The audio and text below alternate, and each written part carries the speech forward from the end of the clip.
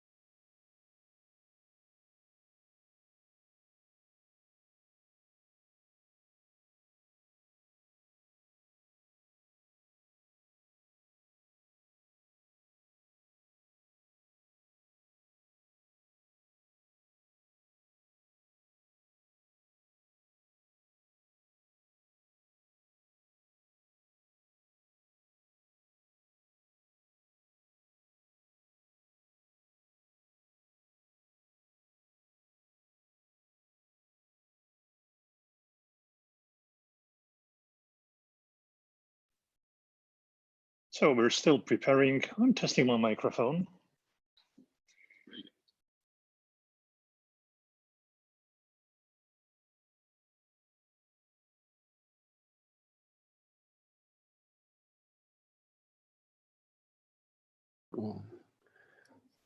Okay, 1, 2, 3.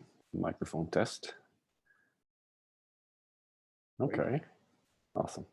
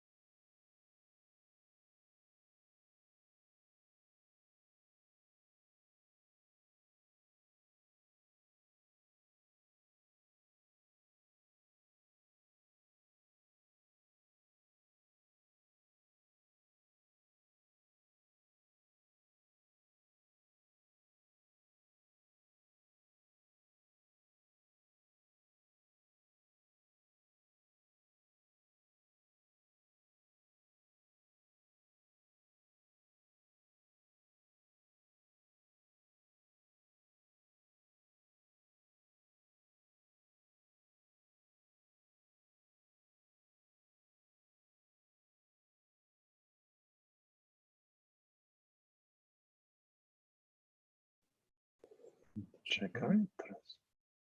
Ty powiedz coś. 1, 2, 3. Test again. Can you see me? Okay. Yes, we can. That's awesome. I'll check on YouTube if it's all right. It is. It seems to be. Okay.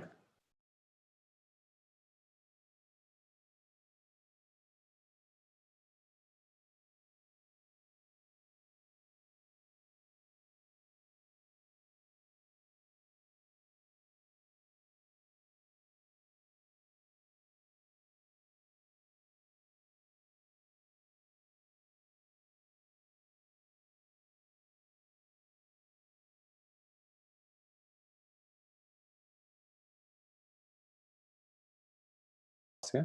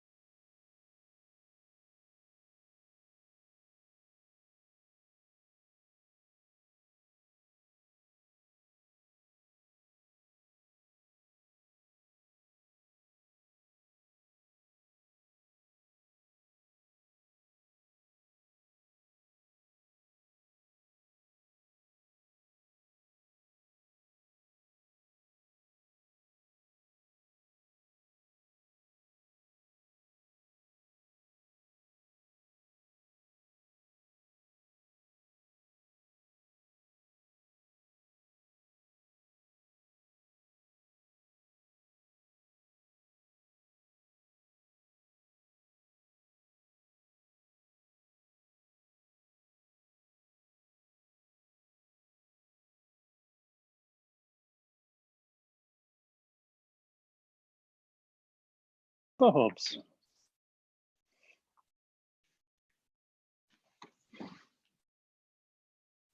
Tak będzie łatwiej. Hello and welcome to our 10-hour-long live stream directly from Explain Everything. My name is Bart. Here's Scuba with me. Hi, everyone. And today, well, last week we had several webinars. We provided them for you in order to answer all questions, but we were not able to be honest. And we figured that maybe this time we're going to do something different, something bigger, something where you have time and space to ask us, and we would basically explain everything. So here we are for you during this live stream, 10 hours straight. We hope we can make it. And I'm sure you're going to help us out. If there's anything going wrong, just let us know. We hope that the stream is stable. And what we want to do today is to explain everything about Explain Everything. So a few housekeeping items. This session is going to be kind of like an open-ended session. We're going to provide you, most of the time is going to be devoted to Q&A, as we'll take your questions that you posted already on Facebook, on Twitter, and using different channels where you contact with us. We have also some questions that we were not able to answer last week on our webinars, but we also want to inspire you with conversations that we prepared for you with different guests that will join us live during this stream from time to time, and we have a great lineup of guests.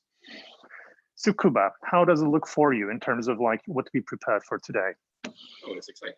We're going to go through many scenarios and hopefully answer most of the questions that you have, because recently we've seen that you have so many questions regarding Explain Everything, and we're trying to keep up with all of them. Oh, we will today, yeah, I hope. Depends on the format of this webinar. The guests are really exciting. So we'll start off with Tony Vincent. Oh, and, yes. Yeah, and we'll go through the video making and Explain Everything with his examples, and then we'll have can we show the agenda actually? That will make it easier. Sure, we can. Absolutely. So let me grab this real quick. I'll share my iPad screen. So what we're going to do is that we're going to use our tool to explain our tool. And I guess for those that are just beginning with Explain Everything, it might be interesting to observe how it can be used. We'll use it for visually illustrating our answers, but we'll also have a graphical facilitation going on. There's a graphical recording of our live stream. It's going to be developed over time. Our colleague does that on the cloud session, and we'll explore this and we'll explain what's going on precisely. But if you remember, on those large scale events, you usually have those graphic facilitators drawing on large canvases or walls notes from the events, highlighting those key moments. And this is something we're also doing for this live stream in order to provide you with a kind of like a sketch note that you can download in form of a PDF to understand better what we covered during this long period of time. All right. It seems that we have already some questions. Already? Which is great. So there's a question, I am unable to join through the Zoom link. So this webinar is YouTube only. We didn't create this webinar for Zoom. So all the interactions that are going to happen between us are happening here and on the social media channel. So if you have any questions, you can ask them in the chat, YouTube chat.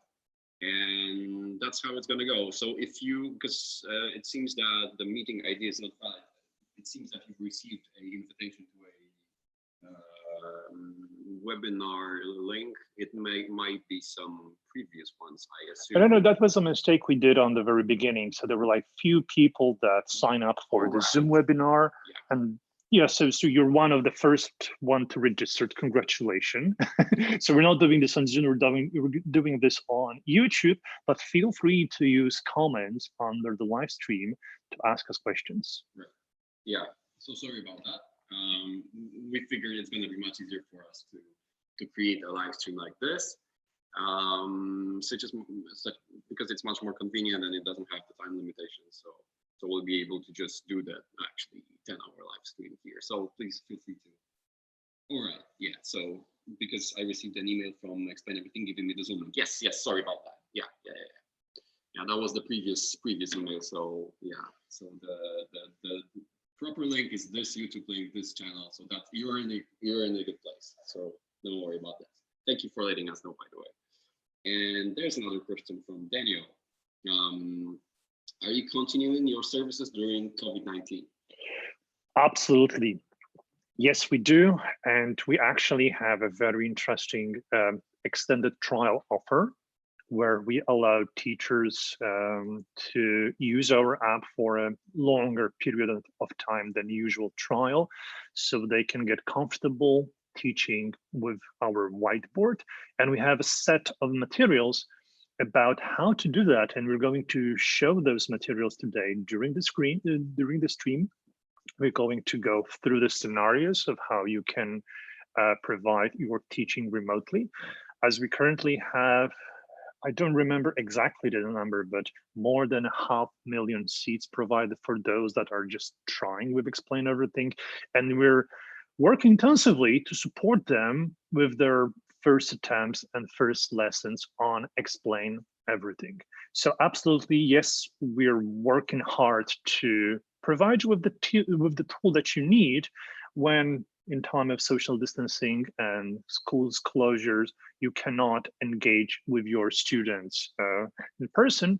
You still can do that online using our collaborative whiteboard. And we can show you how during this long stream. Awesome. Well, Bart, can you switch your microphone to your computers so that? Oh, absolutely. Yeah.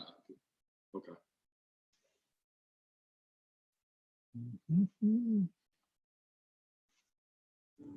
Is it better now? Oh yeah, I think I can hear you. Can you guys hear me now? Because that was the microphone from Bart's headphones. Okay, testing 1, 2, 3. Is it okay? It's fine here. Great. Yeah. So you asked about an agenda. So maybe let's look at the agenda for today. So I'm sharing my iPad now, and I'm going to use it quite a bit during our stream. Yeah, so our agenda is something we shared for our newsletter registrants and also on social media. So let me just show you real quick what we have. So in about half an hour, we'll try to connect with Tony Vincent to speak about use of video format when working with fifth graders. This is one of the main features of Explain Everything, ability to create explainer video, kind of like a over-the-shoulder look of what you're doing on the canvas that is recorded. And it's actually very useful these days when you need to provide teaching remotely, because you can capture in video format easily your, let's say, lecture, or allow students to record their thinking while they're solving, let's say, problems or doing exercises. So let's speak with Tony about application of that in his school. So that's 9 a.m. Eastern time. We'll then connect with Gavin from Cocoon.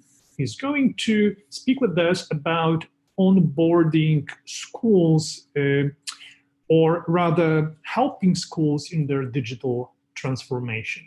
It is sometimes challenging task to, at least during these days when teaching has to happen remotely, it is a challenging task to change habits and start to work online.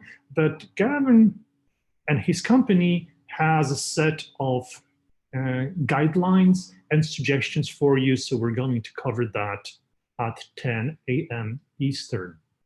And that's what we'll begin with.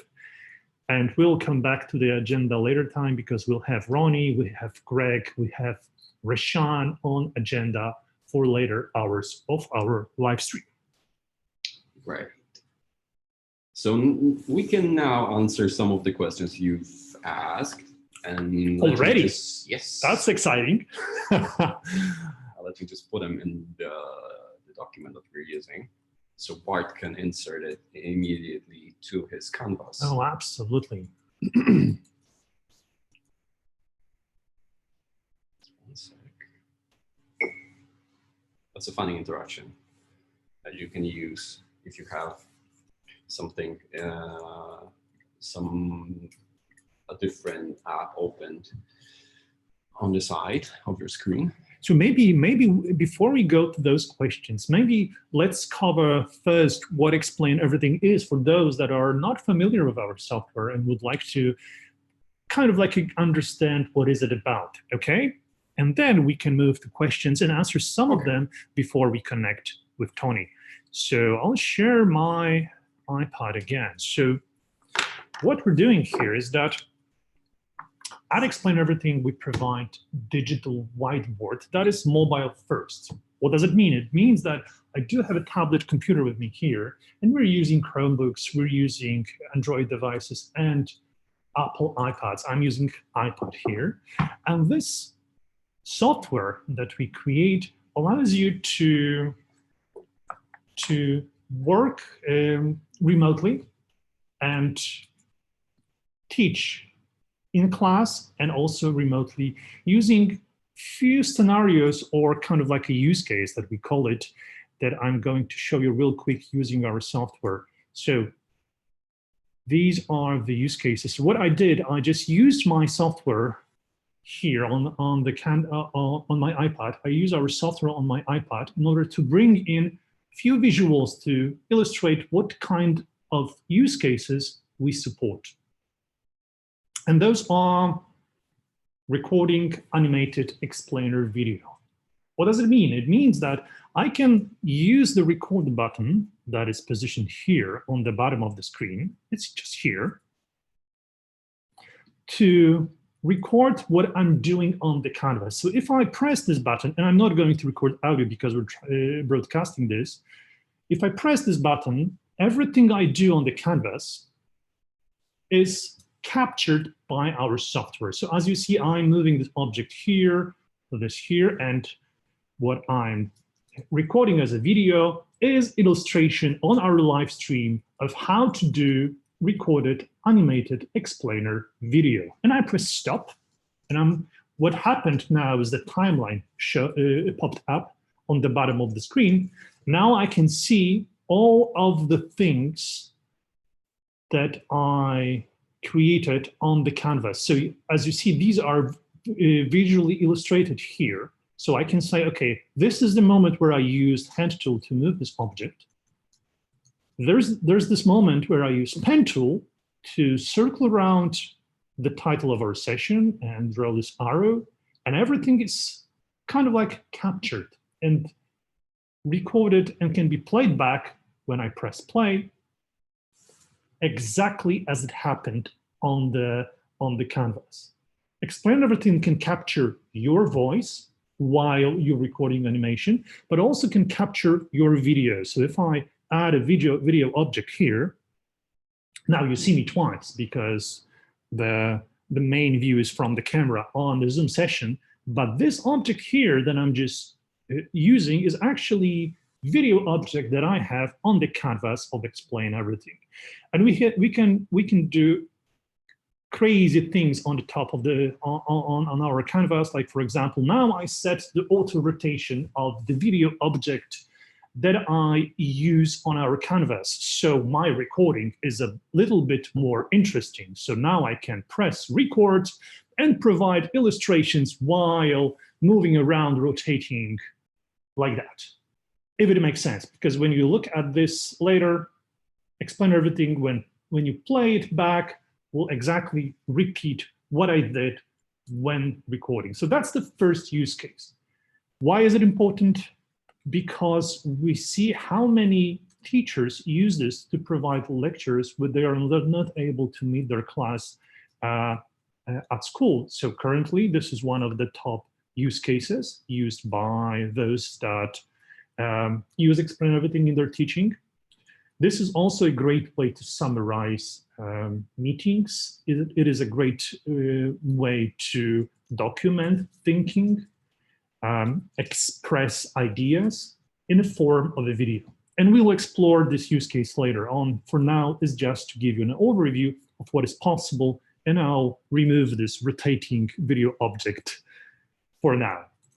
So that's the first thing you can do with Explain Everything. The second thing you can do is that you can present using digital whiteboard. And it's actually something I'm doing now. I'm presenting, not having a set of slides that would be kind of like, quite static in nature. I'm presenting using a set of materials that I can bring to the canvas and just show to you over Zoom, or if it would be a stage presentation, I would walk up on the stage with a tablet in my hand to present and keep the flow going as I needed to explain myself in the best way. You can do this with a digital whiteboard. The other use case that we support is to provide a visual feedback. And this visual feedback, you can think about a feedback loop between teacher and student. As a student, you can think of using Explain Everything to, let's say, do a homework. where teacher, on the other hand, can provide suggestions for improvements also in the digital way. And what Explain Everything does, because it's a very flexible platform, it allows you to connect teacher with students through Google Classroom, through different LMS systems, or even directly. So this exchange and feedback can happen, can take place. And last but not least, this is a very important scenario, or should I say use case. These days, this is a collaborative whiteboard, which means that you can meet and collaborate together on the canvas of the whiteboard. So currently, I'm doing this alone.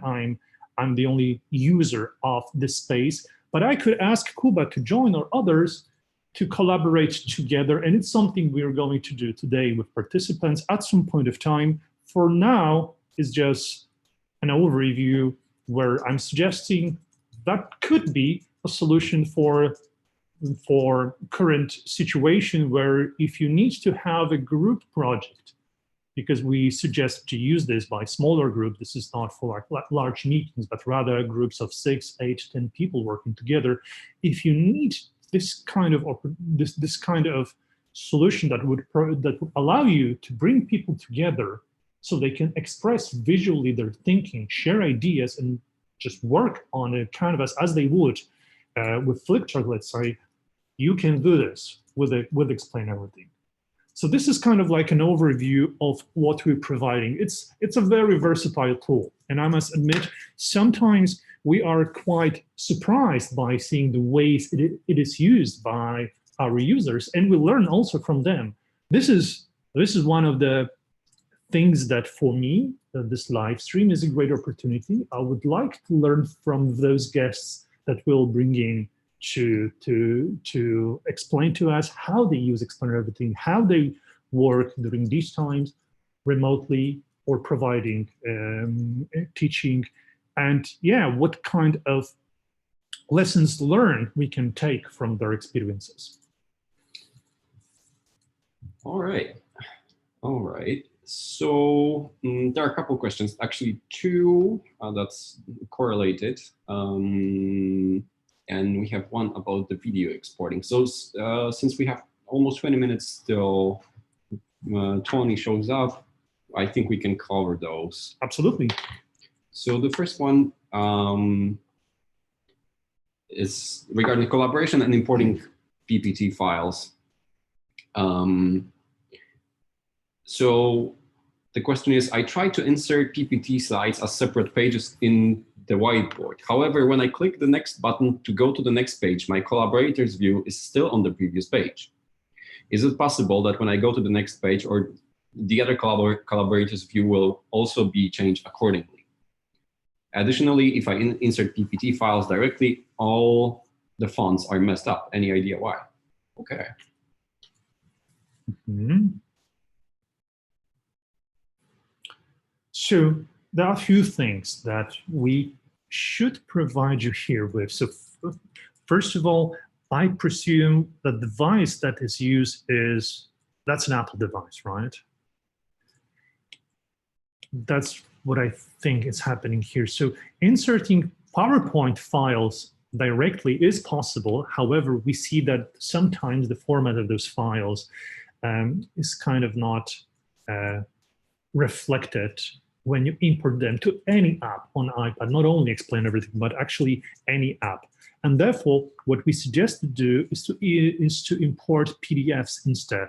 So with PowerPoint, you can render your slides as PDFs, so you'll get in Explain Everything exactly what you exported from PowerPoint, because this format PDF is kind of like more strict. So that's one thing. The other thing, okay, let me see here. I try to insert as a separate pages. However, when I click the next button to go to the next page, my collaborator's view is still on the previous page. So this means that the person that asked this question used import of slides in the collaborative setting already. That is this scenario. And actually, let me join this together. And actually, what we've learned when we observe those that are using collaboration in this scenario is that they need a better controls to move their audience, to move their collaborators between slides. Now, those controls don't exist unless you take editing functions from your participants. So you, as a host, you have the editing functions, but those that join you are only viewers, then they will follow you. But we made this tool so it's open-ended and allows everyone to participate with kind of like the same set of tools and possibilities. That's why we're not forcing collaborators to move as you move between slides. They are free to move themselves. The only thing that restricts their movement between slides is when you hit record button. So let's say in this scenario, if you're moving from slide 1 to slide number 5, let's say that's the situation. Slide 1, slide number 5. If everyone is here on slide number 1, and you would move to slide number 5, and you would hit record button, that would mean that everyone would move to slide number 5 because recording would take place on that slide. You control the recording. If you hit the record, everyone would move automatically to slide number 5. However, what we're doing now and what we're going to ship quite soon is the improvement in user interface where there'll be option for you as a host to ask everyone to follow you. So it's an improvement that is going to be released to iOS platform in a matter of weeks now, if not days. Let's say weeks. Let's say weeks. Testing in progress. And this would allow you to ask everyone to follow you. And of course, those participants that would want to explore different slides than you, they will be able to do that. There is a mode for them to disconnect from the same view that is shared with everyone. However, by default, it's going to be easy just to follow the host. And if you'd like to explore that more, we have a great webinar where we spoke about those new improvements. And I'm going to show you this quite quickly. I'll post the link in the chat. That's great. So the link, you'll find the link in the chat, but just visually to show you where we spoke about this. That was at the end of the year. Oh, yes. That's the webinar. So that's the peek into the future of digital whiteboarding. That's the webinar we provided in December 17th, where you can look at the recording. It's on YouTube, and you'll see what is going to be provided with this new version that will solve this problem entirely. So that's the material I suggest.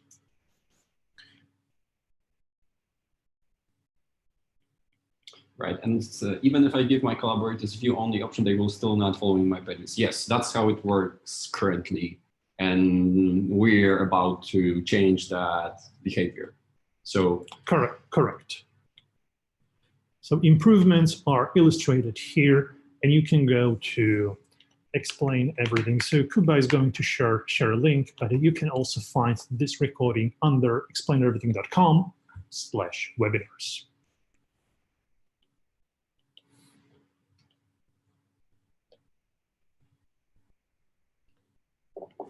Okay. Should we answer one more question? Yeah. So I'll take this away. So as you see, so the next one is related to recording and exporting videos locally. So the question is, the process of converting a project into a video takes a very long time, and this annoys me in the program. So I've asked a follow-up question if it's a local or cloud conversion, and it seems to be local.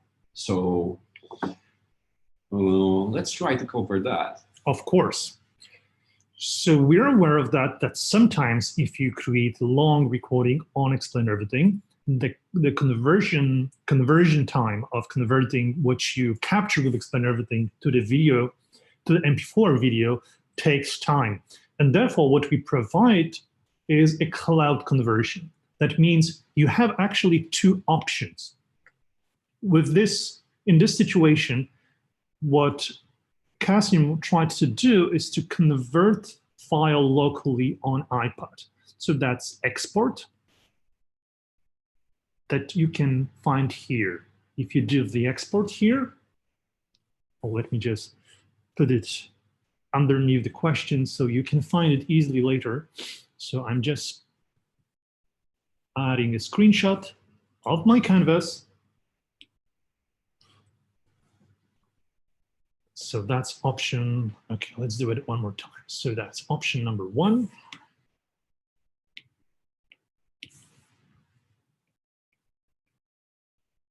Option number 1 is to have a local, is to use your device to render video locally. And this means that because those are quite powerful, but yet not the most powerful of existing computers, the rendering takes time.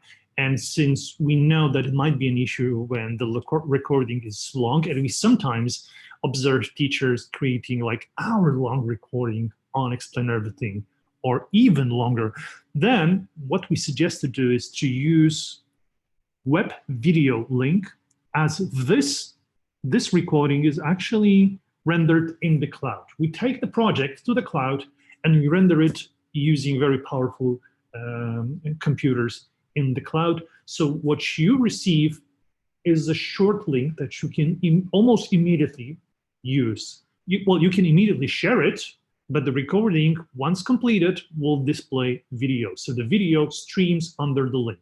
So that's option number 2. So the first one, that's local.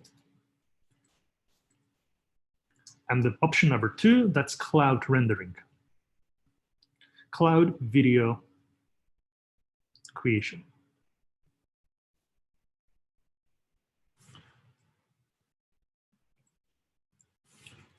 So let me show you real quick. If I create a video out of this here, and I'll just make a silly video, I'll just move the screen around like that. So that's the video I did. It's just a simple movement. It's a few seconds long just to show you how to create web video link. If you press here, you can choose web video link. And then what you'll see is this screen. The project is uploaded to the cloud. I'll make a screenshot for you so we can explain this better for you.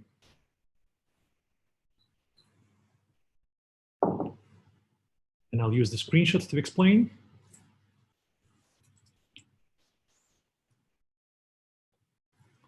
So as you see, what happened is that we created a link just here that can be shared with this button with others, and you can message it as short message, or email it, or put it to any application that you have on your tablet, including social networking and apps. And underneath, using this link, anyone that uses this link will see the video streamed directly from our servers. So we can actually try that. I should copy this, but I can type it in for you. That's the short link. And if I go there, here's the video. And then if I play it now, as you see, that's the silly short video that I created. So one thing to notice, this option is available for those that are using a subscription version of Explain Everything. It is because those services in the cloud are something that makes Explain Everything Whiteboard Let me show you the icon. No, I don't have an icon of our app. Here it is at the bottom of the screen. Those cloud services makes Explain Everything Whiteboard kind of like a bit different than Explain Everything EDU. We do have a legacy version of Explain Everything that is not supplied with cloud services. And there, if you have Explain Everything EDU, you won't be able to see this option of creating web video links. So we highly encourage you to try this app if you need those services, those cloud services. Is that a good answer? I was replying to the chat, so sorry I wasn't listening, but I assume it was a good answer. But yeah. I've already answered that in the chat in a similar way, but this presentation seems very good. Well, I tried to do my best. Additionally, if you want to stick to local export, such as the one that is only available in Explain EDU, you can change settings of the exported video so that the quality is a little lower, so that it doesn't take so much time. Oh yeah. This way you will be able to save some time. Absolutely. So let me just show you where those settings exist. So in the settings, okay, so maybe I'm just a bit too fast. If you go here, you have the settings. So top right corner, 3 dots, you have the settings, and you have export options actually here. So in those, with those options, you can play around with those and just decrease the quality a bit. This will improve speed of rendering video in both versions, in both EDU and Explain Everything Whiteboard. So I'll put it here for you. So that's a good hint. Thanks, Kuba, for this. Right, I see Bart on his iPad Pro has the highest quality available, full HD and so on. In most cases, you don't need such resolution, especially if you want to host it somewhere or you want to send it, because uploading is going to take some time with a full HD 30-minute video anyway. So just fiddle around with those settings and try it out and see if that works for you. And if you wanna, because there's a tip for everyone who want to create a video that's going to be hosted somewhere else. You can change the recording frame too, so that is 16:9. So this way, you are able to actually maintain the usual proportion of the screen, and you can do that by tapping on the name of the project in the project and then going to frame options. We'll have some more time to show that, but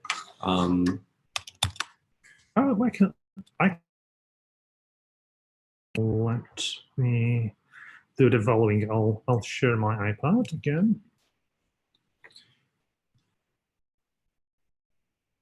Okay, so frame options. Frame options are covered. They exist in this area. So I'll just make a screenshot for you so you don't forget what it is. And those are the frame options where you can actually set the aspect ratio of the project and if it's and the orientation of the project. It's by default 4:3 because that's the aspect ratio of iPad. But with other devices, it might be different. Yeah, so, especially on Android devices because they differ a lot.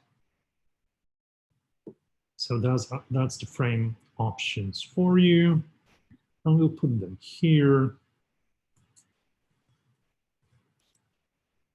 If you're creating a video that you would want to post on YouTube, for example, it's best to use 16:9 proportions of the screen. It's actually what happens when you do that. Let me just show you real quick. I did that. You can, with the settings here, display what it is. Display on-screen guides. Oh, that's the settings. So I'll also provide you with this suggestion here. On-screen guides are those red lines that you now see on the screen. They are here and here, and they are actually giving you a visual cues what is going to be visible on resulting video and what not. So for example, this would not be visible when you would render the video that way. So keep in mind that you have a control over this aspect ratio of screen, and you can also help yourself by using on-screen guides that are easy to set in the settings. And the settings are accessible just here. Top right corner, 3 dots menu.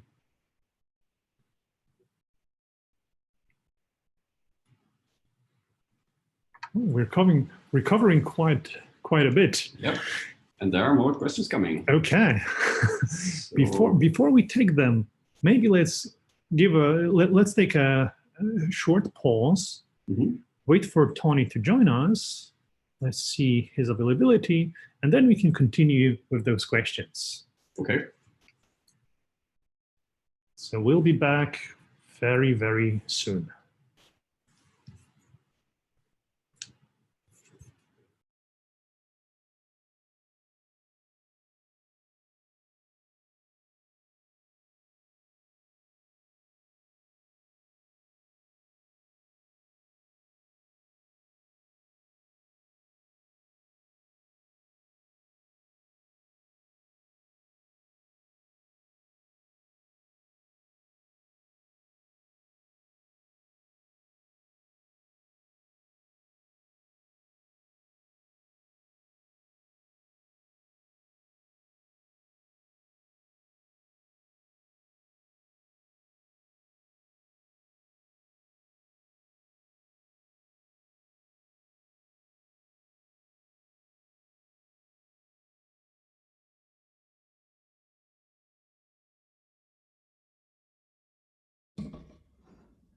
All right, hello? No sound. Let me fix that. Yeah, there is. So the sound is on. Hey, Tony. Hello, hello. Let's see. I don't hear anything either. We can hear you.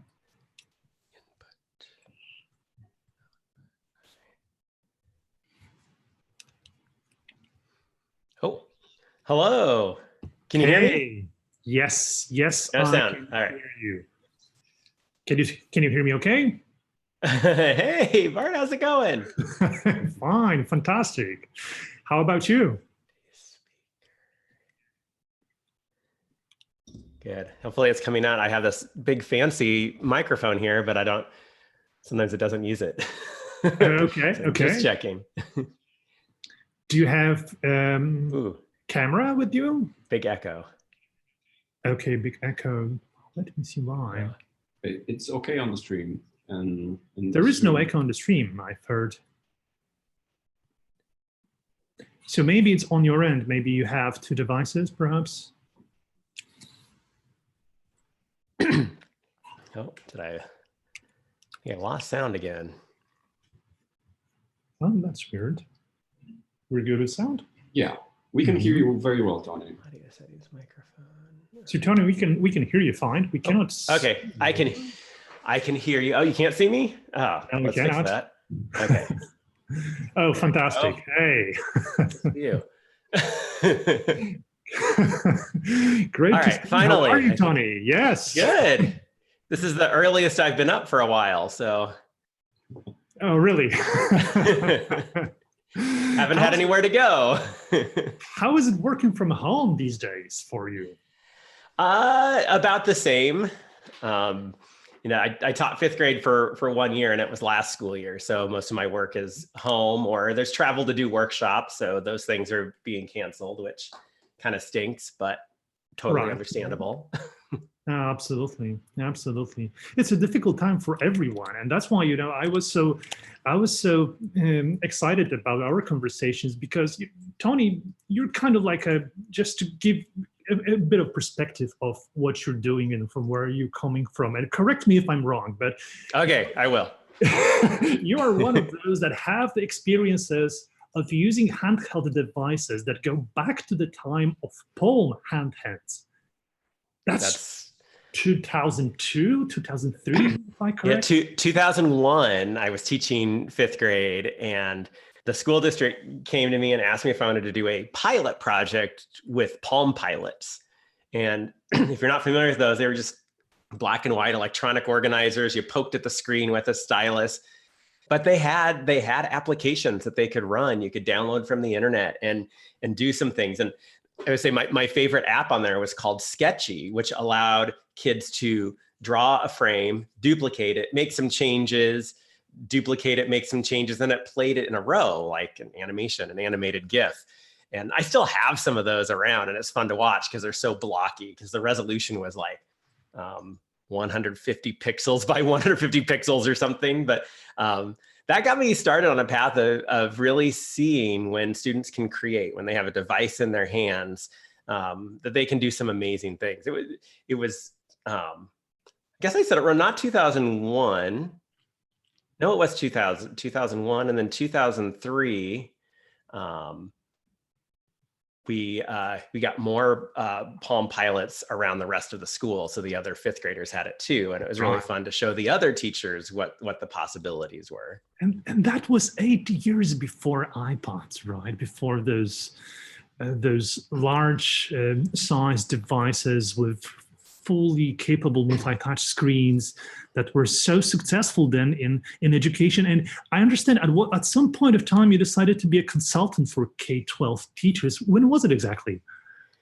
I left regular teaching in 2006 because I found that I was doing a lot of workshops and teaching during spring break and summer, and and I really enjoyed working with adults, and I was having a blast with it. So it was hard to leave my school. I love the kids and the teachers, but then for 12 years after that, I was self-employed and doing workshops. And then when I've changed kind of my focus over the years based on what I've been interested in, and podcasting then came along, and my school had one of the first podcasts in 2005 by kids. And so I was showing a lot of people how to do podcasting. And then when the iPod Touch came out, I thought, wow, this is the development on the Palm Pilot kind of stalled. And then iPod Touch comes out, and a lot of schools jumped on that. But we're like, oh man, if this iPod Touch only had a bigger screen, we could do a lot more. Right. And then the iPad came out, and then so a lot of my work focused on iPads, because it was the work that we did on iPod Touches immediately transferred over. Right.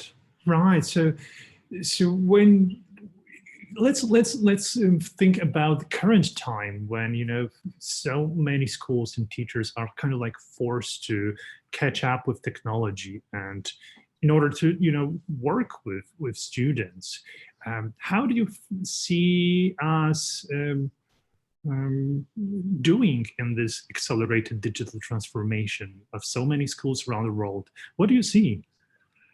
It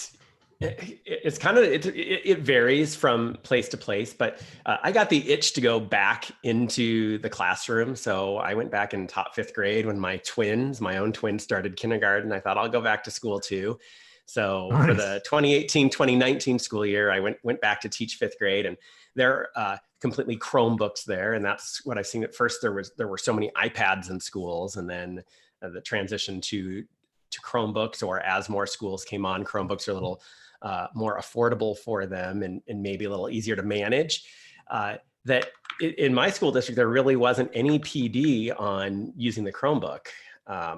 Which at first it kind of struck me as, well, that's weird. They have Chromebooks for everybody, but it also maybe wasn't needed, because the teachers were at the point where not all the teachers, but they knew how to find their resources. They knew what to do. They figured it out. Where, years ago, I remember teaching workshops on how to access your email, and teachers needed step-by-step directions on how to do that. But as we live in such a digital age now, everybody, including teachers, seem to, they get the digital component of it. What they really need is how do you put this to good use in the classroom? And that's what teachers already have. They already know good teaching, so they just have to make those connections between the technology now they have available and what they can do for students. Right, right. And with your fifth graders, you use explainer videos. That is, ability to record video using tablet devices, right? Was that the use case? Yeah, well, Explain Everything played a big role in my classroom, but I was the only one who had it. Our Chromebooks are older, not touchscreen. I know we tried Explain Everything because they would see me use it on my iPad, and they were dying to do more with it. But for me, it was more of a teacher tool. And yeah, Explain Everything videos were part of it, but I think I kept it pretty simple. So for anybody watching out there that is just getting started with Explain Everything, it's a blank whiteboard. And so in my classroom, my students had Chromebooks, but I had my iPad, an Apple Pencil, and an Apple TV. So that was so freeing, because with the Apple TV connected to my projector, I could teach from anywhere. And I had a class of students that there were several in the class that I had to sit next to, or they would have a really hard time concentrating. They would talk to their neighbors. So I had empty seats in different places of the room, and I could just take my iPad and my Apple Pencil, plop down or stand, and teach from there. So I was completely mobile, but everybody could see what I was writing. And then I could pass it off. If I wanted students to write something, I could give them my iPad and Apple Pencil, and they were they were so excited to be able to write with it. So that was nice. So if they're taking notes, if I had to write some notes and that they might have to also write in a notebook, I taught them visual note taking through there. They really liked drawing little icons and learning how to draw different banners to make their notes stand out. And then, with being able to bring a picture in as a teacher armed with Explain Everything and an iPad, I could go around and we had these Unifix cubes. And on these cubes, we would make different volumes, or we'd solve these puzzles with what it looked like from different sides. And then when a group thinks they have a solution, I would walk over, take a picture, and that picture would instantly be mirrored up to our screen. And then I can, excuse me, get so excited about this. I could tick off, I could draw on the picture to show, oh, here's the area of this side, and then we can find the volume. So it was just taking pictures of student work and showing it up on the screen immediately so the whole class could see was really nice too. So it was using it like a portable document camera that I could also draw on. Right. Right. But since you're helping teachers these days to use those tools for their teaching, right? What are the key takeaways from your experiences, just for them to get started with this process of creating, let's say, recorded lectures? Yeah. So a few things. The ability of Explain Everything to bring in PDFs is amazing, because then I can bring in my whole math material is all PDFs, or the literacy material is all online, but I could take a screenshot and bring it in. So that part was key, because especially for math, like they expect you to make copies and put it under the document camera every day. So a lot of my colleagues, they're in making copies all the time for things to write on under the document camera. Well, not me. It actually took me less prep time, because I have all the PDFs on my iPad and I can call them up and mark on them anytime. So I had that. And then, so I used it live. Most of the time I used Explain Everything live, because I was able to mirror, and I just used it as a big whiteboard that I could bring pictures in and walk around the room. But the nice part was, and I could save it as a picture. I could, I don't think I really did this much, but I could record everything I was doing and then put it into, say, our Google Classroom. And then I guess before I get to recorded lessons, there is one way I used it as a whiteboard that probably the thing I use the most, and that's what I call like blackout text. So I would take a screenshot of text that we had read the previous day or that was coming up, we were going to read next. And beforehand, I would go through and I would just scribble over keywords in black so they couldn't see it. And then that led to a beautiful conversation. A way to hook them into the lesson or review the previous lesson is that we'd have a discussion. What do you think is under this blacked out text? Yeah, exactly like that. And sometimes I'd maybe erase just a little bit, the start or the end, or I'd erase just down the middle to give them clues about what the word would be. Right. And it led to a great conversation. Maybe they didn't guess the exact word, but I could tell a lot about their background knowledge and their thinking about whatever the text was based on their guesses of what's underneath that black text. That's a cool idea of what you can use, because then I understand once you have a conversation with them, you can actually reveal this word, right?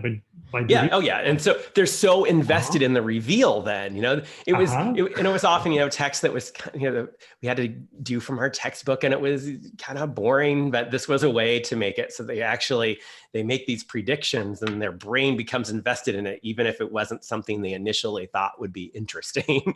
Right. That's a very cool idea.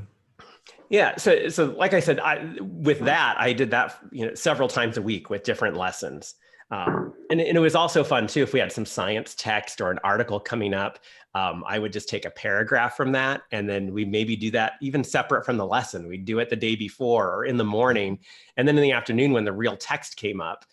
Because sometimes I didn't show them, I didn't erase, I didn't tell them if they were right or wrong. And then they got excited when they came across that actual text, because they're like, oh, hey, that's what you did this morning, Mr. Vincent. Did you know that? Yeah, I did. Nice.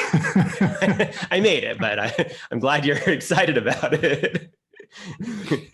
Do you work with teachers these days with trying to help them in first steps to use recordings in a similar way as you use Explain Everything Live? So this technique of blackout can be applied really to any kind of app where you can have a screenshot or text and write on top of it.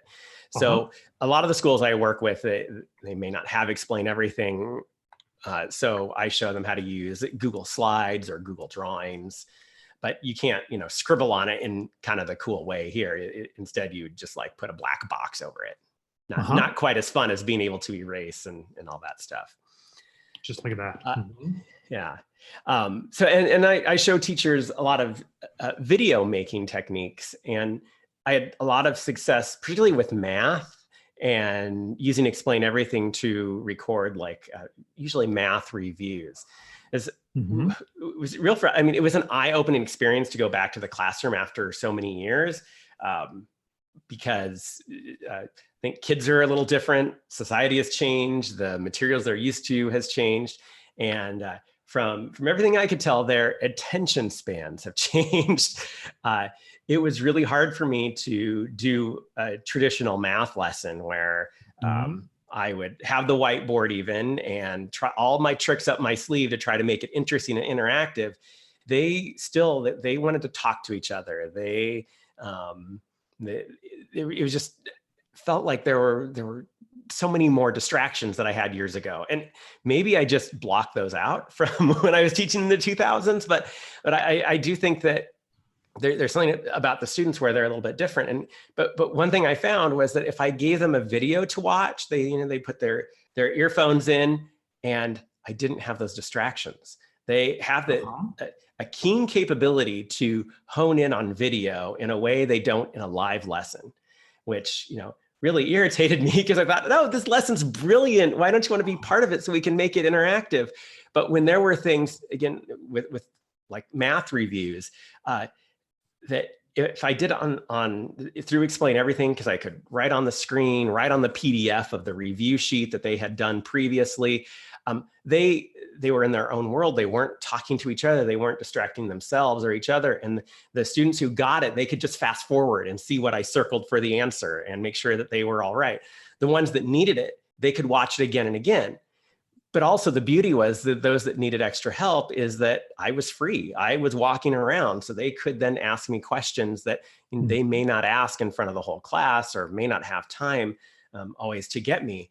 So it did take me some time to make these review videos, but they turned out great. I loved and explained everything that I could stretch the screen and then write. So the whole problem, it was, was a PDF full of different math questions, but I could zoom into just that one. I could draw in different colors. I got really good at backing up and re-recording because I would make mistakes or I'd get to the end of the problem explaining it and I'm like, wait a second, I have a better way to do this. So I would back up and re-explain it. So I was a better teacher on video because I could redo some of those things. Mm-hmm. So these are the editing features that you used in Explain Everything, right? Yes. Yeah. I tried not to go back and edit too much because like I often did, I woke up early the morning of that I needed to give students this video and I would take an hour to record this video that they would then consume in 30 minutes. So there was a time component there, but the results were so worth it because they were more invested in it. They could take it home and watch it. I had a QR code that I printed on their sheet so they could scan that code when they're at home if they wanted to review it again or show their parents.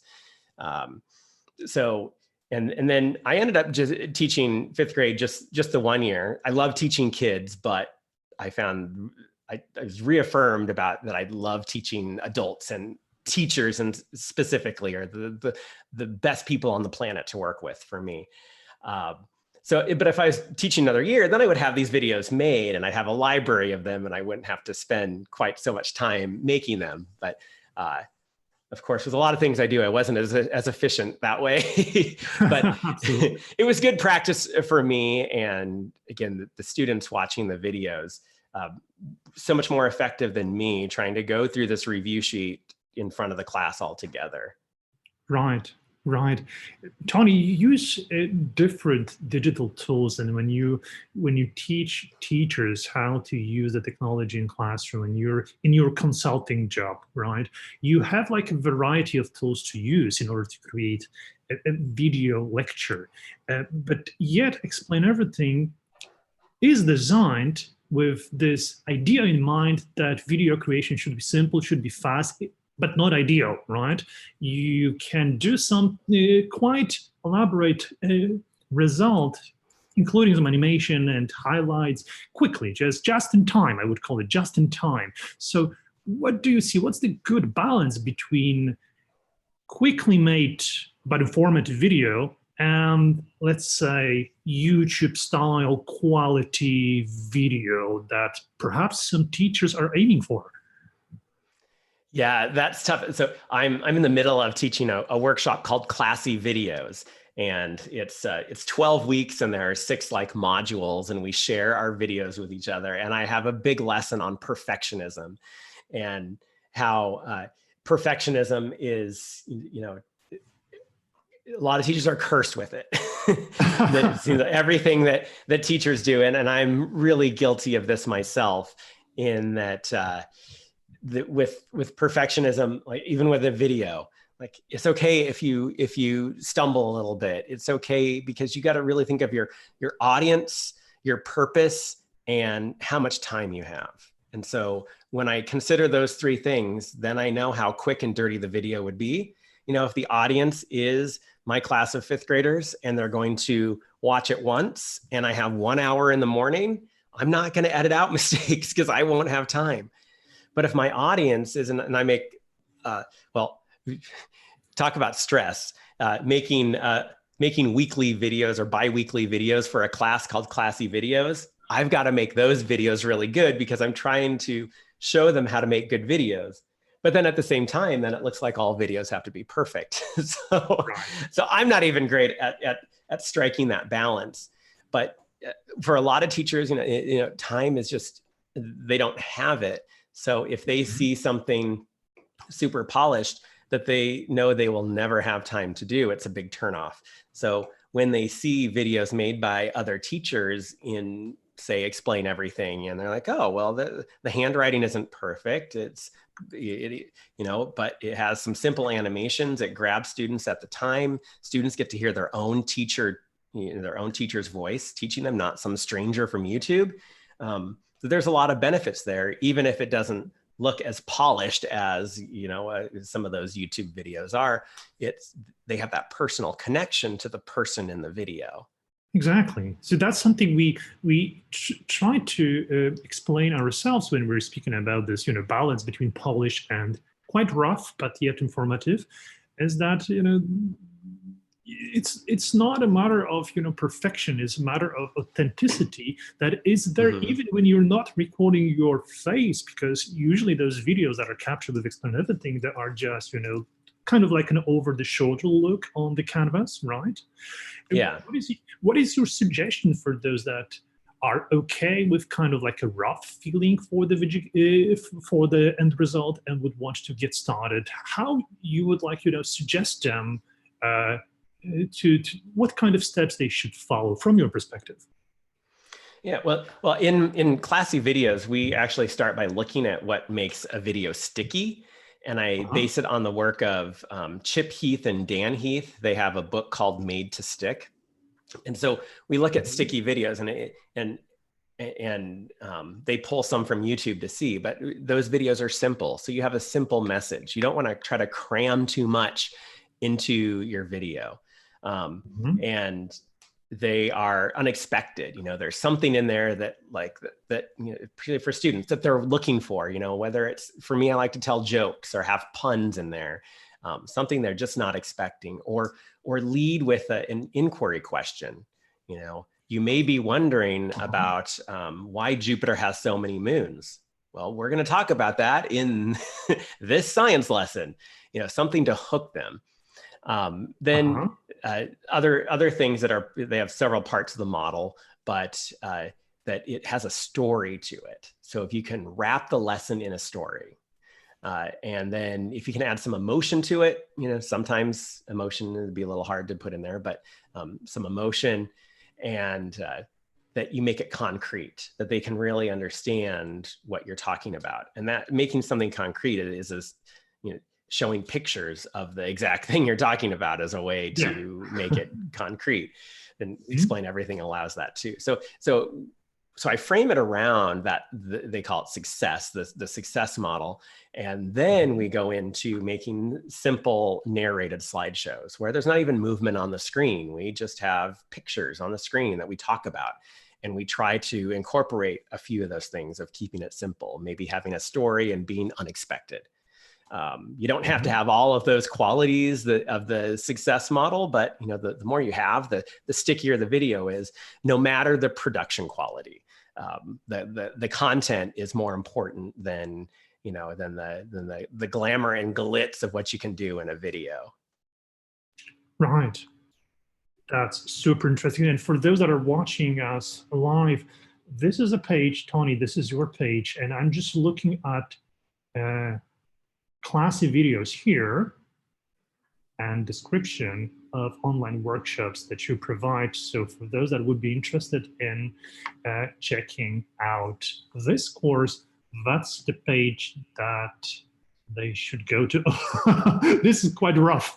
Still, again, it gets the point across. Yeah, learninginhand.com, and then click online workshops, and there's some there. But I just love how simply you can do that. That you could just pull in that web page, pull a piece off of it. That's so awesome. Yeah, I'm doing this live, so this is not polished at all, but yet it allows me to visualize our conversation. Is that a book that you mentioned here? Yes. Yep. Made to Stick. Okay, so I'll also bring this to our notes, and I can do it just like that. Cool, fantastic. Terrific. Tony, we have viewers that are, asking us question to Kuba is, do we have some questions that are directly related to what Tony is telling us about? Not yet.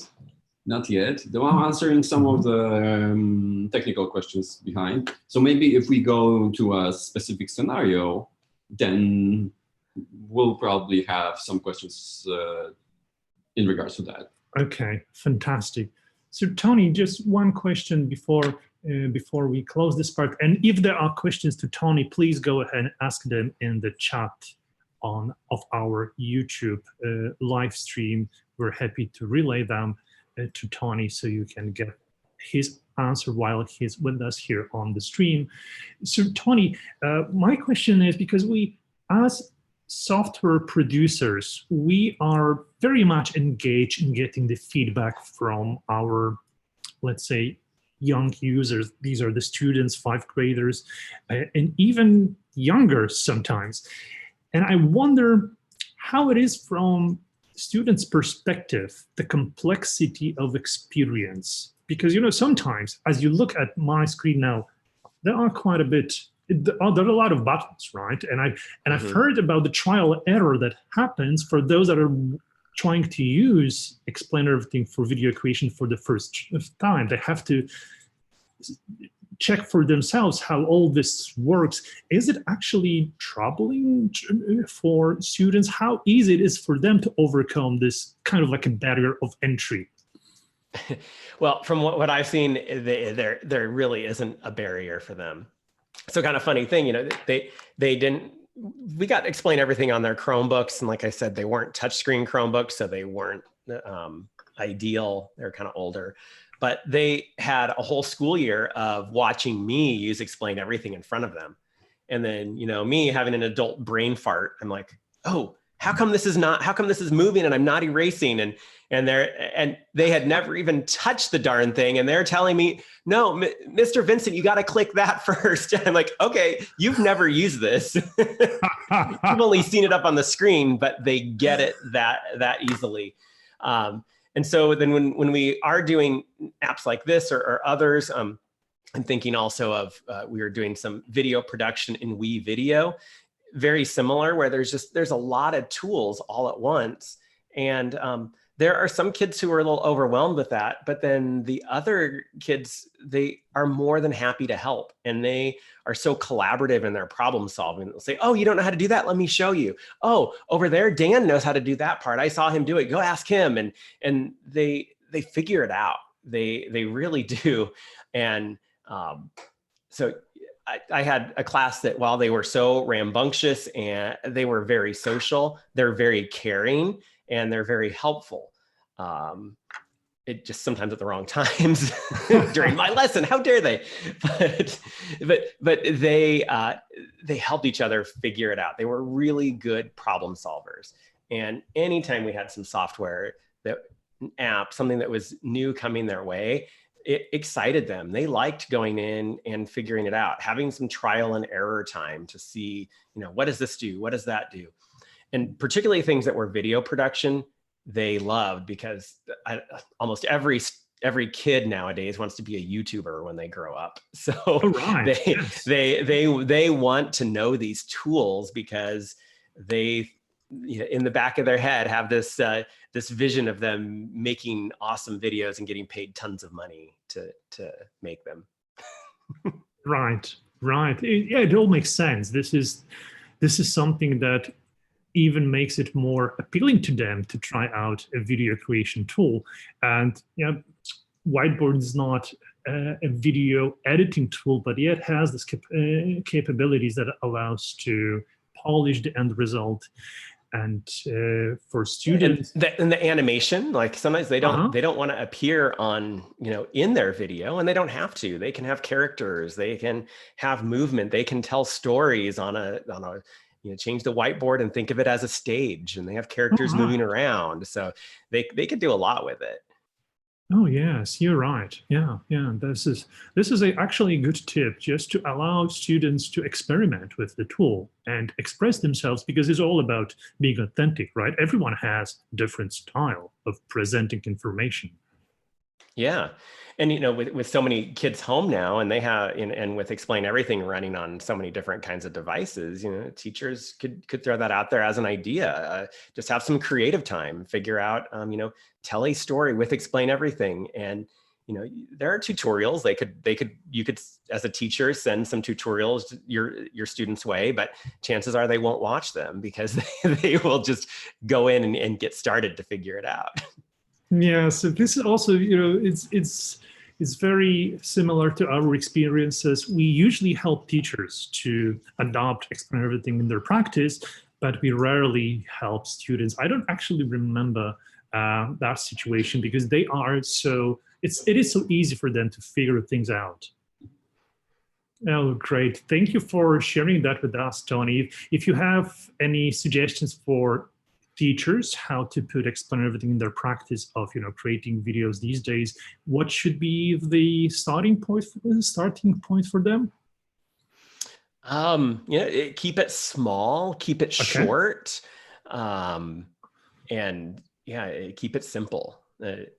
Especially your first video, don't try to explain everything. Explain one thing. This is exactly what we're not doing here. We're keeping it long. Hey, you've got 10 hours to fill. You have time to explain everything. Keep it short. And what was the third one? Don't try to explain everything. Don't explain everything. Explain everything at the first go.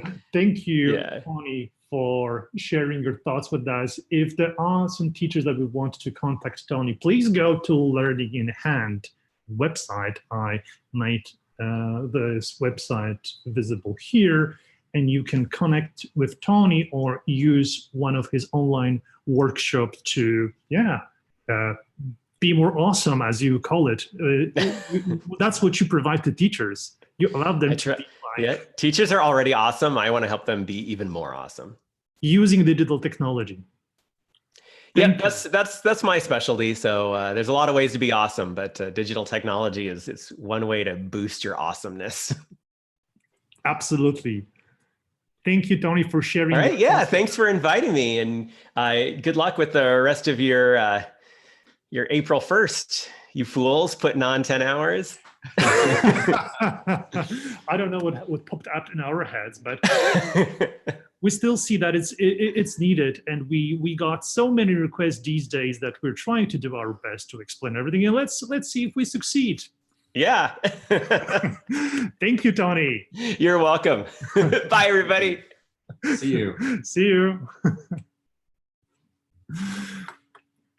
That was Tony Vincent, and as I share here, I was taken by the quality of the production that Tony is doing with his online courses, so please go ahead, check them out.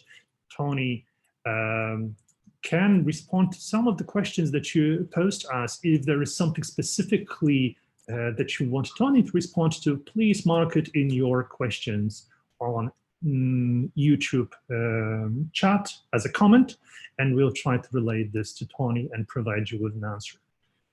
Yeah, so I believe those explainer videos can be quite a thing these days when we don't have so many chances to speak with students in the classroom. You can always ask them to provide their video as a response, as a way to make it more interesting for them to explain their thinking when solving problems or when brainstorming about an idea, and send it over the response in the form of a video. So this is actually something we see quite a bit going on Twitter. There are many videos that are shared by teachers that are using explainer videos, this scenario here, in their teaching practice, right, Kuba? Oh, yes. Well, it's very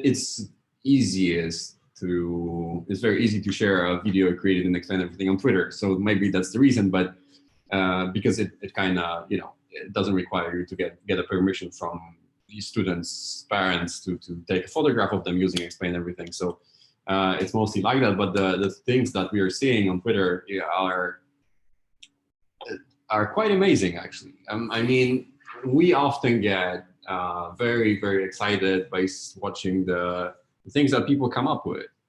Because sometimes when you do this kind of open-ended tool, you end up with so many possibilities that you cannot go through all of them by yourself. So right. Then this is an interesting aspect of actually developing such an app, is that you and your the people that are using the thing you've created are actually participating in the evolution of that tool, right? Because you see something that you haven't thought of, and you go, wow, this is possible. Why wouldn't it be? And you go like, well, we could do even more awesome things with that. So that's very inspiring. So if you have anything that you've made and explain everything, and you would like to share, we're happy to see that. Since we don't watch these things every day. We just try to come up with the best solutions we want. So if you want to, like say have your video featured on Twitter that you've made and explain everything, just let us know and tag us on Twitter, and we'll share it. We'll retweet it, and we'll happily see what you've done. But because it's always exciting to see those things. We have a special channel in Slack for that, right? Where we gather all those fantastic examples that you've made. It's actually something that, for us, it's quite important to observe how the tool is used, because it was created at the very beginning. It was meant to be an animation framework. So the entire whiteboard is built on top of an animation engine. And these days we see different whiteboards being used to engage and create content in a let's say cheerful and funny way. And sometimes those whiteboards, they don't have a recording capability as explained everything. So creators use screen recording, and they just grab with, let's say, mouse pointer objects and try to animate them on the screen. It is still possible, but it's not so easy as on a canvas of explain everything, where you can just move objects around with your fingers, and by just that create animation. So it is always so nice for us to observe those funny animations and explainer videos that are just, very authentic, because each user has different way of putting some motion, putting some interesting effects.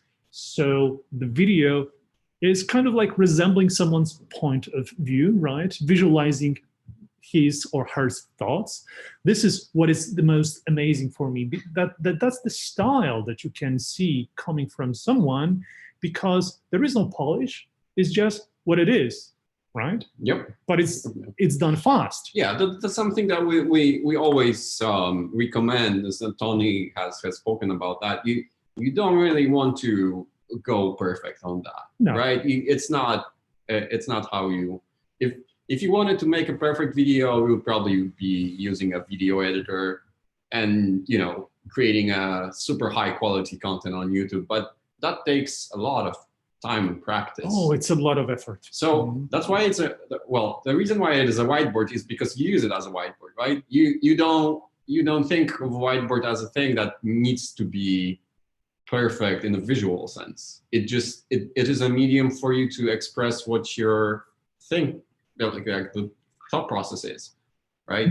So explain everything just makes it so much more diverse, I would say, because the amount of media files and types and editing things that you can use in explain everything is there for you to expand on that. So you're not just locked to the whiteboard and just with writing and magnets and things and post-it notes and so on. You can do all that's available for you in a digital sense, right? So you can insert a video. Yeah, there you go. You can insert the PDF. That's very, very, very easy and simple. And fast. Yeah. So that's why we used to call it just-in-time videos. So that you can think of explain everything as just-in-time video creation tool, but it's also because it's built on top of animation engine, can be used in a more elaborate way. And we're going to show you this today when we'll be speaking with Greg Voice, and Greg is a host of Inside Personal Growth podcast. Some of his videos are illustrated with explain everything, and these are like whiteboard videos, but they have this level of polish that you can aim for when you're doing something like a staged animation. But this is not a main use case. Main use case is that, okay, this is the way I want to explain something. I would explain it on actually on any type of medium. Is it a paper or flip chart? Just watch me going. And you can do it using a digital version of paper that is explain everything. Yep. Fantastic. So there wasn't that many questions for Tony. Post-it notes At with least explain not everything. yet. At least not yet. There's one question. Post-it notes with explain everything. So yes, we're thinking how to make them work, because we've seen that some people are, you know, got used to these sorts of, you know, workflow, I guess. We're trying to figure out how to make them available and explain everything, just so they are kind of like easy to use text boxes. But yeah, that's something on our radar. But before we move forward, maybe let's try to brainstorm around how to use it currently if there is no object as such. So, okay, so this is my visual note from today. So that's the conversation with Tony. I'm going to take it, but I need everything that we covered today. Okay. So while we were talking, while we are answering your questions, and here, our friend from Explain Everything is actually creating a visual note of this whole 10-hour webinar. And she started doing that, and we'll, during today, well, today we'll show you how this progresses. So these things that Bart uses are here for reference for now, but at the same time, our friend is working on a more polished version of a visual note. Yeah, this is also provides you with kind of like a overview of what you can expect. I'm doing those notes here just in time as we have those conversations, as we answered those questions that came before. We covered 2 questions here. We had 1 conversation, and I will keep doing that so you can observe how you can use this tool, even in your practice of note-taking, just to have a visual overview. And I'm sharing my tablet through computer here so you can see the screen of my tablet, but you can think about this tool as a kind of a notebook, digital notebook, where you could keep your notes. And we have many users that do that. They use Explain Everything just for note keeping.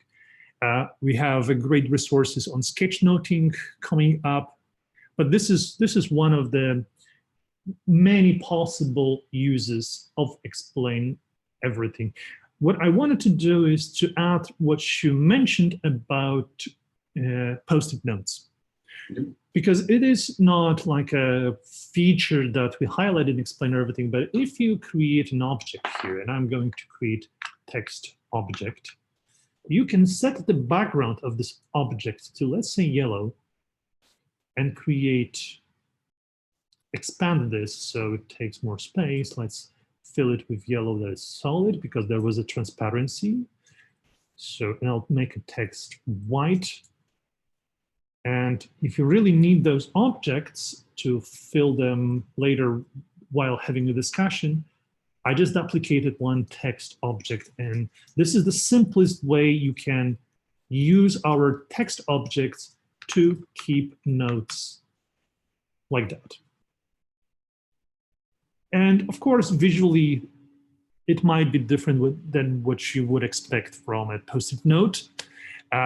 Yeah, but that's the simplest way we use Explain Everything, where when gathering ideas on a canvas and trying to organize those ideas. So those could be like, let's say I need to differentiate between ideas of one kind, let's say great ideas and good ideas. And if I do that, so that's my canvas, one of the object got attached to this canvas, that's my canvas. I'll send it to the back, And now I can organize my ideas as good or great just by moving those objects and typing into those object text. So this is an example of good enough idea. So you can kind of like have this functionality. And if you, for example, don't like those objects to scale, as you see, I'm moving this object with my 2 fingers, so it allows, Explain Everything allows it to scale. You can lock this. So in Inspector, we have this great functionality of locking dimensions, and I can lock scale here. So if I move this object, it will never scale up. So let's say if you want to keep all of your nodes consistent in terms of size, I can now duplicate this nodes as a kind of like a template, and nodes that I have now on the screen would not scale. So there is this visual consistency. There are other ways to create post-it notes. You can bring into the canvas image of the node and create a text object on top of this. What do you think about this method? Should we cover that, Kuba? Yeah, it might be interesting. Though it came to my mind that actually almost everything works as a post-it note. Just in some programs, they just automatically scale your text, or have a nice shadow and so on and so forth. But Explain Everything as a very flexible tool gives you this ability to completely control what's happening and doesn't really limit you in that matter, right? So yeah, you can even do something like this. So what I'm doing here is that I'm adding a text object on top of background that I just took from images, google.com. And I hope you won't receive any claims of using someone's graphic here. So that's just for demonstration. This is my note. I can increase this text here if I like. Okay, so when I double tap on this object, sorry, triple tap on this object, they would connect together. So I have kind of like a post-it note here that is visually more appealing than this one. So that's the way you can do it. And by, again, restraining scale, using Inspector here, you can have multiple nodes on your canvas and use them when working with your whiteboard.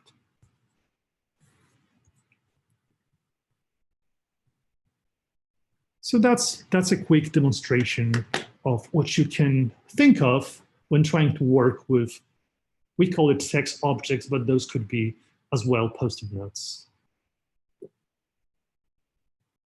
All right.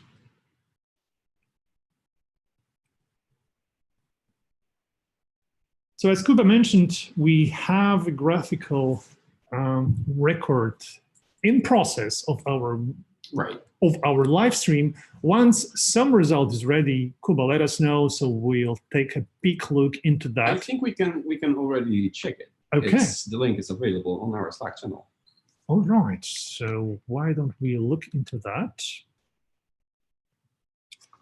Okay, so I do have a link. So while I'm sharing my iPad, I can just connect to this session, because our friend is doing that live, and she just shared a code with me. So I'll do this. So let me show you. This is the front screen of Explain Everything, and I'll hit join here just to join project, and I'll use project code that I received from our friend.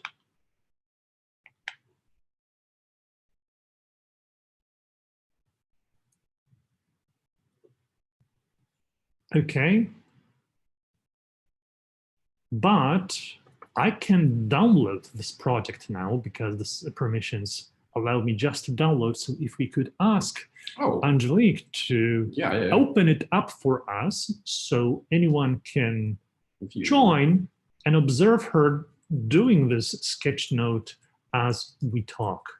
So this will happen in just a moment.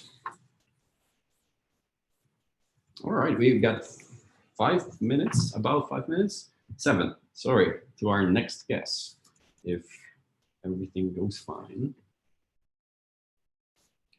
Okay, so then we can look into that. So maybe we could have like a really, really short break, like a 5-minute one, and we'll be back. So our next guest is Gavin from Cocoon, and we're going to speak with him about how to help schools in their digital transformation. So we'll be coming back in just a few minutes.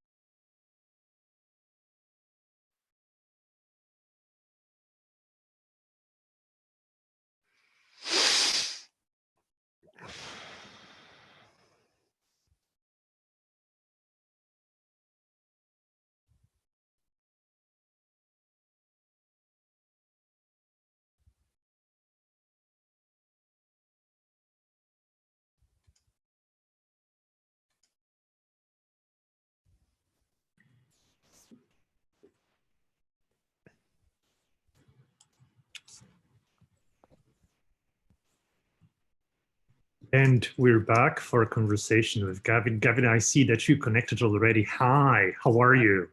Not so bad, Bart. How are you? Okay, we're doing fine, I guess. It's up to our audience to judge that, as we're broadcasting for like 2 hours now, and we still have a few hours to go. Just 8, Bart. Just 8. You'll be fine. Yeah, you'll be fine. Gavin, thanks for joining us today. And I'm actually very excited to speak with you because you work with a company that helps teachers and schools to adopt digital practices. So tell us what you do, what the company is, and so we could exchange some thoughts about how to help teachers these days, shall we? Yeah, sure. So hello, everybody. And of course, thank you, Bart, as well for having us on. The new head office is at home, so you can have a quick look around my my TV room. Oh yeah. Welcome to mi casa. So yes, our office we are it's enforced isolation here in Ireland, so all offices are closed. So here we are. But yeah, so hi everybody. Yeah, as Bart said, we are at Cocoon. We train teachers for adopting technology in schools, for developing a full ecosystem of technology across the school, developing whole school plans, and supporting schools throughout the whole year. Right now, our big focus, and especially today, is in helping teachers suddenly who need to become remote educators, helping them to become remote educators. I mean, looking around the world at parents, teachers, children, with school closures, there's a lot of stress, a lot of anxiety, and it's our job to help alleviate that stress. And hopefully today, with this 10-hour marathon and our small contribution, will help to alleviate some of that stress. And I think as the global community of educators, it's our job to do what we can here, to make sure that teaching and learning doesn't suffer. Certainly it doesn't suffer any more than it has to. And as much as possible that we find opportunity in this crisis, because it is a crisis, but in all crises, there is opportunity. Right. And the way we see it at Cocoon is that when schools eventually reopen, because the pressure on teachers to become remote educators, there's going to be a quick surge in developing digital skills. So if we can maximize that, it means when we go back to the classrooms, that teachers are going to be, we're going to have to take a huge leap into the future with teachers' digital skills. So maybe what I'll do is I'll actually answer your question. I'll tell you a little bit more about who Cocoon are, how we can help schools in the current crisis, and maybe explain a bit about how we do it. And then, of course, we have our Q&A. Fantastic. So yeah, so who are Cocoon? I think the best way we answer that question is why Cocoon exists. We started by a group of teachers who were trying to answer the question of why training fails in schools. Why doesn't training work in schools? And we developed a solution that works in schools. And that's where we've come from. It's a blended learning solution. And what we've learned, and if you Google the phrase, why does training fail? You'll see the research says the same thing, which is that event-based training doesn't work. Training needs to be an ongoing process. And that's whether you're a highly skilled teacher or a teacher with low skills and confidence, you need to be on a process-driven training journey. And that's what works. That's why, to support the current crisis at the moment and to support all schools around the world and explain everything in schools, we're providing a free bootcamp for schools that condenses this process for teachers, condenses this process into getting those core skills and those fundamental skills into everybody's hands so they can become remote educators. I mean, as teachers and moving into the future, where we are now as teacher trainers, as a blended learning teacher training solution, we've been learning for a long time, like long before Cocoon existed. And from day one, Cocoon's number one goal has always been to make this easy for teachers, because if teachers are going to adopt technology, and you look at the breadth of skills and confidence in the world, if they're going to adopt technology and really embed it within schools, it has to be easy. So that's what we do. We make processes are easy. It's an ongoing thing. So whether the process is one of our current free 2-week bootcamp or our year-long training as we do with our regular schools, it's going to have a similar structure. The process has to have some things to work. It has to have training events, such as this amazing one you guys are doing today. Has to be Thank you. yeah, this is a marathon one you guys are doing. By the way, everybody, we'll never do this. Come on, this is fun. If you love everything about me, love everything about Cocoon, don't expect us ever to do a 10-hour one. There's our disclaimer. We're never doing this. These guys are it is fun. You guys are amazing. This is incredible. I mean, I doff my hat. Well, Gavin, if you connect with us in, let's say, 7 hours, you can like judge it then. For now, we're fine. This is just, we're in second hour. We're doing fine, but I have my Iron Man hat later time, you know? Well, I hope your coffee machine has an Iron Man hat as well to keep you going. It's going to be put to the test today. Actually, we do have like our espresso machine here with a very decent coffee. So by the number of coffee cups here on the table, those viewers that are watching us will be able to tell how far we went. So thanks for this. It's exciting. We'll tilt the camera down and check in on Bart every so often. Oh yes, we'll do. Tell us more about the technology adoption, because this is what you're saying here, that it has to be easy, it has to work for schools, and it's kind of like, you know, yes, we understand that, but how to make that happen? Yes. So so it has to be a process, which was the one word I've probably said 15 times so far, and I hope it has made sense for everybody. For training to work, you have to have training events, which have next steps in between events. This is your process. There has to be milestones to aim for. Have to be reviews to measure progress against these milestones. There has to be content in place, training documents, lesson plans to give the teachers to work toward these milestones, and to hold them accountable in a very positive sense, accountable to themselves, wherein they can aim for the milestone, or if they're having trouble, they have something tangible to go back to leadership in their school and say, guys, I'm having trouble with this milestone. So the whole school, we're building a strong foundation in every school by bringing everybody along this really clear process. And now more than ever, it's essential to have the central process in schools, because we're all separated. We're together but separated, and so the process is even more important. It's essential for individual teachers and schools to manage their progress, to stay sane. I think is important right now. Yes. And for teachers and students and parents, for everybody to remain stress-free, and like I say, to get opportunity from this whole thing. So I mean, what I might do is just quickly do a screen share, actually, Bart. Is that okay? Sure, absolutely. So let me step on. Okay, go ahead. Yeah, just real quick, just to, I think if I give everyone something tangible to take away, it might make a bit more sense. So you should see my the website here now, do you? Yes, we do. Okay, great. Yeah, so I mean, guys, if you like anything I'm saying today, and the free 2-week bootcamp, here's our special Explain Everything page. You can register interest here, and we'll get back in touch with you. Just give us your basic details. A bit more about who we are. So what I'm saying now to Bart makes more sense for you. We are, like I said, a blended learning solution, fully online.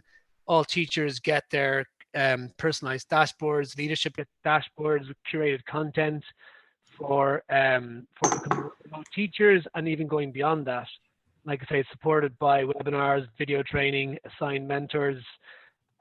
Each school gets their assigned mentor to help them progress along. Again, the video training will never be 10 hours long.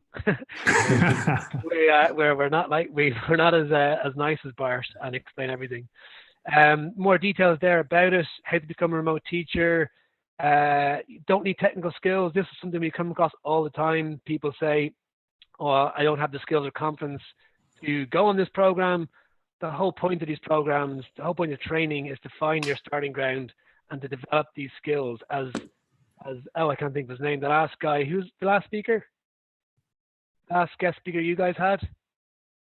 Oh, anyway, as he mentioned, start with something small. So you need to start with small things. Start at your starting point.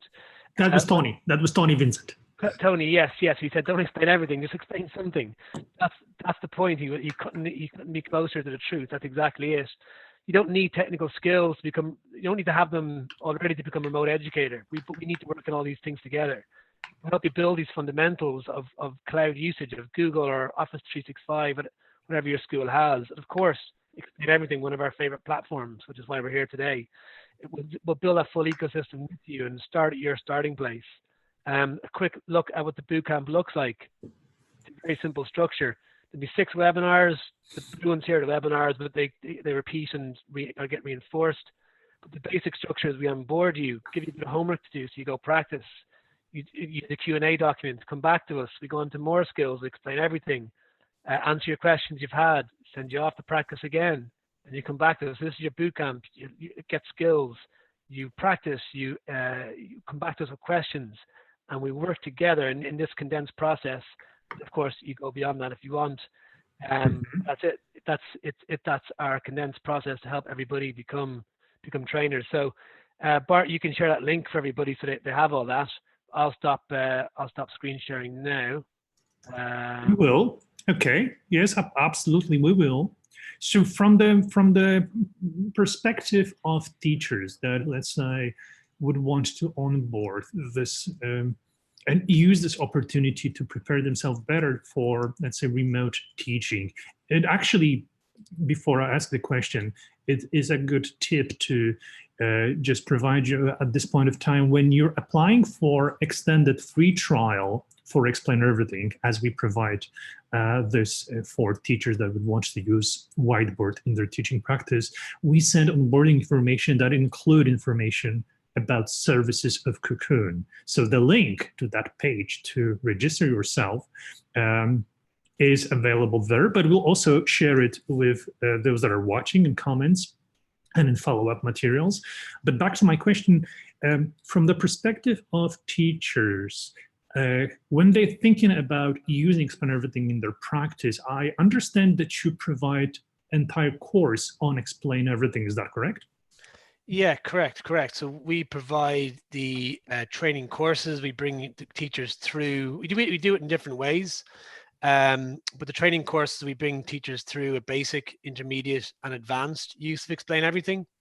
So with each one, so I mean, we accommodate all teachers' different timetables. And we personalize this for different schools, and we support the leadership in personalizing it. But yes, you have your basic, intermediate, and advanced of Explain Everything.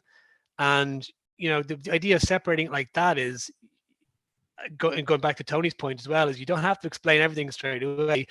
Start at your starting point. You'll get confident in it. If it's just making something simple, fantastic. So that's why we break it up like this. And you know, it's a long proven model of how to get even the least confident and the least skilled teachers up and running and doing things. But then beyond that, then we also have full modules. So it's depending on the setup in your school or how your curriculum in your country works. Certainly in primary, elementary schools, there's more flexibility. We have full modules for teaching a full 6 or 10 week block of Explain Everything lessons integrated into any subject, whether it's maths or science or history, geography. We provide that full module for you, and then going up into the senior end, secondary schools or colleges, whatever it's called in your country, but kind of 12, 13-year-olds upwards. We then have the modules again, but we also have it's separated into different training programs: your basic, intermediate, and advanced. And it's almost like a lesson plan. Again, go back to my word I said a lot. It's easy. You need to make this easy. So it's almost like just like a single lesson plan. You can teach it to the kids, get them those basic skills. So if I'm a history teacher, even if I'm in exam year and I don't have time to be, branching very far past my curriculum, I can just take a half hour, one of my classes, bring Explain Everything in, get my kids with those essential skills, and then I can pick and choose any other lesson to bring Explain Everything in and 10x what I would have gotten out of that lesson without Explain Everything. So, right. So that's what we do. Again, we just make it easy and help teachers help themselves and help the students. So what's the response of teachers that you're getting after those courses? Because I'm asking for one particular reason. We have kind of like a perspective of how teachers are onboarding those practices to use digital tools in their teaching. And for some, this is not a problem at all. They are doing well with technology so far, so using tablet for teaching, it's not a problem at all. But for some, they do have their doubts, right? This is not within their comfort zone. So what have you learned from those that went through the process with you and were more reluctant toward technology at the beginning? Yeah, I mean, I'm gonna end up just repeating Tony here a lot. I think I quite like at that point, because there are 2 or 3 things we say to schools all the time, and that's one of them. It's you need to start at the start, and that's just the case for every single school. Whether your school has got a school full of technophobic teachers or full of really advanced teachers, it doesn't make. You need to know what your starting point is. And you need to build from there. So say we're talking about a teacher who is less skilled or less confident in using this technology. It's just what that starting point is. And it's getting them to see, for most people, it's like a horror movie. You know, it's only, okay. It's scary, it's terrifying because you don't know what's behind the door. Once you open the door, it's like, oh, it's only a ghost. It's fine. And that's what it is. It's scary for people until they actually just do our basic level training. Just make their first explainer video. Even if it's really simple, they get their hands on it and go, oh, okay. And then, so that's what it is. It's not about trying to get anybody from A to Z or first gear to 6th gear. It's about, let's just get the ball rolling and see where you get to. See what you feel confident with. Okay, we'll get a grip on that. Right, what's next for you? As a teacher, what's next for you as a teacher? What's next in your personal process? What's next in the whole school's process, whittled down by department, by individual teacher, by teacher skill set? You know, what way is it going to work? But it just needs to be, easy, and it is easy. We can make it easy. It's what we do for schools. I mentioned I was a teacher myself, so I've sat there and I've received training. I've given training personally at whole district level in London to the leadership of schools, and now we do it all online. And the same thing is always true: is that it needs to make sense to people. It needs to be something they can. That's back to my process. It needs to be something tangible that they can go and do straight away, and within their comfort zone, do it straight away. Move toward a milestone, and that's it. I should have answered that question in a shorter answer because it should be, but this is perfect. I mean, this is very good. I'm just trying to illustrate the core of your answer here because I like it so much. A horror movie. This, thing. Believe it or not, that's my first time to use that analogy, and I'm definitely going to use it again. I actually, I really like this, but that is what it is. You're going to hear a lot more of that from me. I really like, but that's exactly what it is. People are just terrified until they find their starting point and they realize. I mean, there's just so many schools. We actually work in schools in Dublin and London, because even though we're a remote company, it's essential to have that FaceTime with teachers, to be there beside students as well, and see and just have that constant feel of what's happening in schools. Yeah, I forgot my point there. Using digital tools might be like, I don't know, I forgot my point. But yes, it's yeah, I'll go back to my core point. Make it easy. Yeah, absolutely. Well, this is actually something we're trying to do now with this live stream, to make it easy. Although some are intimidated by the number of buttons and the functions and possibilities, and we try to take it step by step and show you the way through the tool. But if you, and I'm addressing here our reviewers, would want to learn about the methods that Cocoon is applying to onboard entire schools to use digital tools for their, let's say, the best results, make sure to follow the links that we'll be sharing, apply for free materials and resources from Cocoon, and see how it works for you. I've heard great things about coming from teachers that used your services, Gavin, your company's services. If there is a specific situation that you're proud of, a specific outcome or result, is there something that you would want to share as an example of school that was able to transform to the digital way of working and teaching? Yeah. It sounds funny because we're a global company, we're an online blended learning solution. You're probably expecting to hear a grand story about supporting, I don't know, 1,000 schools do A, B, or C. But to be honest, the real stories are the ones we've that spring to mind, are the ones I actually get to see. And it's so many schools start in the same place. You know, they have the best of intentions, teachers are anxious, and so it's kind of, it's hard to pick out one because it's such a similar theme we've seen from schools from the most deprived areas of London to the wealthy areas of London, to all nationwide in Ireland, to rural schools, to city schools, big schools, small schools.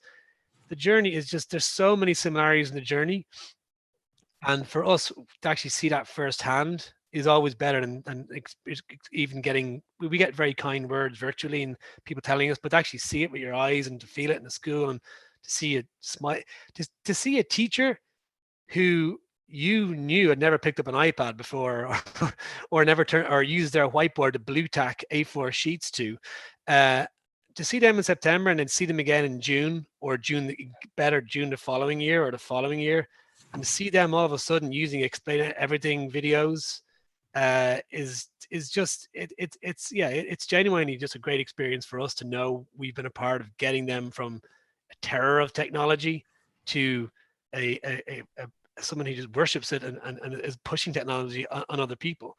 Just because we know it's getting back to Tony's point, is it's always the same. If you can get them back to my point as well with a scary horror film, if you can just get them to open the door, we know every single time, open the door, the ghost isn't that bad, give it a go. And for us, just seeing it in schools is just incredible. And there's so many teachers I could name by name now, but I'd be in trouble.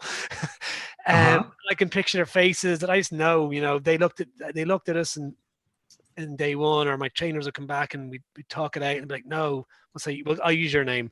This guy, Bart, you know, he's terrified of technology. He's angry at the head teacher or the principal for even bringing us in the first place. You know, Bart is the enemy. And then a year later, Bart's writing these lovely reviews and telling us how we helped transform his teaching practice and, you know, help make teaching and learning more engaging in his class, help made his planning and admin easier. Just when they see how it infiltrates every aspect of their lives and their teaching, seeing that is fantastic. It must be very fulfilling. I mean, the journey that you observe, right, from the very beginning of being reluctant to use technology to the moment where it is used, practically. It's incredible. I'll tell you, actually, I can pick out one personal experience I've had, and don't let me be in trouble here, but it's not specifically Explain Everything. Please don't get me in trouble. One of our schools in Ireland, you can get an award for being it's called a Digital School of Distinction. And you go through a whole year-long process or 2-year process of doing A, B, and C. And in the end, you get an inspector comes in. So they asked me to come and visit. So I was in a room and the inspector was in the room, and the kids, there were 6-year-olds doing coding in the room. And the principal walked into the room, and I think to try and impress the inspector, he just said, "Oh, guys, what are you learning about today?" And even he, and I guess me, was blown away by the answer. When the kid looks up and says, "Oh, we're learning how to sequence commands in a program to make a computer do something." This is a 6-year-old, and then the principal's like, "What?" And she's like, "Yes." And he said, "Oh, okay." She goes, "But if they don't work, that means your program has a bug, and then you need to debug your program." And the principal, at this stage, the principal and inspector, they didn't have a clue what the kid was talking about. It's going right over their heads. And when you get moments like that all the time, that one in particular stands out to me because it was like this little cute 6-year-old kid using language and the inspector didn't understand and the principal didn't understand. That was nice. Yeah, but fantastic. You get those all the time, and it's beautiful. It really is. It's lovely. Oh, I envy your job. This is fantastic. So let me share the sketch notes that our friend is doing live. now we observe the project that is shared by Anjali. She's doing notes as we talk now, so I'm able to see the contents of our conversations being done in a more artistic way than I was trying to do when speaking to you live. And we're going to share those notes with those that are watching, as if there is one thing you would want to share with others as a takeaway. Is it your kind of like a horror example, or is it something else that you would want to provide to those that are watching us? Yeah, I think to go that horror example, and one of my first points, I think, guys, look, the whole world right now is just been turned on its head. It's, people's personal lives are hard, professional lives are hard, but I do truly believe that there's crisis in this opportunity. Opportunity in this crisis, that we can go back to schools whenever they reopen, and we'll have just surpassed years of professional development and becoming digital teachers. And I think if we can realize this, that the ghost behind the door is never that monster, is never that scary. Just open the door. Let's do the simple things. Let's listen to Bart in his 10-hour marathon. Let's just take advantage, put a bit of effort in now, and we'll see it'll reap dividends. And I think the world of teaching and learning is going to be a better place as a result of this horrible crisis that's happening. I think at least good things will come from it. And I think as a global educator community, it's our obligation to make sure that this happens, both on the trainer side, us, the software side, you guys, and everyone listening, the teachers. We're a community, and we can make this work together. At the end of the day, the whole world is in this, and let's come out of it stronger. That's my take. Absolutely. And I'm totally on the same page with you. We used to work with teachers that were using technology before all of this happened, and they were successful with explaining everything. And now they reach back to us and say, okay, we need this or that in order to inform others just to follow our suit. We want them to adopt those digital practices. And we see this happening. So yes, you're absolutely right that this might be an opportunity for those that are just beginning to use the technology, not to be afraid of them. And to be honest, from our perspective, it means very intense work. And I believe it also looks the same way on your end, isn't it? It is. And guys, please, as Bart mentioned, you got our details in the email. Please join us for the free bootcamp. Let us show you exactly how we can help you here. The training needs to be a process. When we're picking things ad hoc here and there, the net result is always the same. You never end up those experiences with a 6-year-old kid explaining what debugging means. It doesn't happen. You get moments of inspiration, they fizzle out. It just doesn't work. And then you try to get spread it out to your less confident teachers, it fizzles out a lot quicker. Just join us. It's free. We have free access to explain everything. Just such an amazing platform. Free access to things like G Suite, Office 365. Our bootcamp is free. Let's just seize this opportunity. Join us in the bootcamp. Let us show you as well how to explain everything, how to build it into that process, how to use it in your practice. Start at your start. Yeah, and just join us, and let's everyone do this together. Gavin, thank you for being here with us on this live stream and being ready to take on the load of those requests that I'm sure are coming your way as they are coming our way as well. And we're working hard here in Poland, and also, where are you exactly, Gavin, at this moment? I'm in Dublin right now, Ireland. So we join you in Dublin. So we're working hard on, as you see, from different parts of the world, trying to provide you resources, information, and encouragement that you need during this digital transformation. Hope you were successful, and I wish those that are watching what Gavin is sharing, they are on the same page with us, that they see this as an opportunity. And Gavin, thank you and good luck with those schools that you're working closely, and hope you can join us next time when we'll be discussing more how to onboard schools to use digital practices. 100%. Thank you so much for having us on, and good luck for the next 7.5 hours. Bart, you guys are brilliant. You guys are brilliant. Thank you so much. Thank you for the encouragement. And you'll know by my hat when I'm really tired, right? But during those races, I mean the Ironman races, we don't usually stop. So we don't try to even think about stopping here, and we'll be here to help teachers as you are ready for that as well, I'm pretty sure. Thank you, Gavin. Okay, bye-bye. Thank you, Bart. Bye-bye. Thank you.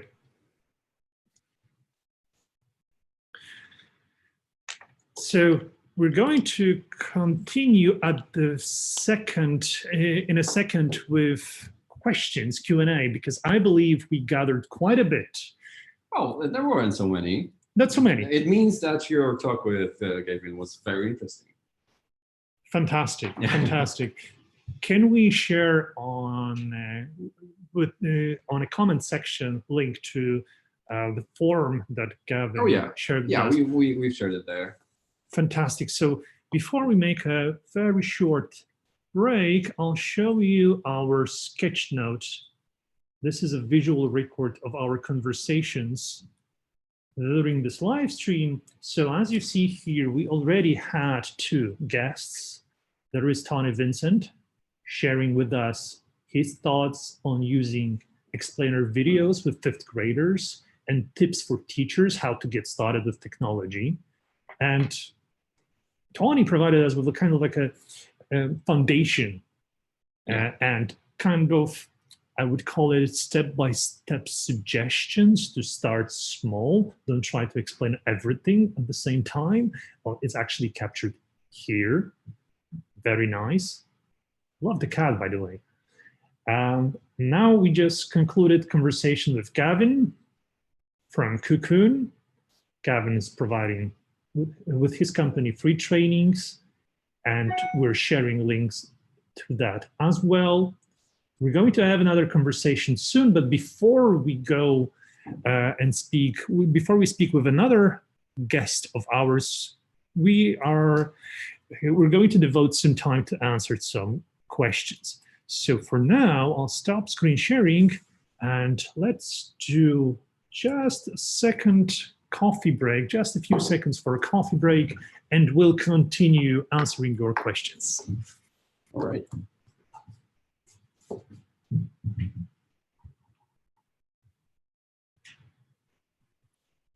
Okay, great.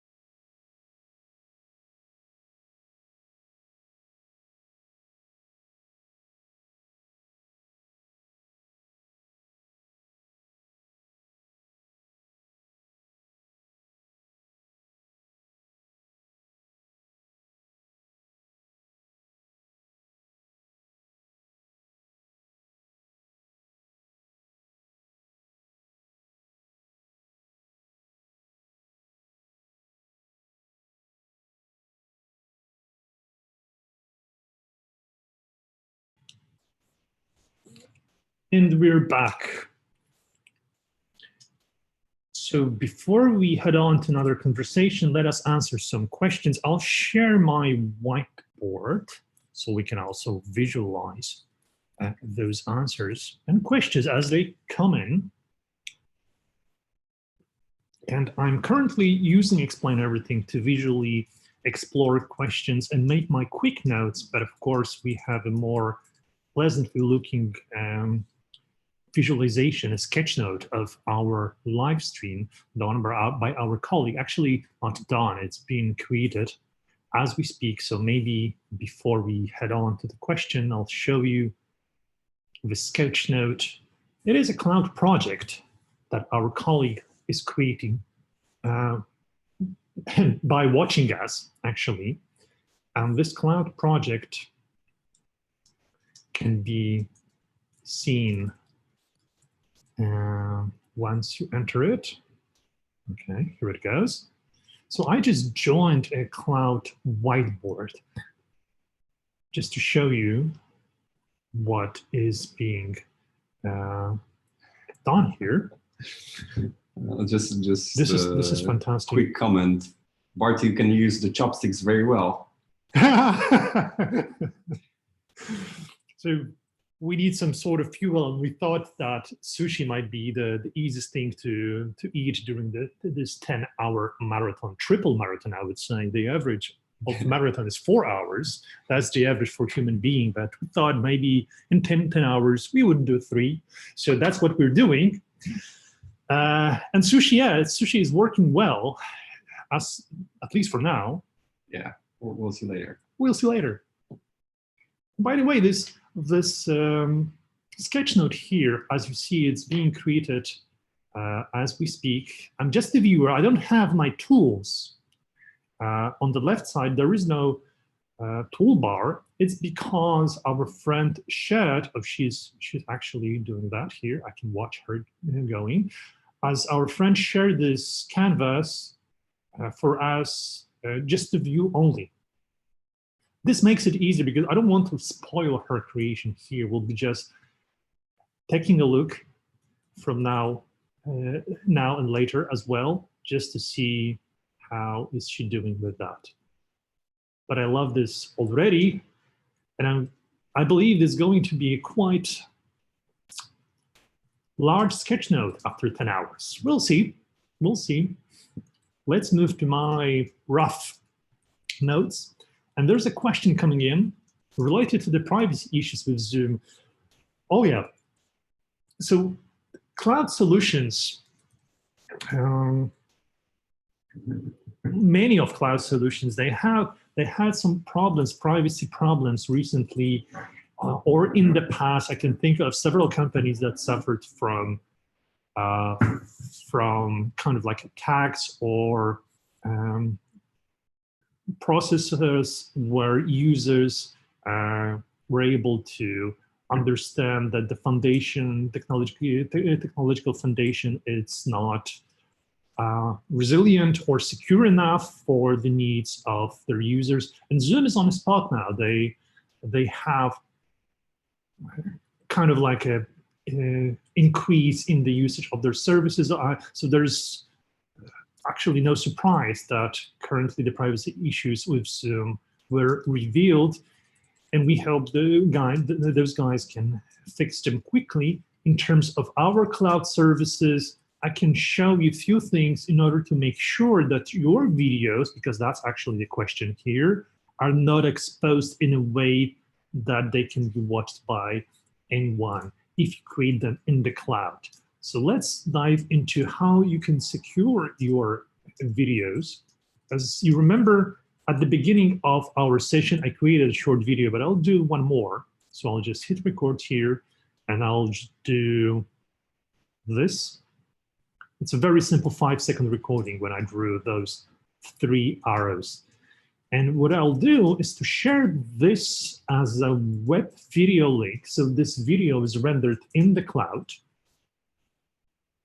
to show you what kind of permissions you can set. So in sharing project, by default, this link that you see is available to everyone. You can, if you don't want to have video rendered in the cloud, you can, of course, create a video and using your device alone, and then share it using Dropbox or Google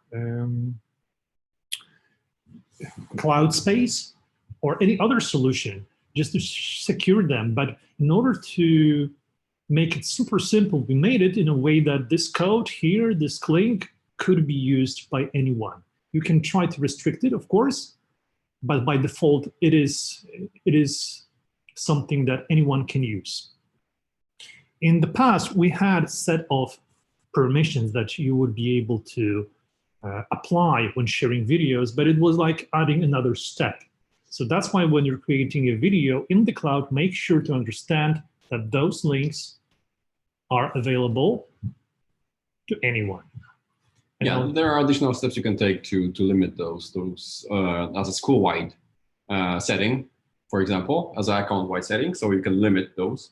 Though the reason why it works this way is just they cannot be public, so there is no way for someone to find the video in a search bar, right? It is not featured anyway. So by default, it's so-called unlisted, so it's not listed anywhere. Mm-hmm. So the only way someone gets to your project is they, by a very low chance, guess the code of your project, or has the link that you provided to them.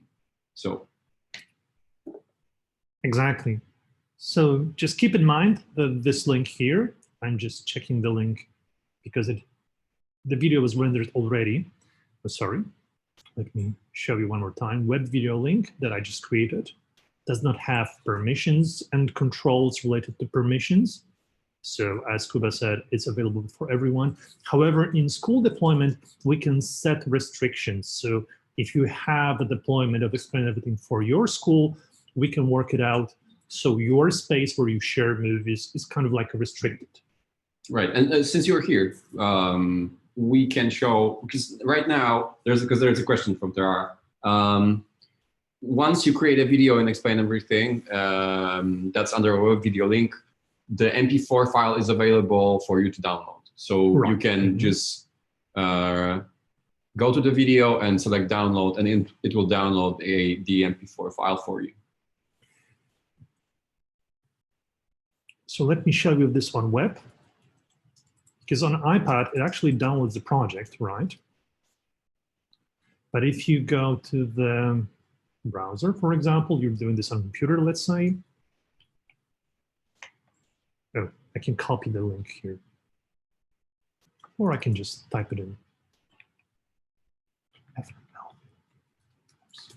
Now, this is a very simple video. You can download the MP4 file by pressing here, and as you see, it wants to download not the project, but the video file when I tap this link. Okay.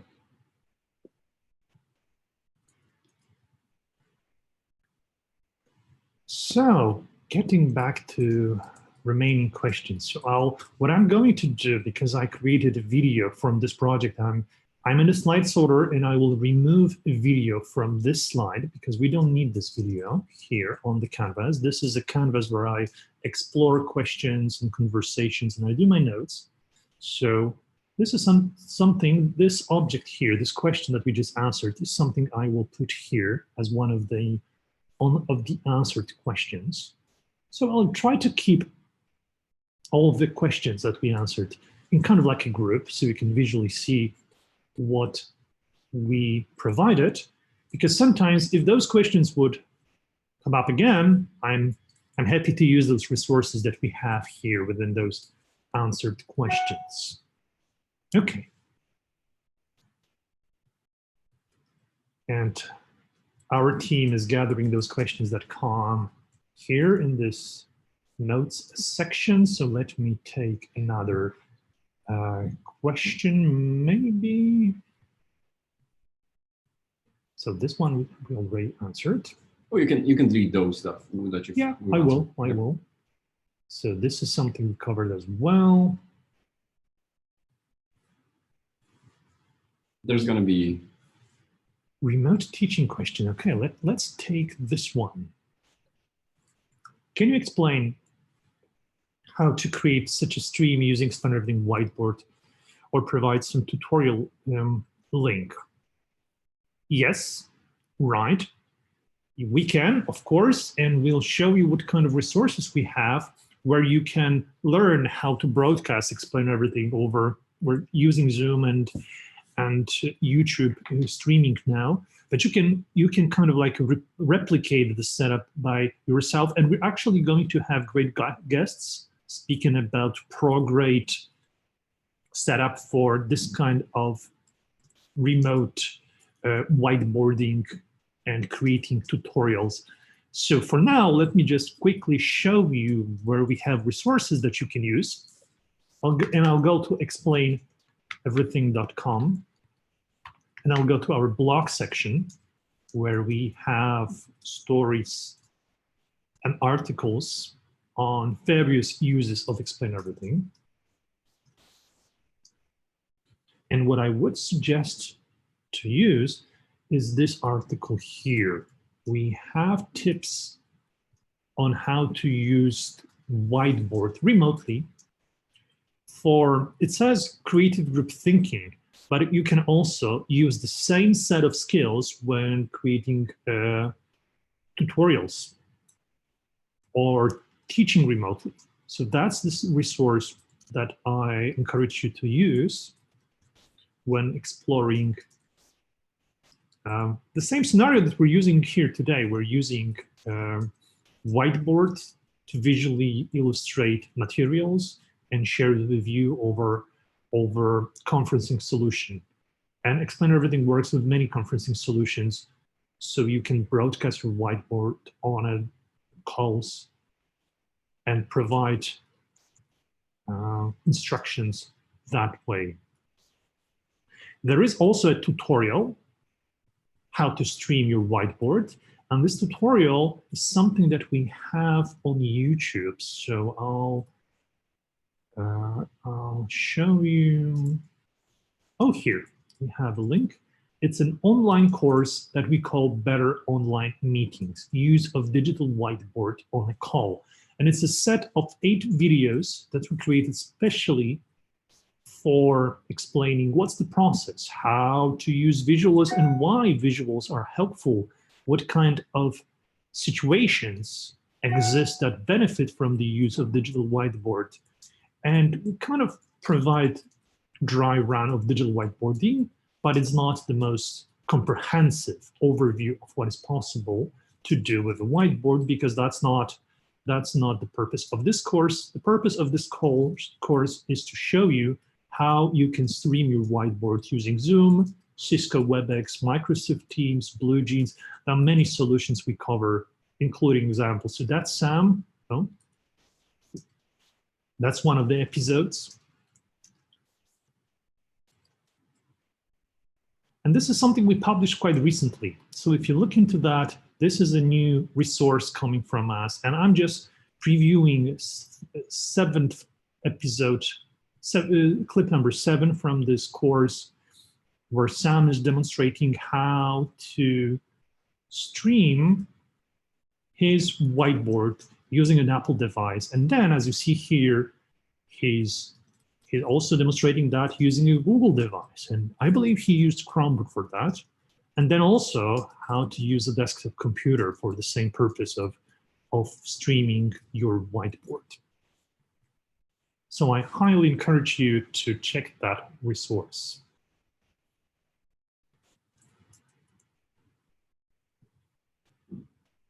So I hope, Akash, this is something that is going to be helpful for you. And maybe let's look for one more question. There are a lot of questions coming. I'm trying to answer as many of you as we can in the chat. Most of them we'll cover because we have some time. I think we have around an hour, if I'm correct, before next guess. Oh, that's great, because we need some time to go through those questions. Oh, here's a question related to how the pricing structure works. So maybe let's cover that as well. So it is a question related how the group works. So class of 30 students connecting to a project to collaborate in real time with teacher. We would not recommend having a collaboration of 30 students at the same time with teacher. We actually imposed a limit of 25 students. I think it's 20 now. 20 now.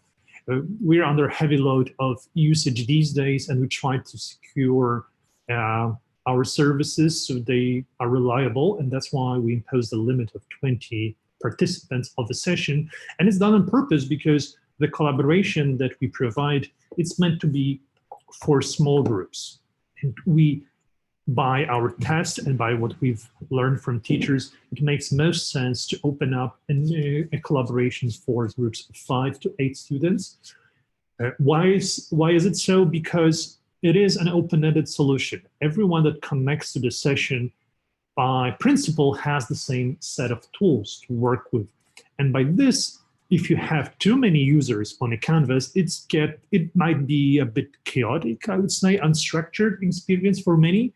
Yeah, you can imagine using a Google Doc together by 20 people. It's going to be pretty chaotic. Yeah, and right? Still with Google Doc, you have a structure because this is like a linear text. Yep. And here you don't have a structure, but open-ended canvas, multiple slides. So that's why we suggest to divide the group of your 30 students to subgroups and have it as, let's say, 3 projects where they have a clear goals to achieve when they work together on the project, but they work in a separation on 3 projects. And the question's more about the pricing structure. So let me explain this. And I'll try to do this visually. I'll use our clipboard to take a user, a person. Oh, here's a person. Okay, so that's a person. Let's say that's a user. Okay. Oh, sorry, I'm using the wrong tool.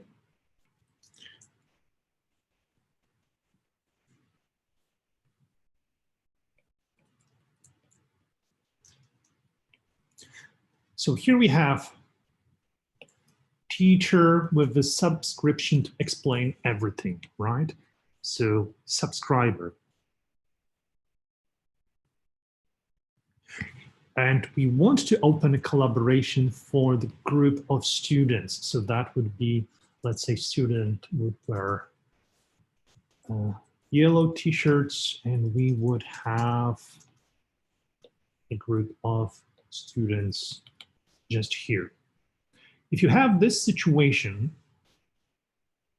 where Tara has subscription to explain everything, she can open collaborative whiteboard.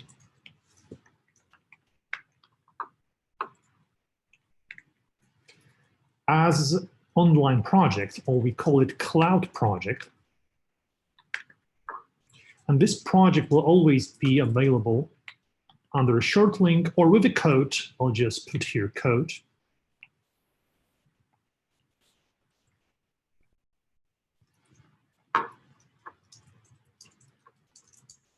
And it will be open. Let's say the permission allow everyone to join the project, and it will be open to join for as many as 20 participants, even if those participants, if they don't have a subscription at all. So this is, let me just look at scale. There's no subscription needed for participants to join. Why is that? Because subscriber is present on a canvas. So if you would like to use this scenario, please log into the project, be in the project on the canvas, on this collaborative project, on this cloud project, so other guests can join you on the canvas of the whiteboard. However, if you'd like to leave the project, it will be available for students, for those students that joined, but when you're not in the project, that means new guests won't be able to join in unless they create their own accounts. So this is what we advise you to do is to, if you want to divide, let's say group work, to have several codes for projects, several access codes, because you can think of having a group assignment for students where you create a set of codes. So let's say that would be group 1.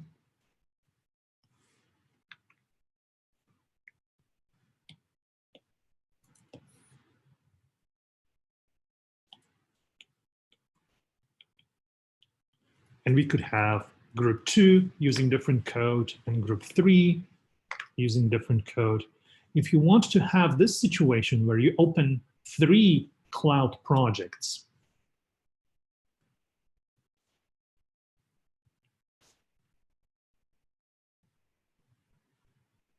and you would want students to use them without your presence on a project, you need to have them being registered to explain everything as users. And those could be also free users. So if you have registered users, they can use their free plan. So I'll put here free subscriber.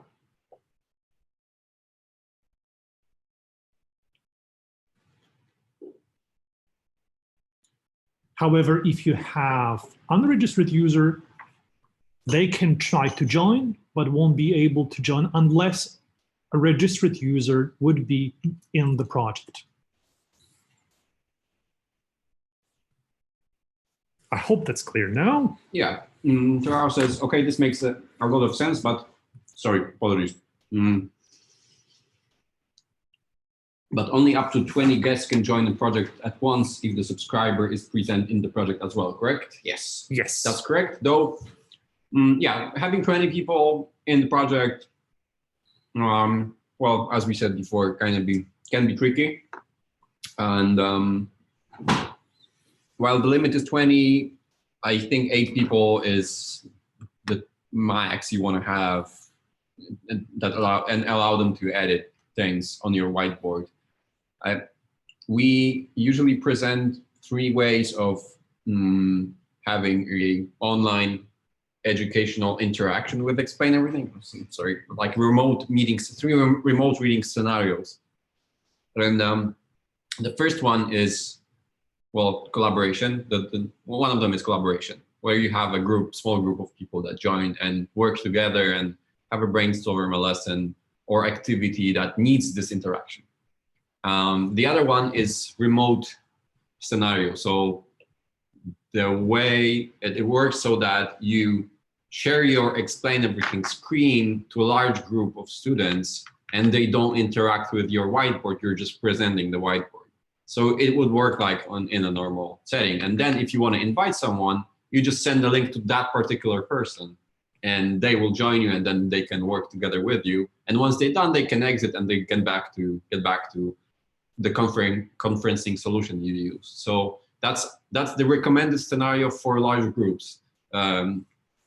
So you just set up your conferencing solution, invite your whole class, and then share your Explain Everything screen to that conferencing solution and invite people if you want to interact with them on a whiteboard, which is not possible, in other instances, in other software solutions like that.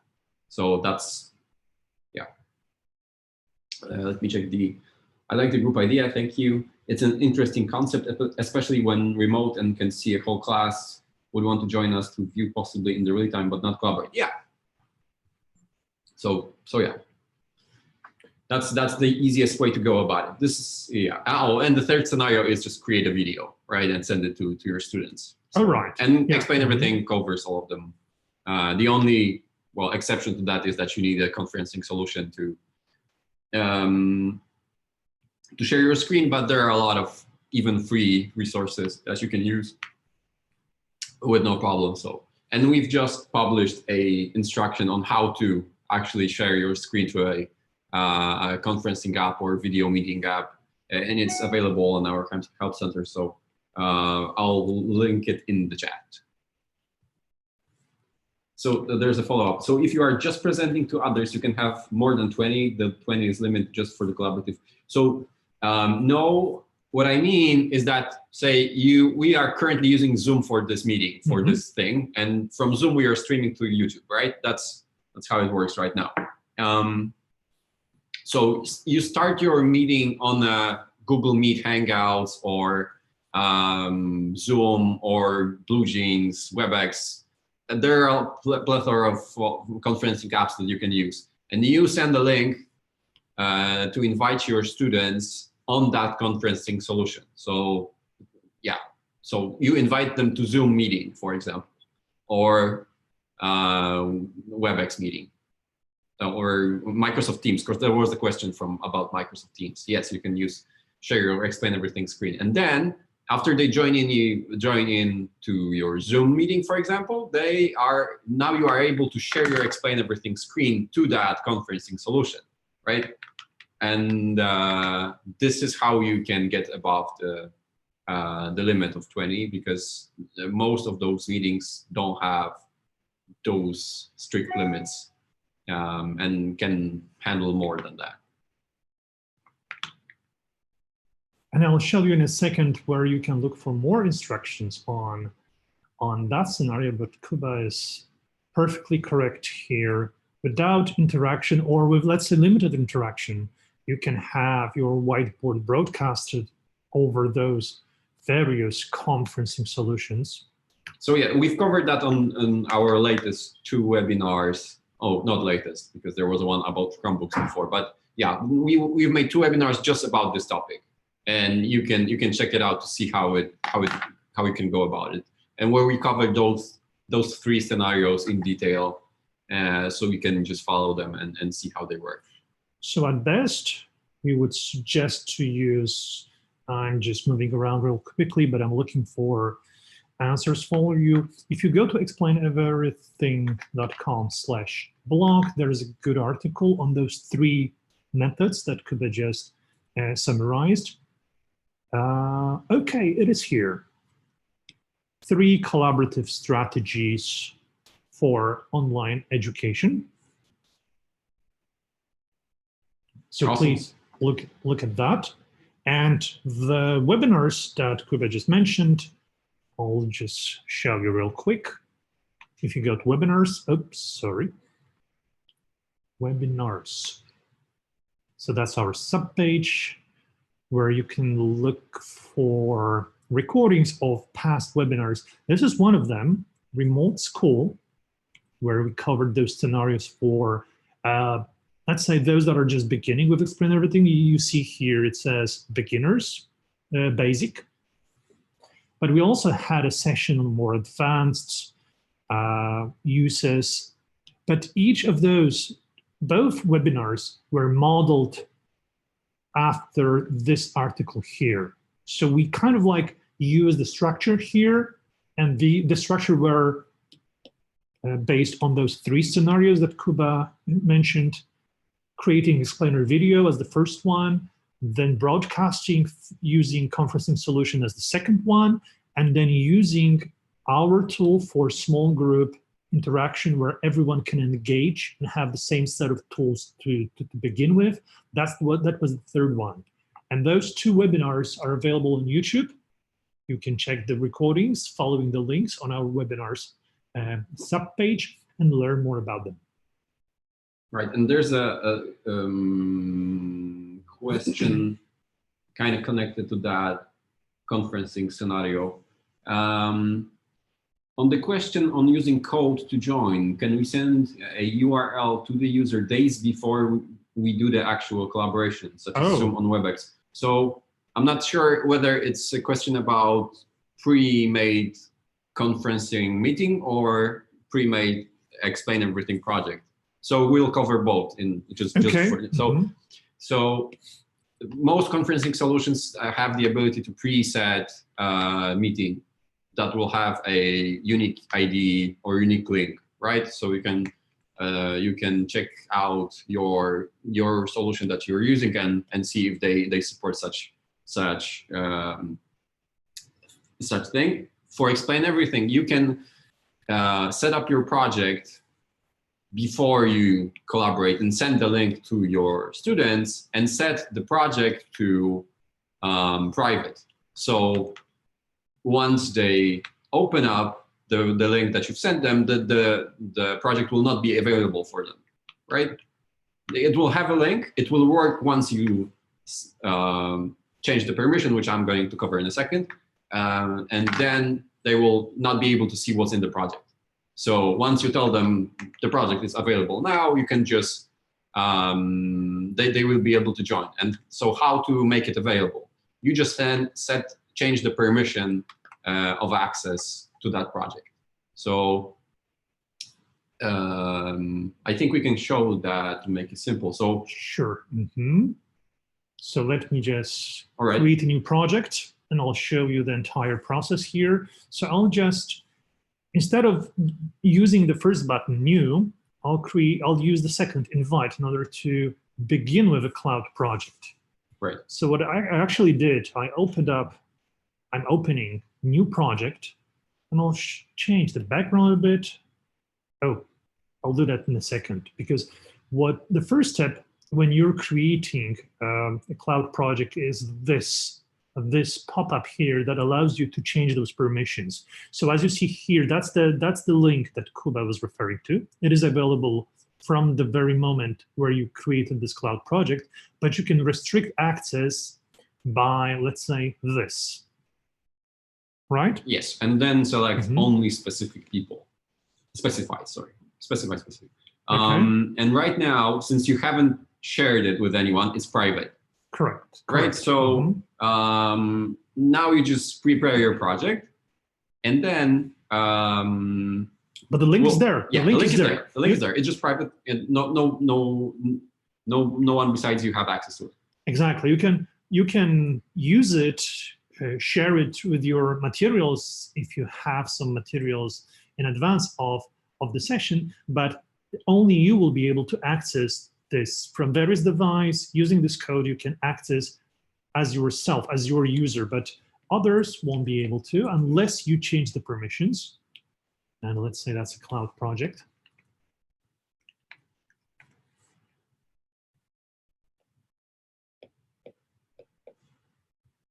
Whoa, okay, that's the cloud project.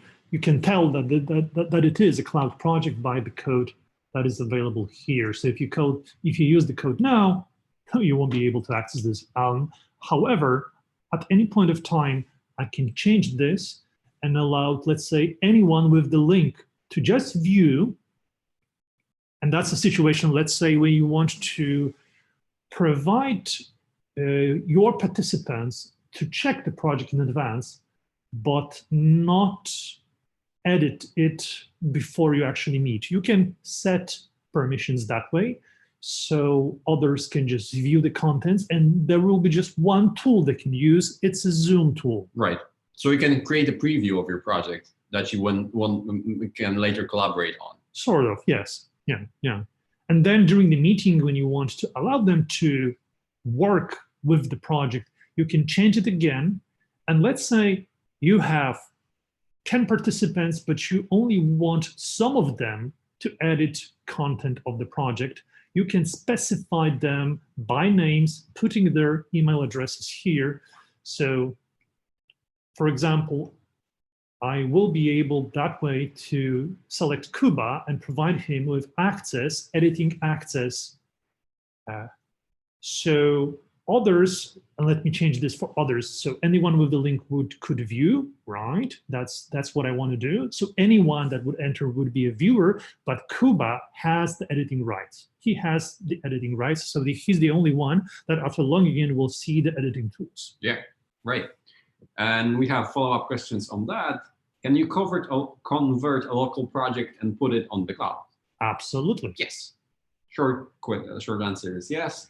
And we'll let me show how you to do that. And yeah. So let's say I'll create a new project now.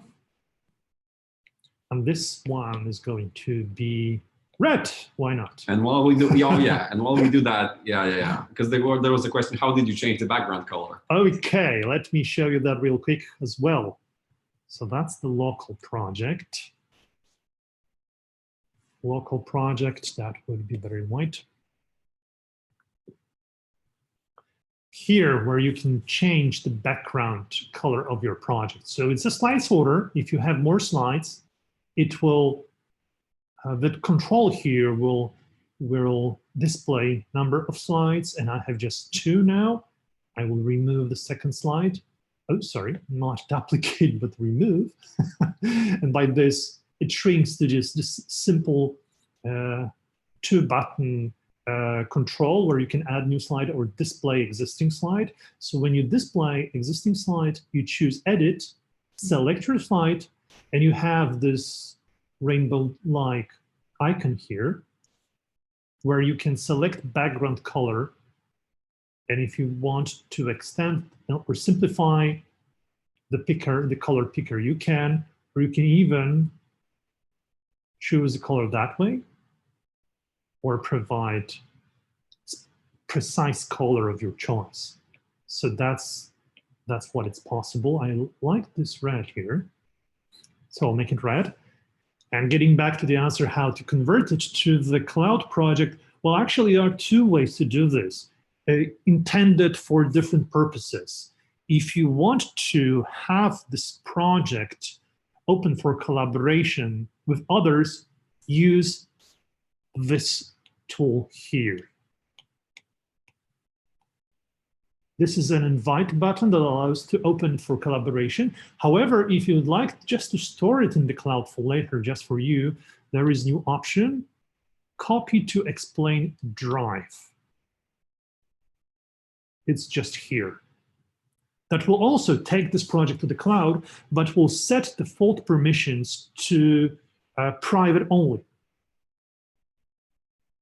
So let's say I want to take this project to be private only, private cloud project. I'll call it that way. I think so. I'll check if it's private though, so we don't end up. We'll see. We'll see. So copy to explain drive. That's what I did. It is uploaded now, and I can go to the copy, or I can close this, come back to the project screen, and I'll show you the difference. So in my library, if I sorry, even here on the front screen, on the home screen, I see 2 copies of the project. Private cloud project, that's local. The first one on the left is local because it does not contain this cloud icon in the top right corner of the thumbnail. But the second one is a private cloud project. So most probably I should enter this project and change the description from local to cloud, right? Yeah, because it doesn't make sense. This thumbnail now does not make sense. So that's cloud project now. How can you tell that it's a cloud project? By this code sitting here. It's a project that has permissions set to private, and only me, I'm the user here, can access this project. So I'll come back, and in a moment, this thumbnail would update. It sometimes takes a moment. You can look into your drive, because in the library section, that's the library. I'm in the second tab now here on the bottom of my screen. I do have access to the local projects. These are the projects on my device, and I have quite a few, as you see. But here on the top, I have also access to 2 folders on the drive.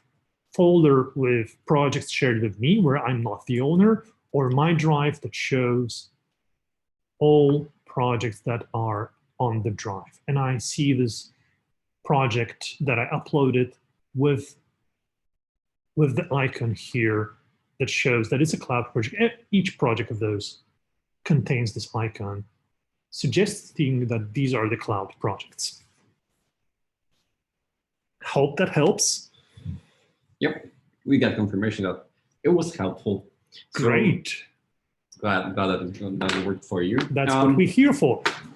Awesome. So, so this one I've answered it in the chat, but I think this was pretty interesting. During teletherapy, what's the easiest way to give a child access to a whiteboard that will be used in the session? Send link to parents, maybe. Well, it's the link is the easiest to share because it will work regardless if they have the app or not. So everyone who has a computer, PC or Mac, doesn't really matter. They have a web browser. They need access to the internet, obviously, but yeah. So the easiest way is to share this, share your project as a link, right? And I'm not sure how your session works.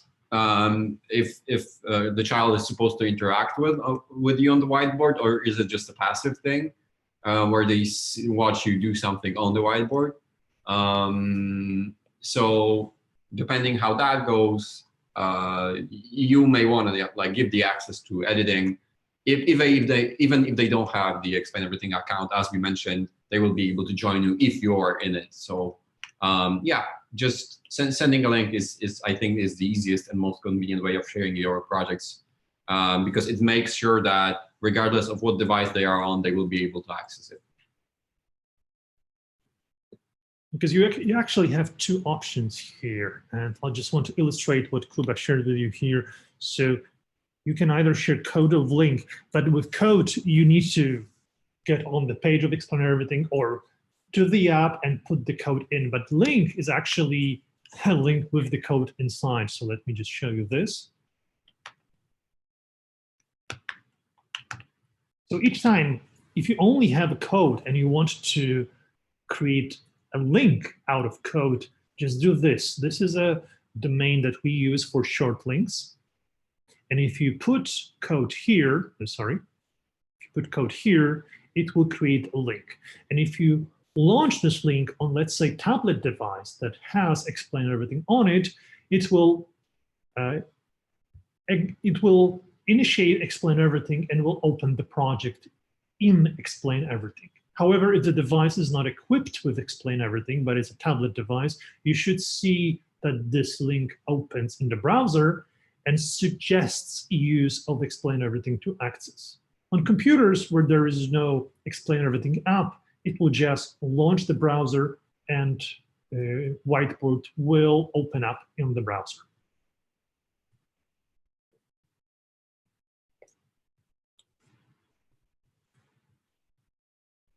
Fantastic. So let's look at the questions here.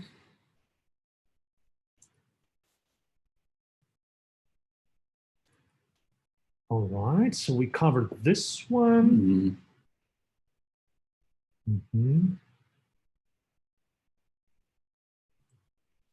So another is, so one question, using code to join, can we send URL to the user days? Okay, so this is something we covered as well.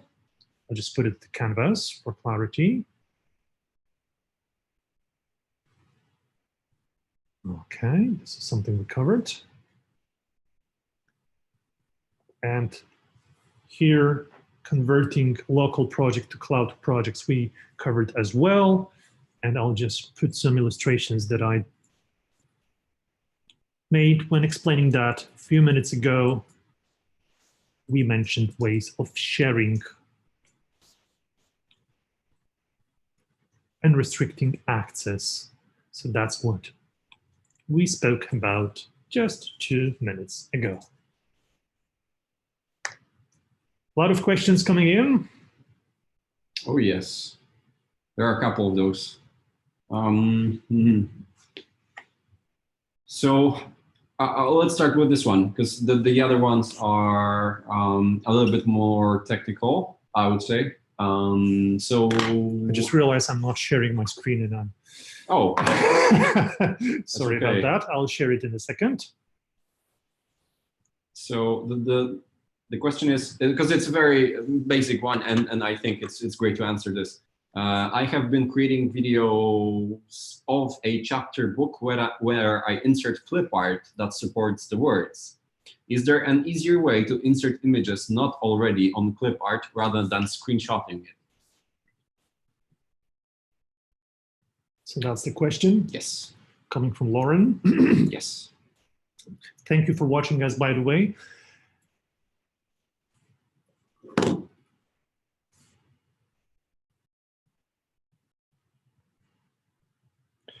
So absolutely, there is an easy way to import documents, and I just wonder. This is, I think, just for Mm-hmm. short second, Sure. because it might depend on the device that you're using. So if you could let us know in the chat what kind of device you're using, that would be great. So I don't think it's about the document; it's about image. So Sure. And correct me if I'm wrong, Lauren. So you're trying to have images in your clip art, but it's inconvenient to put them in there for you, right? So please tell me if that's correct in the chat, and we'll be able to, because that's how we understand this. Because where insert clip art that supports the words. Is there an easy way to insert images not already on clip art rather than screenshotting it? So I assume you just screenshot an image and then put it on the whiteboard and then insert the clip art, right? So the question is how to make it simpler. Yeah, specifically images. Okay. So let's say that you have an image. What is this? Sorry. That's okay. It's working fine now. Okay. So let's say you have an image, and let me first show, because maybe Lauren knows how to do that, but for others it might be useful to understand how to easily put things to the clip art and take those things from the clip art. So, yeah. And then by doing that, I'll also show you Unsplash, that is on iOS, where you can look up images that you need, like, for example, images related to cars. I need this one here. This is a... Oh, Ronnie. Hello there. Hey, Ronnie. Honey, I'll call her when I'm done working. Once you get lunch for us there, since you're already out. We'll mute Ronnie for a second. Ruby 7 Kitchen. And we'll come back to Ronnie soon. So getting back to my illustration here. So here we have an image of a car taken from great resource of Unsplash. And let's say I need this very element as my clip art, because I will use it as Lauren uses art that supports the word during the process of teaching. So I can like cut out this car the way I want it, let's say like this. And in order to put it to clip art, I'll use Inspector tool. That's the tool here. I'll select this object so you can see the frame around this object. And I can choose option add to clipboard that is on the almost on the bottom of this edit tab. So there is arrange and edit tab. So I'm using edit tab, and here you have add to clipboard. So as you notice, there was this small movement showing that it jumped right into add object menu. So I removed the car now, and now when working with class, projecting on my screen remotely or in the class, you can always go to the clipboard and quickly add this car just like that. Because this is a section of clipboards that shows custom images that are stored by this, that are stored this way, exactly as I illustrated. So again, you can select with Inspector and choose this option, add to clipboard here. So that's the first way you can think of an easy way to insert images that were not already in clipboard. Screenshotting them, I understand, Lauren, that you did screenshots and you pulled those images from your image library like that. And I have some screenshots here. I can just take them out and put them to the canvas. But as you see, when I do that, this is so many steps. It's better to have an image in your clipboard and add it like this. Is that a good answer, Kuban? I was watching the stream and making sure everything works fine. So I'll just make a short screenshot so you see. So Lauren, please tell us if that was helpful. But I think it would be useful for everyone to learn how to insert things into clipboard. Yes, that's why I'll leave in our notes the process of doing this.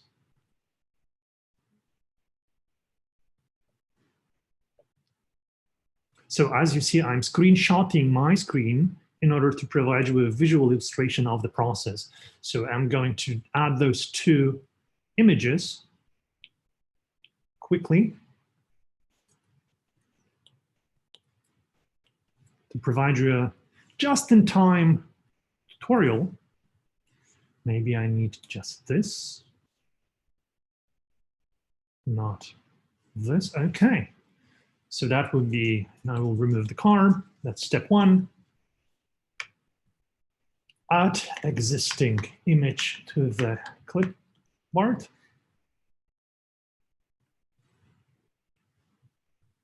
And step two, use any image stored in the clipboard at the time when you need them.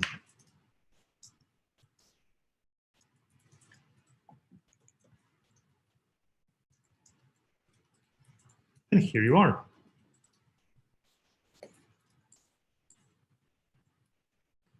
Quick, just-in-time instructions. 2 steps only.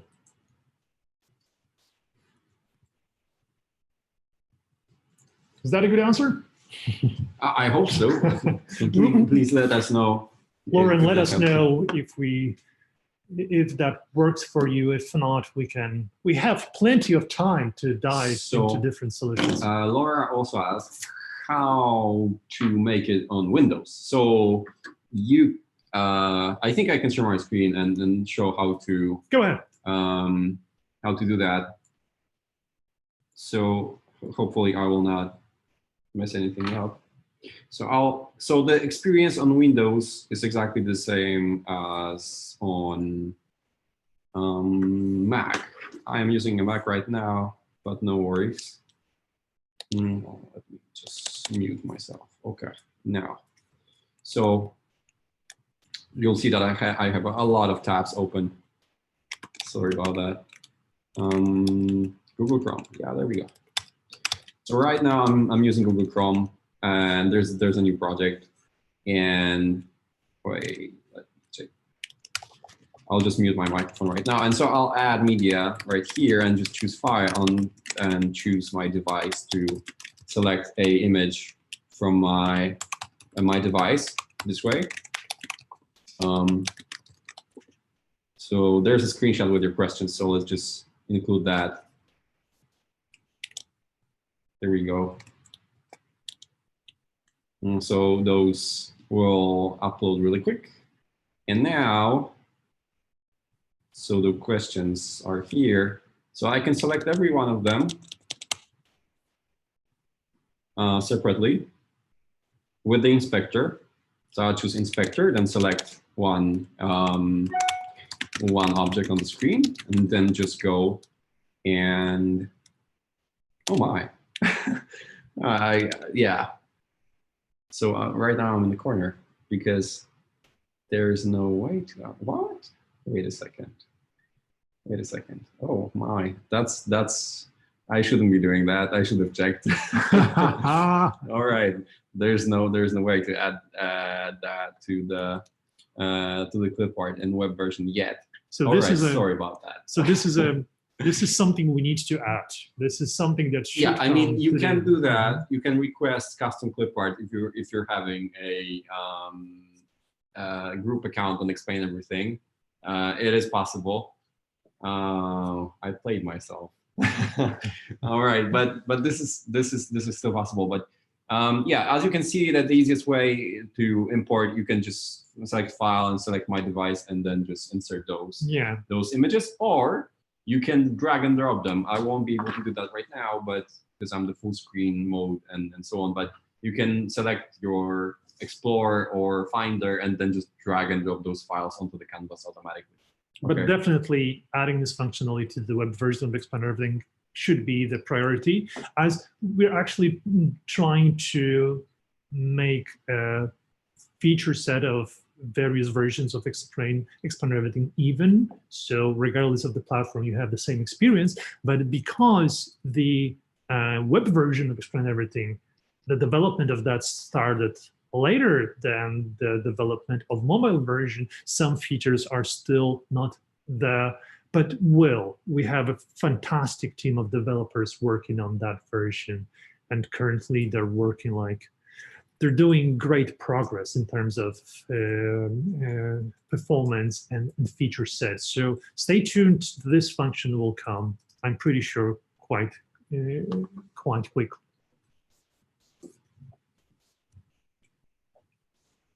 Okay. Okay, let's jump on to the next one. All right. Before you begin with the next one, would you like a coffee? I think we could make a break soon. Oh, don't worry, go on.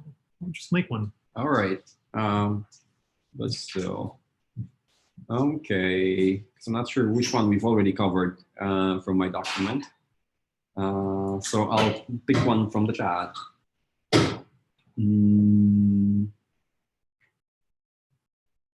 Yes, Laura. At the moment, the web version doesn't feature adding to the clip art yet. Sorry about that. It is because the web version currently runs on your device locally, so to say. It is not like a service that runs only online. It is possible to actually use Explain Everything without internet connection and then just reconnect. Like Google Docs also featured this, but so the reason why it's not possible yet is that the availability of your local storage is not, well, it's not that easy to use your local storage as a web app, because it's a very limited access for us. So that's why it's not there yet. But it's possible if you have a group account and then you request upload of custom clip art. So you can do that. I think I'll have to check. So I'll check and post the link in the chat to that, how to do this, because I think there's a scenario, there's instructions on our help center. 1 second. Okie dokie. I'll check for another question. Oh, this is a really great question from Jamie, because if you're starting with Explain Everything and recording, and you want to create videos, you'll run into this sooner or later, because it kind of requires you to imagine what's happening. So the question is, when I record a solution to a math problem, my voice is obscured by a lot of tapping noise, which I also recorded.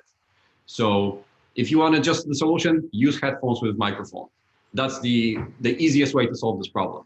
You just plug in your headphones that have microphone, and it will not no longer appear. Now, why is that? It's because when you're tapping on the screen without using headphones with a microphone, or just a separate microphone, that you don't have to use headphones, but as external microphone or headphones with a microphone.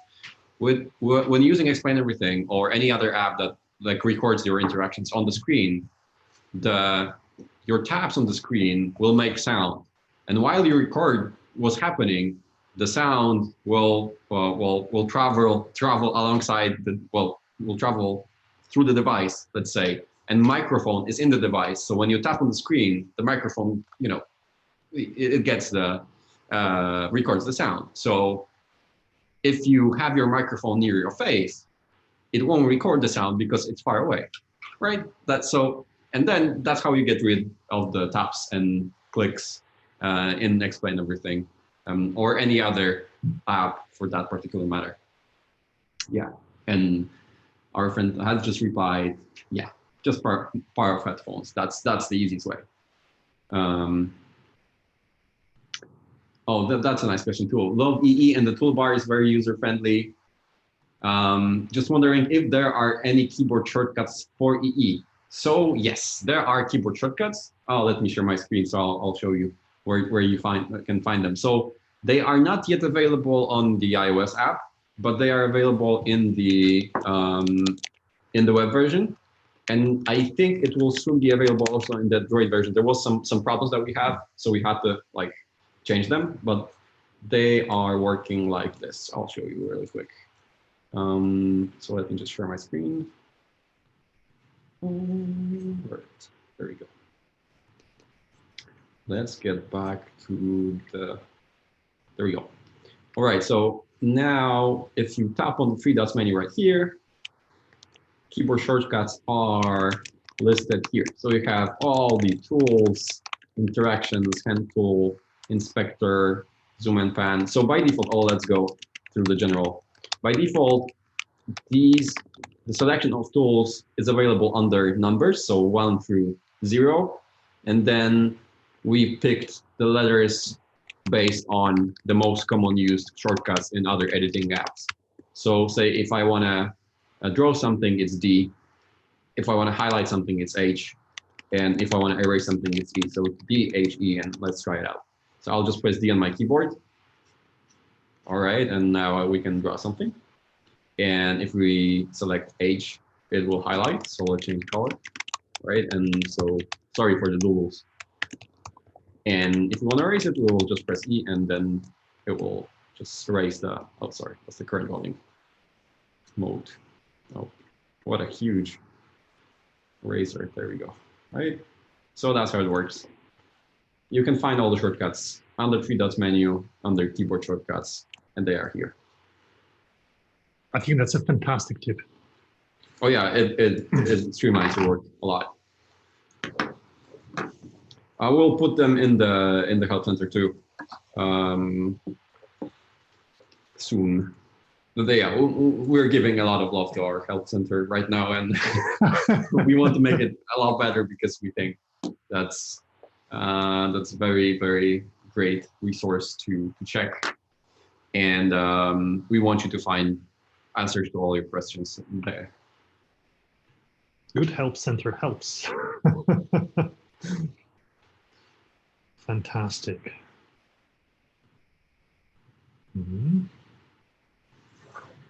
So while we're answering questions, we have actually graphic recording of our live stream going on in the background on the cloud project. Our colleague Angelique here is doing that for us. So why don't we take a look how the visual node looks like currently? Because it's evolving, it's building up.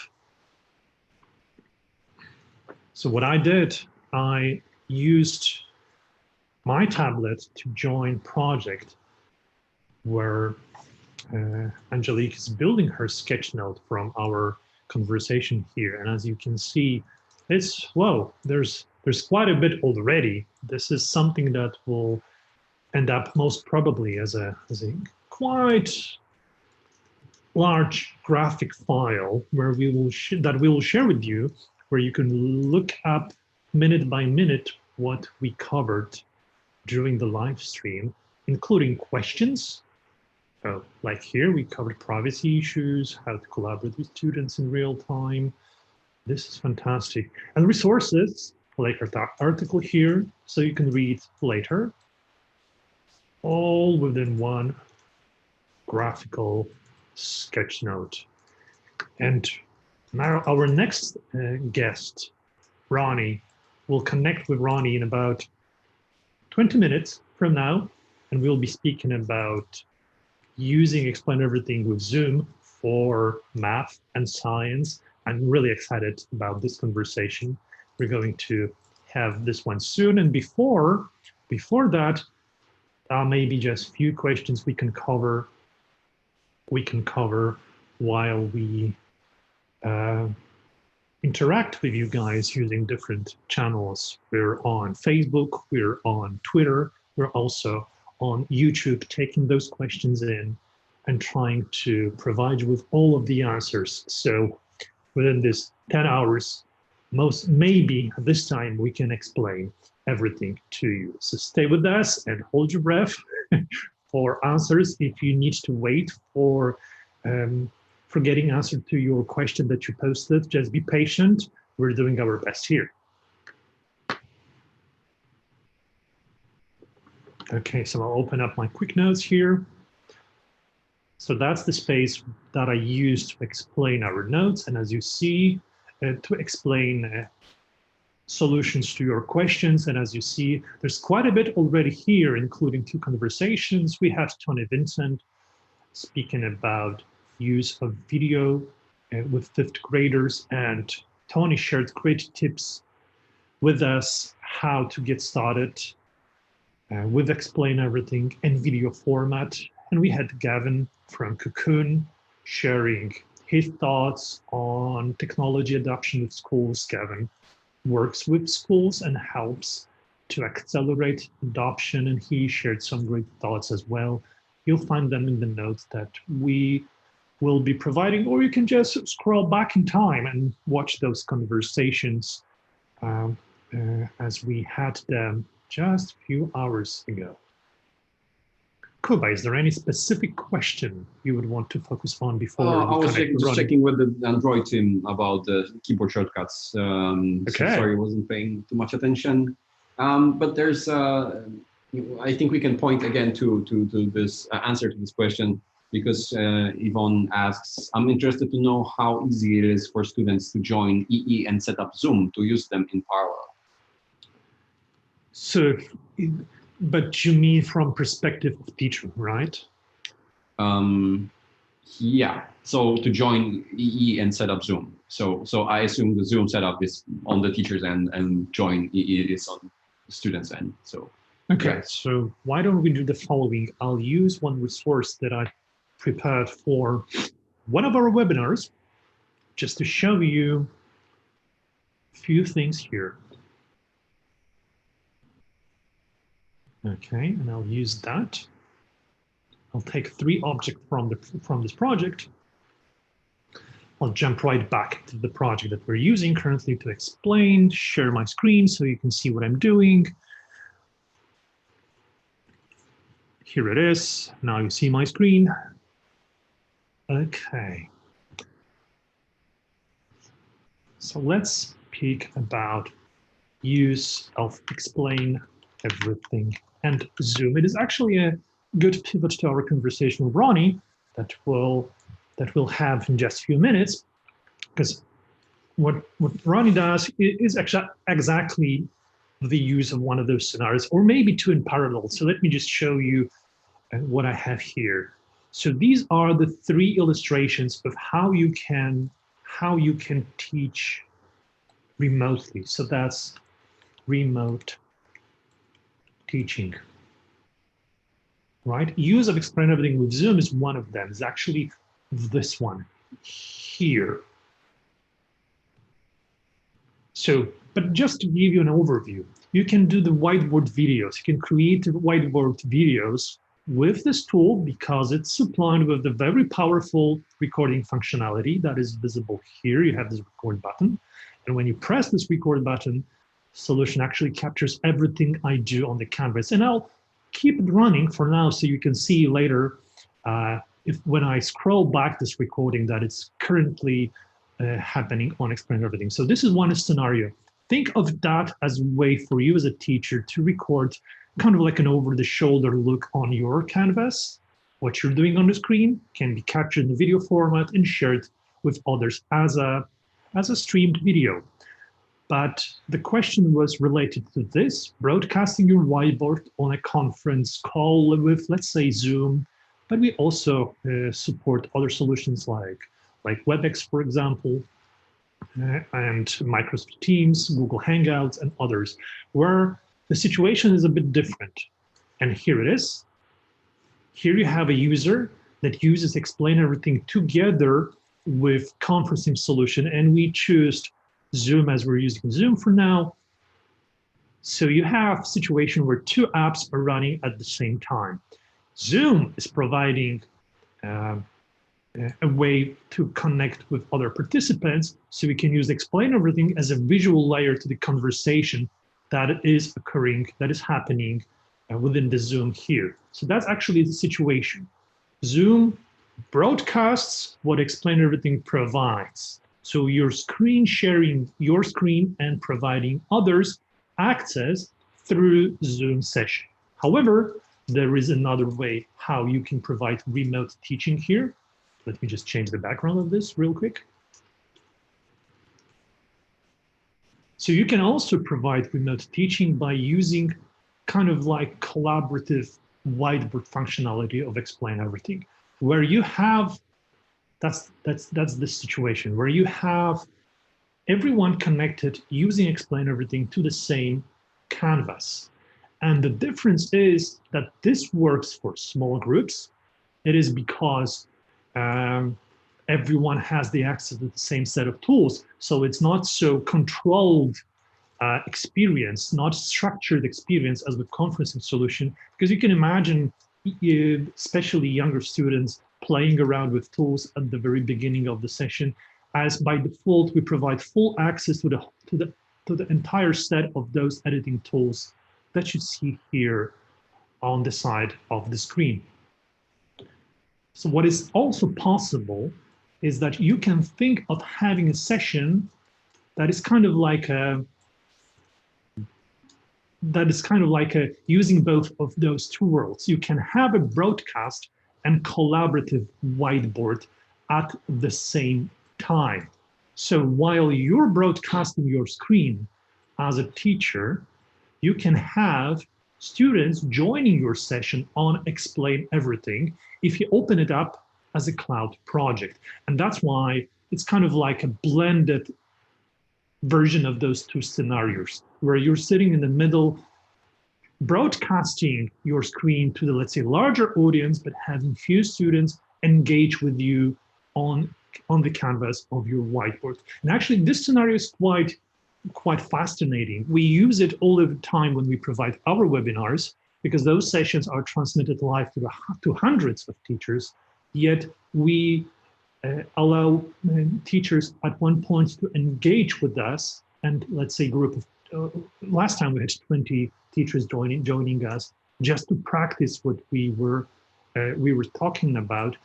So all of 200 teachers, all of 200 viewers of our webinar were able to watch us going, where we use the functionality of Explain Everything collaboratively with those teachers together. Because I think we might have a problem with the connection. Okay. At least for me, it disconnected. Okay. I think it runs well. I have a separate view. Yeah, I think we should here. Right. Okay. Okay. Yeah. So as you see, it took me 4 minutes to explain all of that. It is not so straightforward because there are so many options. But I started with explainer videos, and I actually created explainer video out of what I provided here. And as you see, everything I did when explaining within those 4 minutes is captured here and kind of like visually illustrated on the bottom of my screen. So actually, what I did, I can send over to you in the form of a video. So why don't we do that? And sorry if it's a bit chaotic. We're already starting our 4th hour of stream. But I guess this illustration can still work quite well. I'll hit share button here and I'll create web video link. So what will happen is that the project that I use gets uploaded to the cloud, and we'll use our cloud services to render video that will be available for you under this link that you see here in the middle. And I'll call this 3 ways of providing remote teaching with Explain Everything, right? And we will share this link with you. I'm not sure about audio because I'm rotating my screen through Zoom, so it might be that audio is not going to work best. However, you'll be able to see this illustration, maybe even without audio. So I'll copy this to our team. I'll tap done, and video should be ready under the link that I'm about to share with you before we connect with Ronnie. And this connection is going to, we're going to have this connection in a few minutes. So we'll do a very short break and we'll come back to you to, first discuss with Ronnie the use of Whiteboard when providing teaching over Zoom. Here, that's the scenario we're going to cover. And then we'll come back to Q&A and we'll focus on questions coming from you using different channels, Twitter, Facebook, YouTube as well. And we got so many questions recently using emails that there's no shortage of topics that we can dive in, but it's best for you to choose and pick those that interests you most, because it's the best way we can provide you with illustrations, having this stream live for the next 6 hours. So stay tuned, we'll come back very shortly.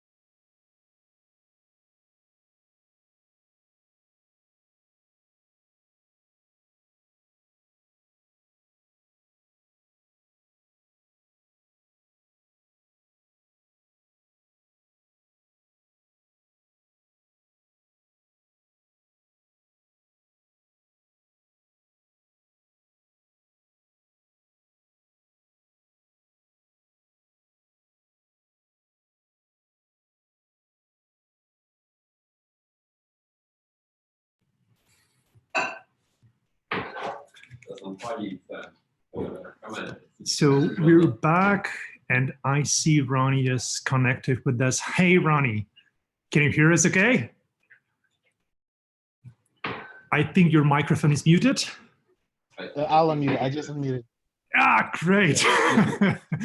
Great to have you with us. Thank you for connecting. Okay. How are you?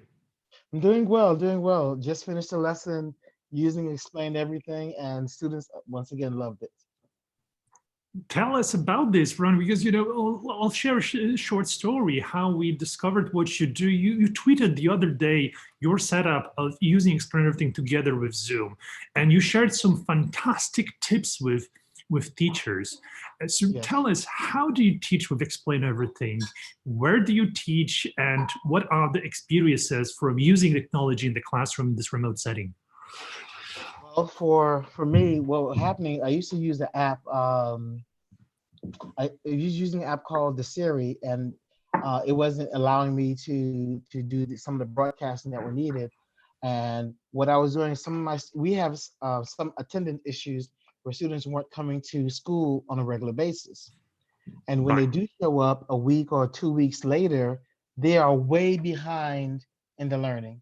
And so I thought, you know what, I need a way to set it up to do the lessons and to do it so that the students who can show up can stay. And then I have after school tutoring, and I needed the students I need a way to record it and then put it online for the students who couldn't stay. And I discovered through searching Explain Everything in the App Store, and I started using it, and I was like, oh, this is a game changer. Like, I can do a whole lot with this. And I started recording videos every day, and so it got to a place where I said, okay, you know what? And this is what I do now. Before I teach the class, I record myself doing the whole lesson on Explain Everything. And then I put that lesson online. And the students, if a student is late to school, I can say, okay, no worries, go to my YouTube and you can see the video of the lesson. I put it up already. And then I record the lesson in that I'm doing again live, and I put that on YouTube as well. And then the after school tutoring, which we covered the homework, I do that on Explain Everything as well. And so the whole day is with Explain Everything uploaded, and it allows the versatility to say, if a student is in school, here you have the lesson. If a student is absent, here you have the lesson. If a student is late, here's the lesson. So there's now no excuse for a student to say, I don't know, I can't understand, or I didn't get it, because Explain Everything helps me to set up my whole day of lessons right then and there. Right. So how long it took you to be proficient with this tool? I'll say about a couple weeks, just about a couple, because I was using it every day. And then when I started playing more and more with it, especially the recording feature. So let me tell you, in my school, they're great as far as announcements and during the school day. But after school, when it's time for kids to go home, there was always a beep announcement, beep. So I said, my goodness, this is driving me crazy. And so but then when I looked at the record button and I tapped it again, I can go backwards and eliminate the beep. I can cut that out, edit it, I can take over it. And I said, okay, so I'm not worried anymore. So if there's a beep, if there's an interruption, no matter what happens, I can go back, eliminate that. If I made a mistake, if I realize a minute or two later on, I've made a mistake, I go back, I rewind the lesson, and I cut out the mistake and I redo it. So it allows you, to do so much, so that it's like, bam, bam. If there's an interruption, I can pause the recording. If there's a sound, I can go and eliminate it. If I made a mistake, I can go back and edit it live without having to learn a whole nother editing video software app. It's there. And then to broadcast it directly to YouTube means that once I'm done with the video, I hit broadcast and I'm good to go. Fantastic. So we spoke before with our guest, and that was Tony Vincent. And we spoke also with Gavin Molley about the balance between polished videos and those, just-in-time videos. So where are you in terms of thinking about the end result? Do you do a lot of post-editing, or do you want just quickly to have instructions ready to go and post it on YouTube? I have mine ready to go.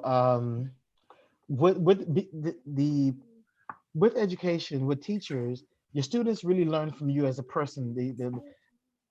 I guess you can spend more time editing, but I think with all that Explain Everything has,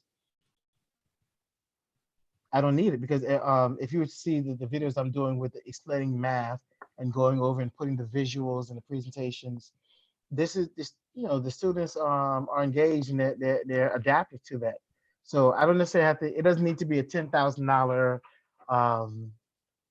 video editing suite. I think Explain Everything covers that for me. So as soon as I'm done, I believe I go back, I review it, and then I publish. I don't edit it post that unless I have to take out a sound or tighten for town. I give you an example. Yesterday, I did a lesson, and as I was looking at the time and monitoring, I said, wait a minute, this section can be eliminated. I went back and I'm going to cut that part out and tighten the time, and I can publish it from there. So it allows you to do that pretty succinct, like everything done, the lesson and the editing done in less than an hour. Right, right. And how do you teach these days? I mean, with this social distancing and schools closed, do you use videos as quite often, or do you engage with students in other ways? We use Zoom and Explain Everything. And here's the thing, I'm gonna tell you something. 7 years ago, I told the district I was with at the time that we needed to go all digital. I told them this 7 years ago, and some folks laughed at me. And they said, no, I was doing too much. I was going overboard in my approach to going to a digital platform. Only for now, for this to happen. And it's like, you're 7 years late. Like, you should have been doing this before. Yeah. with the fact that I can intersect Zoom and Explain Everything, for me, it's a perfect balance, because with the chat feature, I have the students saying, okay, they can raise their hand with Zoom. I can unmute them and they can do the questions. Everything is within the parameters of Explain Everything. So I do both. I have the videos online, as well as I do live teaching, which I just finished. I did 10 to 11, and then I have another class from 12 to 2 o'clock, and then I have another class again I'm going to do from 3 o'clock to 4 o'clock. So Explain Everything allows me to do both. I don't have to sacrifice interacting with my students and posting a video. I can do both at the same time.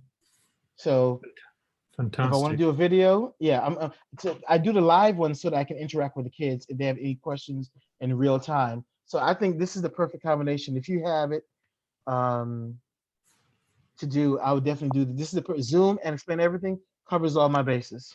There's nothing else do I need. So that's exactly this scenario here. So let me share my screen real quick. I'm sure it's visible now. So yes, this is the broadcasting of your whiteboard on a conference call where you connect your class using Zoom, right? But you overlay this conversation with Explain Everything. Do you use just a tablet to broadcast your screen, or do you use two devices at the same time? I use two devices only so I can see the chat feature and I don't want the students to see the chat feature of Zoom. So I use that. So I log in on my desktop, and then I make my desktop the host, but I share from my tablet. Okay. Okay. And so all my lesson is writing from my tablet. That's what I'm doing, and it's a perfect combination. So that way I can see my students' faces. I can engage with them questions. I can see if they raise their hands, and still keep my eyes on the tablet as I'm working and explaining the lessons. And if they need me to slow down, they raise their hand. If they need to go over, pinch and zoom, which I'm telling you is a great feature, the pinch and zoom feature, because I can emphasize one thing while removing a distraction, from another student, from another screen. So that's wonderful. Oh, and and sitting here for those that are watching us and Okay. trying to understand where is it. It's here. That's the Zoom and pen, and we'll put it to the notes because yes, actually, this is a great way to focus class on specific aspect that you have there on your whiteboard. How long it took you to put this into practice? Well, remote teaching is quite new, and we are all forced into it, right? And I want to understand and help others to understand what it takes to make your teaching remote with this setup that you have with 2 devices. How difficult it is. It is a challenge. You will take getting used to using both the tablet and the laptop. The laptop I use exclusively, like I said, for chatting and for monitoring who's coming in and who's coming out. I had somebody today to come into the conference and they put something in the chat that I didn't appreciate. And I was able to, without distracting the students from the screen sharing on the tablet, I was able to handle it from the laptop in and blocking that person, having them removed. And so this gives you the ability to, if something happens in the chat room, if it was on my screen, it would be a distraction because everyone would look and see, oh, what's going on here? But because it's off screen, I can address it, handle it, and still keep instruction going on. And so it does require an extra device, but nevertheless, it means that there's a fluidity in the lesson. You don't have to break the lesson. You don't have to stop the lesson. You can keep it going smoothly. For new teachers, I would say definitely give themselves like a week to 2 week curve. But when I use Microsoft, I hope I can say, when I use the Microsoft, their whiteboard app, the issue with them is unless you're connected online, it skips out and goes, and it's frustrating. With the Pinch and Zoom, I don't have to go to another page or have the question in one section and the work that I'm doing on the other. I can simply say, I'm going to pinch and put you here in the corner, or I can take there's a feature you guys have of cropping. I can crop out the question, put it into a corner and solve it there. So that crop feature is also helping with the pinch and zoom, because I can put the rest of the math there, crop out the question, and put it to the side and work on that with my students. Nice. I understand when you're doing that, when you're providing lectures online with this combination of Zoom and Explain Everything, what is the typical follow-up after the lesson? Do you mix it with this recording videos on students' end as a response to the lesson often, or you try to separate those 2 scenarios? So the students, we have a portal of Class Dojo that our school uses. Okay. So once the students are done with the lesson, they can take a picture of their work or submit it digitally online as well. So the turn-in part of the lesson is on a separate app, but all the work and explanation, everything is done. And the good thing is, and I'm hoping that when the students, when they do give Google Tab or whatever tablets they're choosing to use, they may use Google tablets, but if whatever tablets they use, if it's a touch screen that they're going to give to the students, then the students will be able to share their work with me on screen, and they can do that with your software, with the Zoom and Explain Everything. I have them download it, and then they'll be sharing it and broadcasting the work that they're doing, so I can see what they're doing in real time as well. And you use that scenario? I mean, that's the scenario I'm anticipating the district to use once they begin to disseminate laptops to every student. I see. Okay. All right. So what are the 2 things that teachers trying to replicate your scenario should keep in mind? What are lessons learned? Okay, one, patience. Give yourself time to master it. I've been doing this for years, so that's why it, in a way, came more natural to me, because I was anticipating that we would have to switch to an all digital platform eventually. I've been screaming this. I've been that guy, in the corner saying, "Hey, we're making a lot of copies. Can we go digital? Can I do everything now on tablets? Like, instead of spending thousands of dollars on paper and sheets of paper, can we just go to a digital platform?" And they've been, no, you be quiet. You sit over there. Just, we've been doing this for years. We're okay. So, and me being hard-headed and saying, no, I'm going to try and do it anyway. So switching to a digital platform, you do want to give yourself what I call run-up time. Like you give yourself time to run, to catch up, and you will, so patience in that. And then also realize, take time to, number two would be, take time to really get to know the app. If you are a math and science teacher in particular, this is the best app you can use, because you can bring in the pictures, you can bring in the video clips, you can bring in the audio clips, you can do all of that. And so if you bank everything in the beginning, so let's say last night I was up till 10, I prepped everything before, so when the lesson time comes, bam, everything just flowing smoothly. I need a video, there it is. I need audio, there it is. I need the website, there it is. Everything just is ping, come now, ping, come. So I'm conducting my orchestra of intelligence with the app. So you can do all those things, bringing it in, which is like, and the kids, because you're constantly changing and moving and switching and going to all these different formats, then they're engaged. You're not fighting for their attention, for this minute or 2 minutes that you can grasp. It's like you do this, it's like, oh, and by the way, I have this. So if you're science and you're like, hey, this is what we're talking about, photosynthesis. Here's a video of photosynthesis. Here's a diagram of photosynthesis. Here's an audio explaining photosynthesis. So I'm catching everyone's learning styles and everyone's abilities in this constant streaming of information. So you can do all of that with the app. That's game changer. Fantastic. I use all of it.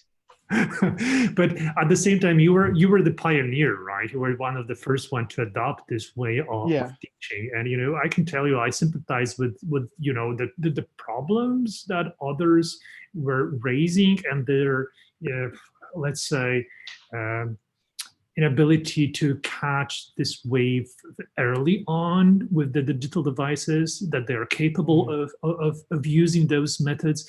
Because you and I, we see it from the perspective of pioneers, and it's not an easy life of being a pioneer. Yet then again, you can be an inspiration for others by the work that you do, and that's why I wanted to ask you. Some of your resources are available on YouTube, right? Yes. I use YouTube just for the posting, because I can do everything in your app, so I don't need to. All I do is come to YouTube and put in the information and the hashtags for the students to find, and I post the video from there. Oh, cool. So if you could share your channel with us, we're happy to put it to the comments so other viewers could watch you going and learn from the things that you developed on the platform and the way you teach and the way you use the platform for the best purpose. Could you do that for us? I actually, my name is my page. Yeah, my name is my page. Yeah. I've just put the link to your channel in the chat, so it's available in the YouTube chat. So we can link there, and I'll send you Bart the link to the document, so you can post it on the whiteboard. Fantastic. Yes. Thanks, Kuba, for that. Thanks. Do we have questions coming for Ronnie? Oh, there's a lot of discussions going on. Yeah, so there are around 3 different threads going on right now. You're an inspiration, Ronnie, for many at this point of time. Those tools and techniques that you use are really, really important. Right. So, yeah. There's a lot of going on. So just pick something that we can have response to. So one of the threads is around, just like we talked during the break, in regards to handwriting, and one sec, I'll pick the door. So how can we make it easier for students to handwrite, because they don't own a touch screen device or a stylus, and there are so many great answers here. Like some people just pre-prepare the content before, so that there's a lot less amount of writing during the lesson. So it's sort of a different scenario here because you running create your videos and then send it to students, right? Yes. Okay. Right. So, There's a way to write on your. I don't know if you see if you turn here, right? You turn the camera around. Yeah, we can You see see it. your touch. Yeah. Hold on. Yeah. I'll do that. So turn it around. So my touchpad. I discovered this last week. If you click one finger on the touchpad and you press down on the left-hand side, you can use the rest of the screen to write on as a tablet for your laptop. Oh, that's a great tip. You see? So you take one finger, because I'm left-handed. So I take my right hand, I click one finger down, and I can use the rest of the tablet to write on. So all you would need is a stylus, and you can turn your touchpad into a writing pad if you do not have a tablet device to write on. That's a great tip. And I discovered that last week because I was working with a principal and showing her explain everything. And she said, well, what about the people who don't have a touch tablet? What do you do with them? And so I discovered I said, there has to be a way. So I tapped and I started writing and I was like, oh, so here it is. So I just by happenstance, I discovered that hack. And so I told her that's what you can do. Put one hand on the left click and the rest of the touchpad is something that you can write with. Awesome. That's a great tip. Yeah. That there are other related questions to that, though it's a huge thread. So we can continue on, and I'll let you know if I have any related questions. But yeah, okay. I'm trying to find the center in it.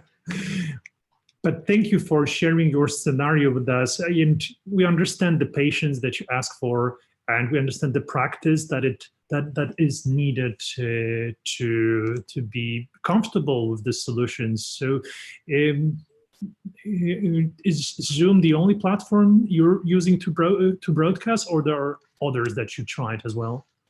You can use Microsoft Teams as well.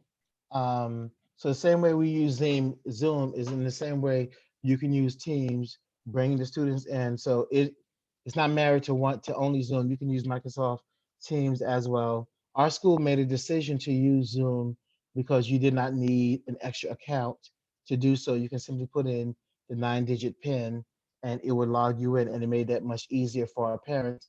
Plus, if you have a cell phone, it makes it easier for you as well to log in. So Microsoft Teams, in our district, the students would have to log in with the email, put in the password, search through their apps that are located on Clever, and then go into Teams and then go into the lesson. So that was 5 or 6 steps that we wanted to eliminate for the parents for ease of use. So Zoom gives that ease of use. You put in the 9-digit code, it's one step, you're automatically in. And for parents who are novice users, for people who have grandparents whom they're living with, Zoom made it an easier platform to just go straight in. So like I said, one thing I wanted to use was to have is no excuses. I don't want any excuse as to why a student says they didn't learn what the circumference of a circle is or what diameter of it. So as soon as they can get to the lesson, as the easeability for them to get into it, then that's why we use Zoom, because it was the easiest platform to ease into. Right. So you're definitely proving that it's possible to teach remotely, teach online. Oh, yeah. I wanted to ask you, before we close our conversation here, about something that I hear quite often coming from teachers, is that with those online solutions, whatever your tool belt is, Zoom, with Explainer Everything or others, you kind of like you're missing out on few elements related to the human connections that you have in a classroom. It's not the same bandwidth when you connect with others, when you're using the tools, right? It's not the same thing. But from your experience of using proficiently the set of tools that you're using, what is how the bandwidth looks like from your perspective? Are we missing like how much of that you have when front facing the class, and you can react to every information and question coming in when you're just in the class? I find actually for many students, having this individualized attention is been a godsend for them. Sometimes I've heard student teachers wanting to quit because the class was very disruptive or poorly behaved. People who have said they want to go home and drink because it was a rough day with the students. Well, if a student now is acting inappropriately in a video, I can simply disable their video. If they're acting inappropriately verbally, well, I already mute the volume. So you can have the student who is disruptive still in the classroom, but you've muted the disturbance visually and you've muted the disturbance vocally, which is not something you can do in the classroom. So I don't have to worry about now writing a referral or sending somebody to the principal's office or taking time away from learning. Okay, if you're not acting appropriately now, then I'm simply going to mute you on the video. I'm not kicking you out of the class. You're still in the class. It's not just I've removed your ability to be disruptive. So do I miss talking and interacting with students? Yes, of course. I love hearing their voices. I also don't miss, I need to go to the bathroom. I need to sharpen a pencil. I need tissue. I need water. I'm hungry. When is class going to be over? There's a plethora of distractions and things that in little microseconds eat up time of instructional space that no longer you have to worry about with. So do you lose some elements? Yes, but do you gain a lot more? You do.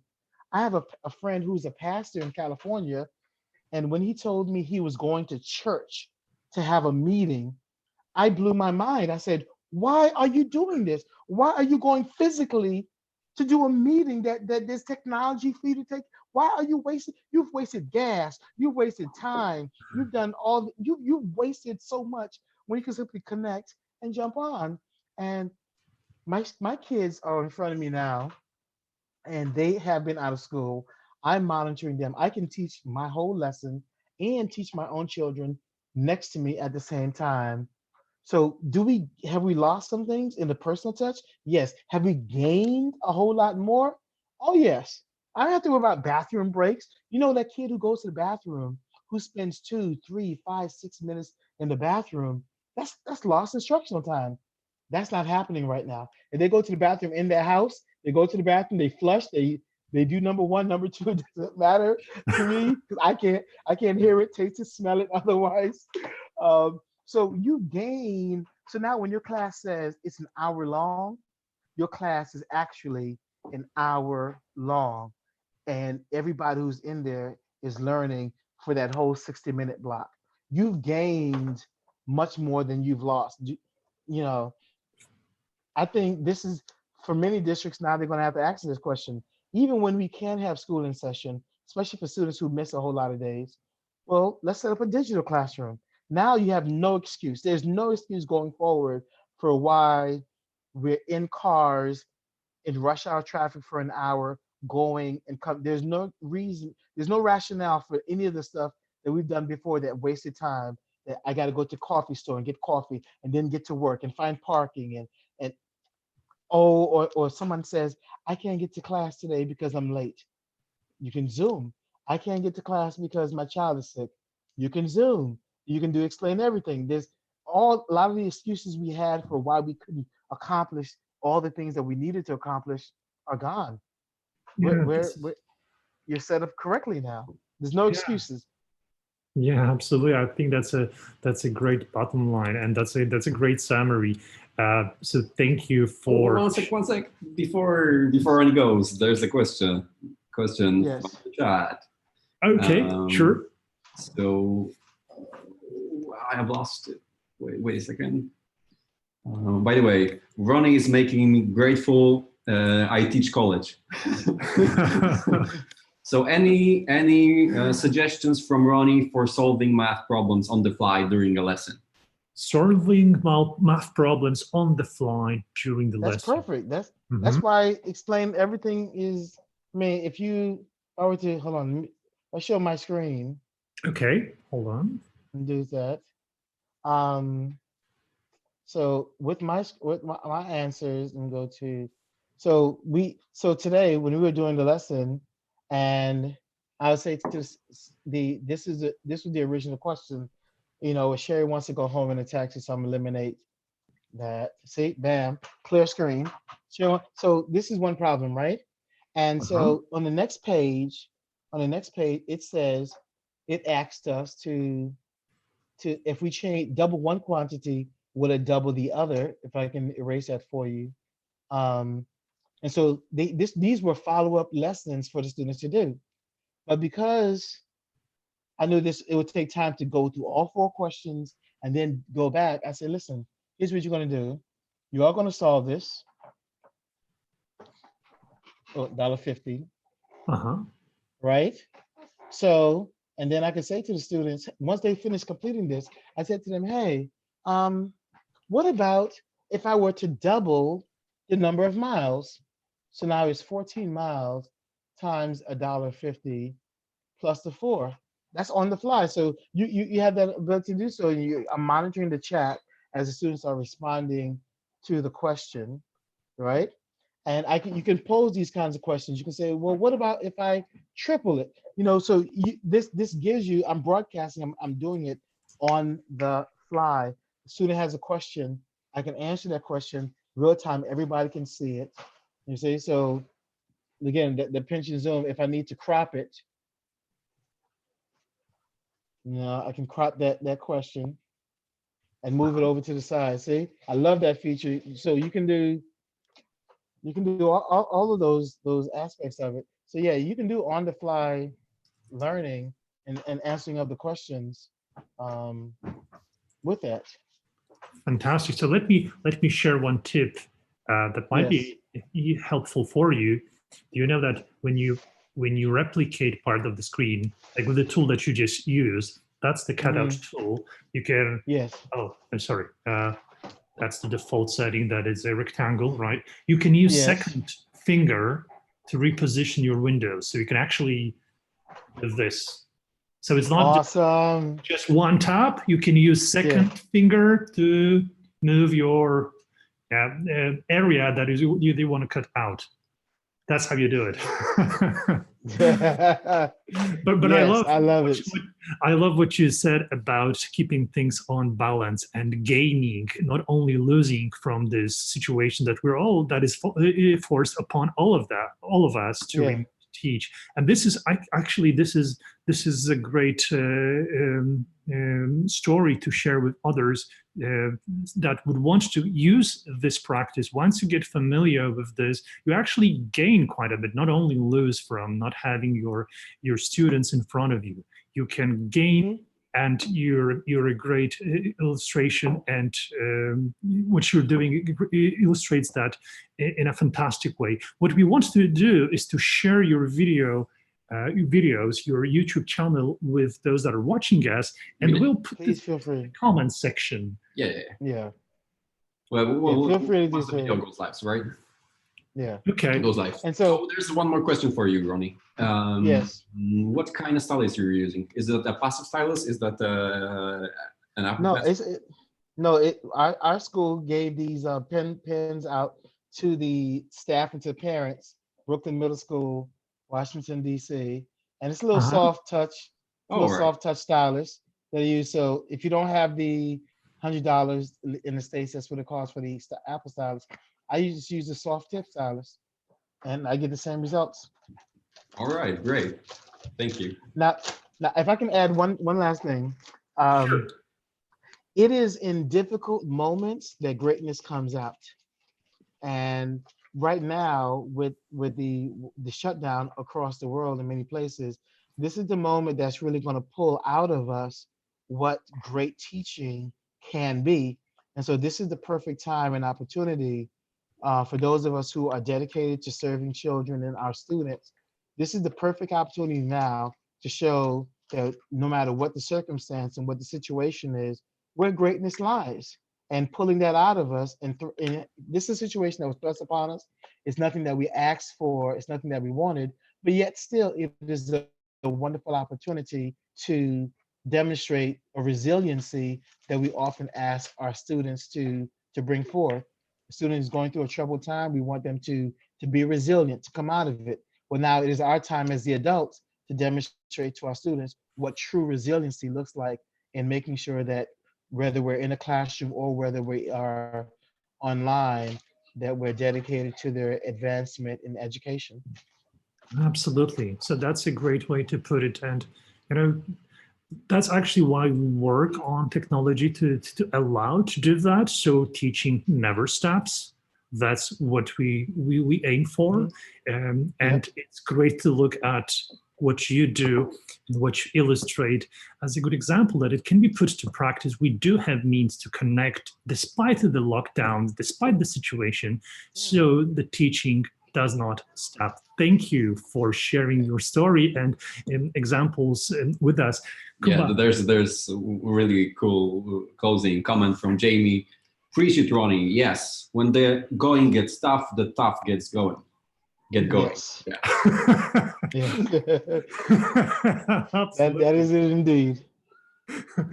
Once again, thank you for connecting with us. No problem. You have a great day, gentlemen. Keep it up. We will. 5 hours more to go. Yes. Cheers. Bye-bye. Thanks, Okay. Ronnie. Bye. So please post your questions related to this conversation and this use case, because we're happy to explore the technical aspects to it, but also at some moment of time at the very end of our live stream, we're going to connect with Rashaan. Together with Rashaan, we had 2 webinars on the topic of remote teaching, where we basically described and illustrated all 3 scenarios, including the scenario where you broadcast your whiteboards to the class. And Rashaan, we can explore those questions that you post on the comments with Rashaan together when he joins us. Right. There are questions, but thank you everyone on the chat for helpful guidance for those who don't know how to set up the Zoom via iPad and computer at the same time. That was really great guidance there. And I think we can really show it step by step. I'm sorry for not, because I have this. This kind of requires a separate like way of thinking in terms of if you're not, if you're not familiar with how to set up a session. I think we can go through that step by step so that there's like a clearly, clear scenario of how to do that. I think we've covered some of that already, but I think it would be helpful for many people to see how exactly and what we are doing. Though, absolutely, we can do that. We should probably take a break before we go again, because there's going to be a lot more questions coming up after we do this. So why don't we do the following? I'll prepare with my materials, because I have some great materials on that, and we will begin with illustrating how to set your Zoom and explain everything for remote teaching scenarios similar to what Ronnie spoke with us just a few minutes ago. Shall we do that? You want to check on the project that during one of the webinars that we provided last week, we had a good set of materials. Sorry, because I was looking at the chat. Yeah. No worries, no worries. So we actually have things that we can share with you. Yeah, Nancy says that would be really helpful. A walkthrough of the setup. Yeah. Sure, absolutely, absolutely. We just need a few moments to prepare ourselves and find the resources that we need to illustrate that. Right now, the sun is like attacking the camera. So but that's a great view. Actually, that's a great view. Oh yeah, let's keep it that way. Yeah. So we're located in Europe. We're broadcasting from Poland. That's why the sun is setting for us now. and it's going to take 40 minutes before we won't see the sun again, but we'll continue for you. We're broadcasting until very late our time, and I believe 6 p.m. Eastern time. Is that correct? Let me check the agenda. And yes, until 6 p.m. Yes, Yeah, so yeah. it's more than 5 hours when you can ask us questions and we will respond to as many as we can in order to explain everything about explain everything. So we'll come back after a very short break. Oh, we can do the countdown thing with the web. If you find a countdown on the web and insert the web browser to a project, then Okay. here's a quick trick, because we have this. We are often asked about interactive elements and explain everything that you could insert to a project. So if you are creating a local project on your device and you're conferencing your project, so it's not in the cloud, so it's not a collaborative project, but it's it's just on your device. So no web versions here. You can insert a web browser into your project, which means that you can essentially add any sort of interactive thing that's available on the web, like a countdown timer. Say, so right now Bart is setting up his project. Okay, so I'll share my screen now. All right. So I can. So you have any specific web page in mind? No, let's just Google that. Okay. So what should I Google? Countdown. No. Countdown.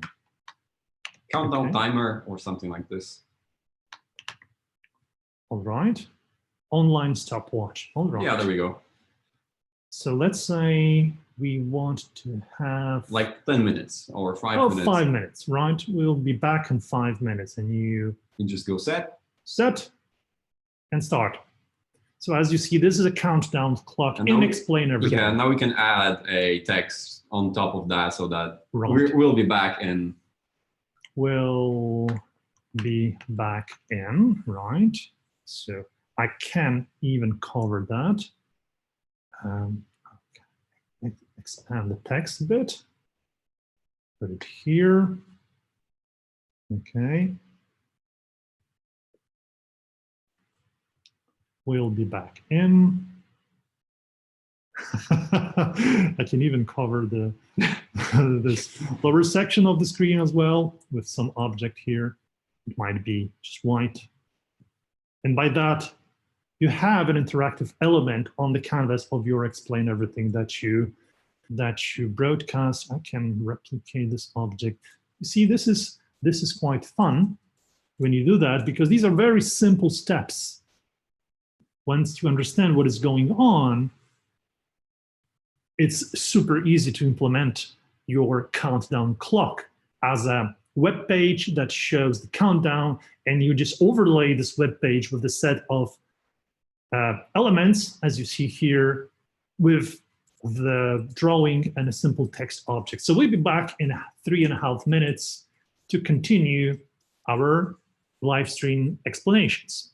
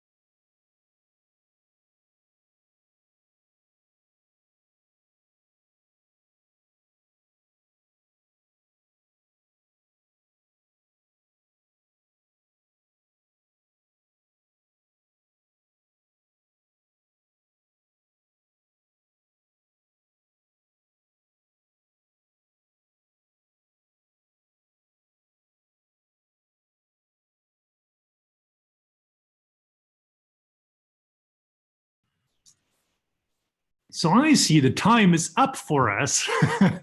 We're almost ready for you guys.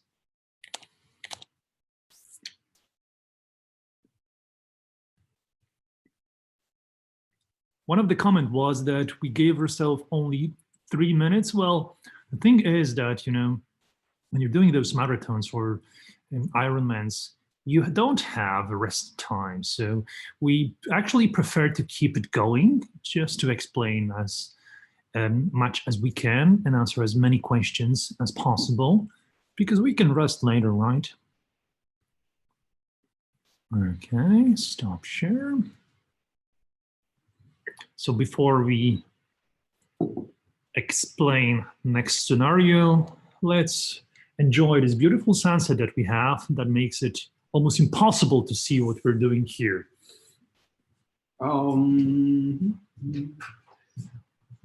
Rachel. So,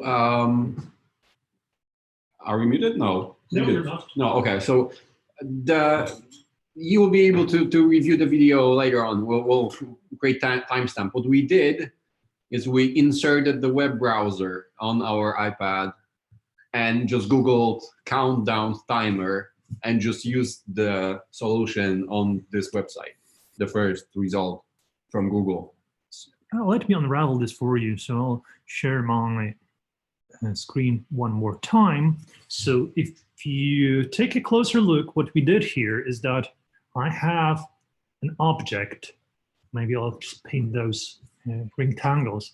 I have a set of different objects that are kind of like, you know, trying to hide what's underneath. But what is underneath is a web browser with the countdown timer that was actually an active element underneath those, you know, explain everything objects that we provided on top in order to make it a nice looking countdown timer as such. So this is something we explained how to do, and you can actually think about different very interesting and exciting ways of using explain everything to illustrate different things. Let me just show you a cool resource for that. We had a very interesting webinar. Oh, it's up to you to judge. Was it interesting? I can only tell you that I had a lot of fun doing it.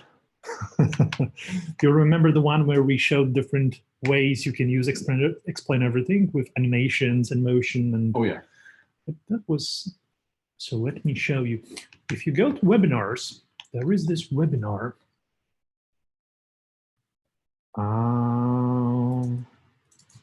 Hold on.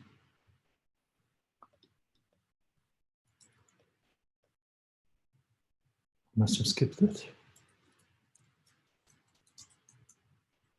There it is. Surprising ways to use digital whiteboards to explain everything. So that's the webinar where we covered things such as working clocks, dice simulators, even a game of chess on the top of the whiteboard that were played in the whiteboard. So you can see the agenda here on the left, and it was quite fun. So let me just copy this for you. Well, I cannot do this, it seems, to crop out of the YouTube video. Well, actually,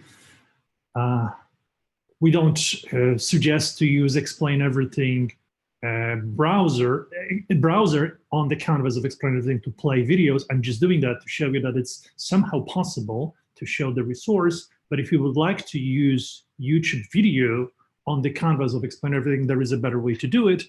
Just bring the clip, video clip, to the canvas and use it that way. This is not intentionally. I'm using this just to show you quickly what was covered by us during this webinar. All right.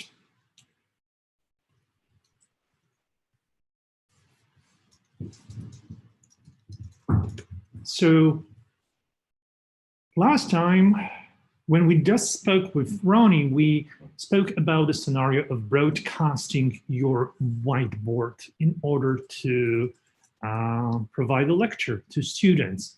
And we spoke about using a device to overlay your lesson, and your device has two apps, Zoom to connect your students to Zoom session and explain everything on top to provide this visual layer of your explanations. And it is actually something we're doing now. So what you see on the screen is exactly this situation. But now we'd like to dive deeper into how you can set your environment. So you use two devices, as Ronnie suggested, where he uses computer for chat and I guess also for his front camera, as we do here now. So the view from the camera comes from a computer, and whiteboard on a tablet to provide visual instructions as I'm doing now. So what we'll do here, we'll go step by step to show you how you can prepare for that. So let's say, you, right? And you have your computer and you have your tablet. Let me look up for some tablet. Maybe I can use this one. It's going to be quick and dirty explanations. So never mind how polished it is. It is a tablet. Okay. So you have here a computer and a tablet.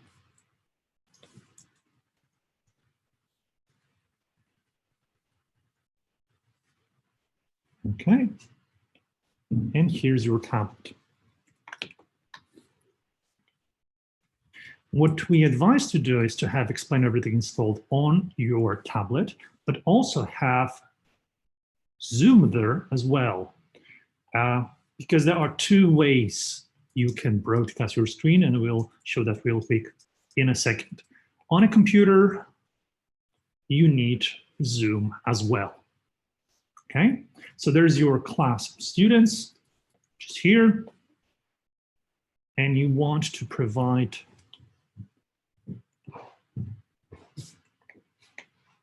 remote teaching using Explain Everything and Zoom.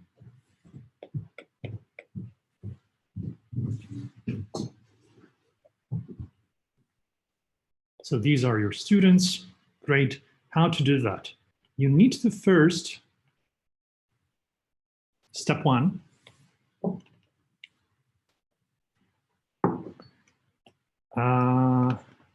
begin your session on Zoom. Okay, so you start your session, and let's say you do this on your computer here, right? You share the code to the session. Step two, share connection. And that's Zoom connection link. That's Zoom connection link. You share it with your students here so they can connect to your session. Of course, you can turn on the camera and everything. And now it gets interesting because you want to overlay this session with your Explain Everything on your tablet. If you have Zoom installed on your tablet, and that's the way we suggest you to have an app here, what you need to do as a step number 3, connect to Zoom session with your tablet. So you basically become a participant of the same session with your second Zoom app. You're using the same account. I presume you're using just one account for those two sessions. So there's basically 2 of you when doing that. If you join this connection with your tablet, there will be 2 of you. And then what you can do as a step number 4, broadcast your Explain Everything. And you do this by pressing this button here and you have this broadcast option. Let me just screenshot this for you. It sits right here. One remark, if you're using Google tablet instead of Apple device, this option is not visible. We don't have UI for this. So what you need to do is to broadcast your screen from within Zoom app. And there's a button for this where you can broadcast your screen. With iOS version of Explain Everything, it's easier because this option sits right here in the interface, and you press it, and then you can select which of the conferencing solution you should use to broadcast your screen. And since you're on Zoom already with your tablet, just select Zoom and click Start Broadcast. So I'll also put it here. Oh, Bart, can you show how to do that from the control center too? That would be helpful for explaining to you. Absolutely. I included a screenshot of the Zoom menu so you know what to press in our documents. So you can also insert that screenshot there in a sec. Okay, great. So I'll put those steps here. Broadcast your Explain Everything like that. So you're broadcasting here, and you select Zoom, you click, you tap Start Broadcast, and you're good to go. What will happen is that this account, this version of you on a tablet will start screen sharing, and everything you do on a canvas will be transmitted exactly as I'm using my tablet now. However, I'm not broadcasting this the same way, and that's the second scenario I'm going to show you in a second. So that's option number one. Let's call it option number one.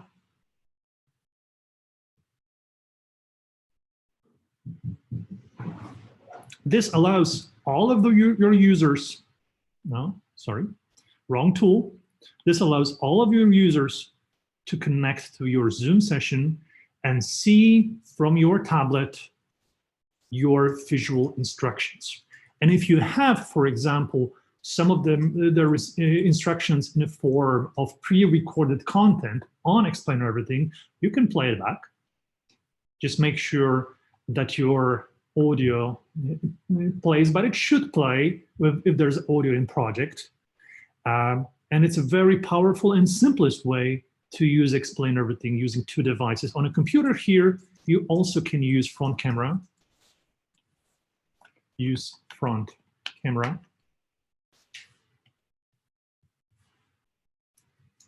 Because when you're sharing screen from your device, if you'd want to use just one device, tablet, you won't be able to transmit both screen of your tablet and your camera view, your front camera on your tablet. You will be just restricted to one stream, and that would be the broadcast of your screen. However, if you're using computer and tablets together, you can broadcast your front view from the computer's camera together with screen of your tablet, and that's exactly what we're doing now when streaming this live to YouTube. So Kuba, you asked about option how to start the broadcast outside of Explain Everything. Is that correct? So no, the first thing is how to access the broadcast option from Control Center. So from the drop down menu. Yeah, here. So right. Yeah. So top right corner, I drag the top right corner from outside of a screen frame, and here's the Control Center. And here you have the option to broadcast. It's great for me now. Cannot broadcast this because I'm on a Zoom. Right, because we are already broadcasting that. Right? Yes. So the screen record, because we need to kind of because this is how it is designed in the iOS or iPad OS right now. So this feature is a native iOS, iPad OS feature that you can access without Explain Everything too. So, but in order for you to appear there in the Control Center, you need to first, edit the contents of your control center there. So let's show how to do that, Yeah, because yeah, by yeah, yeah. default, this option is not visible in the iOS control center. That's what you mean, right? yes. Okay, so let me show you. So I have this option of broadcasting, this button here, just right here on the bottom, because I set some options in the settings to display this button. And those options are hidden. If you go to settings and you go to control center, just here, you can customize controls. So go there, and by default, this screen recording that you see here is not included in the options that would be displayed. So if I remove this, this is the typical set of tools that you have in Control Center. So what you need is to take the screen recording here, tap this plus button, so it's listed within this include section here. And therefore, you'll see this button right here. Yes. And then after it's available there, this feature is called screen recording, which doesn't help you figure out that it is also screen sharing. So in order to access the screen sharing, you touch and hold the screen recording. So this way you'll be able to open the same exact menu that is under the broadcast option. This is the same thing. You see it says screen recording. Yeah. But So it says start broadcast because it knows that through Zoom it's going to broadcast. Right. But you could say, I want to share it to photos, and then the button would say start recording. Yeah. Yeah, because it will start recording to your photos. I'm not sharing my screen, sorry. Oh, okay. So one more time. So, okay. So if you go to broadcast, if you have, let's say, Zoom, this button here says start broadcast because it knows that through Zoom, the screen will be broadcasted. But if you select, let's say, photos, it says start recording because the screen capture will store the clip file in the recordings, in the photos in the internal storage of the iPod. So that's the trick. Right, and there's also, so those are two ways you can share your screen. There's a third one where you just share your screen from Zoom instead of starting it from Explain Everything, and that's how you do it on different platforms. So I think you can share your Zoom right now, right? Share the Zoom screen in Zoom. I think you can do that because you're essentially, while broadcasting your screen, you're just broadcasting your entire iPad screen, not just Explain Everything. Hold your horses. I'm not using Zoom here, so I'm using a different option that I want to cover. Right. All right, but we can still show it here on your iPad, right? Yes. Yeah. It's even easier for us. If you go to Zoom, and let's say. So there's a question. I still don't understand why we need to have Zoom both in computer and tablet. So because. So currently, I'm not using that. I'm showing you the simplest way to do that. I can remove Zoom and go with Explain Everything alone. So because I'm using option number 2. Let me show you what option number 2 is before we answer this question, okay? So the option number 2 starts the same way. You begin the Zoom session and share your Zoom connection link. However, you can go without Zoom on your tablet. So that's you, that's tablet, that's, okay, I need this. And I need, hold on.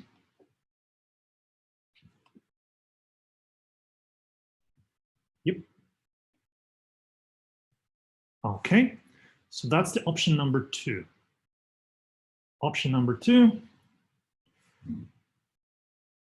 You start, so in this option, what is different is that you're not using Zoom at all. Here, you only have Explain Everything on your tablet. Where's this icon? It is here.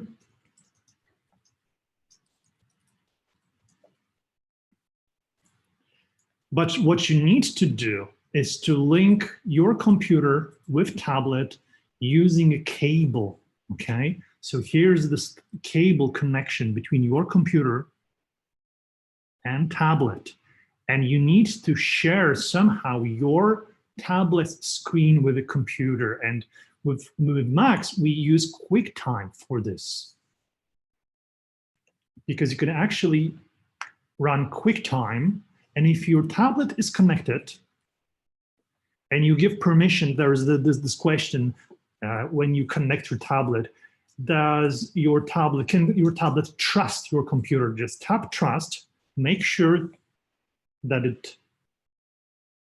you tap trust, and then you can transmit screen of your tablet to the computer. And by that, you can initiate Zoom session here. Again, have your students connected.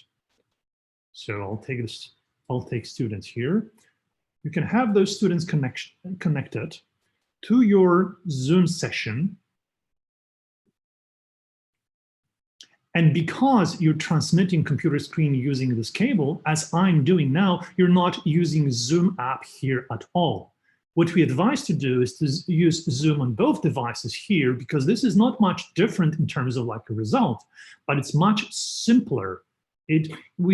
We have a lot of examples of problems that are generated because you're trying to use the cable connection between computer and the tablet. And you can kind of remove this complexity if you join both devices to your conferencing solution. I guess the question is also coming from, why not just use the iPad? For one reason alone, is that with two devices, you can use your front camera on your computer. So you're visible, right? It's not only the screen of your tablet, but it's also you. You're visible as we are on this connection here. Right, yeah. And if it's not necessary, yes, you can use one device, and it's the simplest thing you can do. And that's something I would suggest to do as the step number one. When you're just trying for the first time the scenario, use just a tablet. It works great. So session 3 would be to, steps 3, sorry, would be to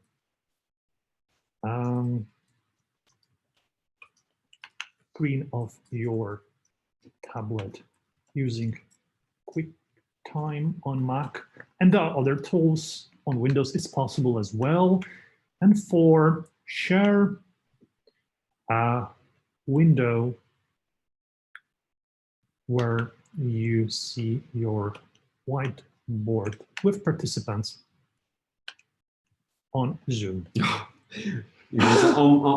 OMG, imagine I have to explain the setup to my students and their parents. You don't have to. You don't have to, no, it's just for you. It's just for you.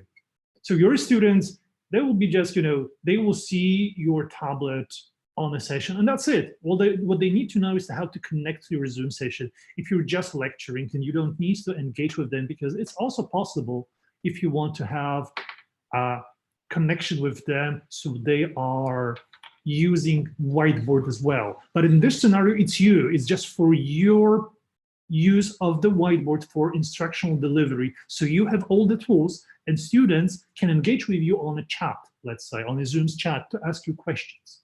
But it's not that you want them to engage with you on a Whiteboard, because it's also possible, and we're going to cover that scenario later on.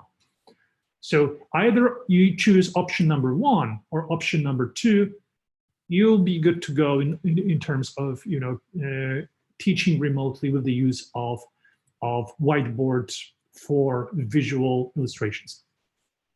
Okay, Nancy says, okay, I just tried option 1 and it worked fine, thanks. Yeah. Fantastic. Awesome. So, so now the third way, how to, because Jamie also reminded us that you can also share your screen from the iPad, just like, okay, so let's get back to Zoom and show how to share your screen in Zoom, like if you started a separate meeting in Zoom.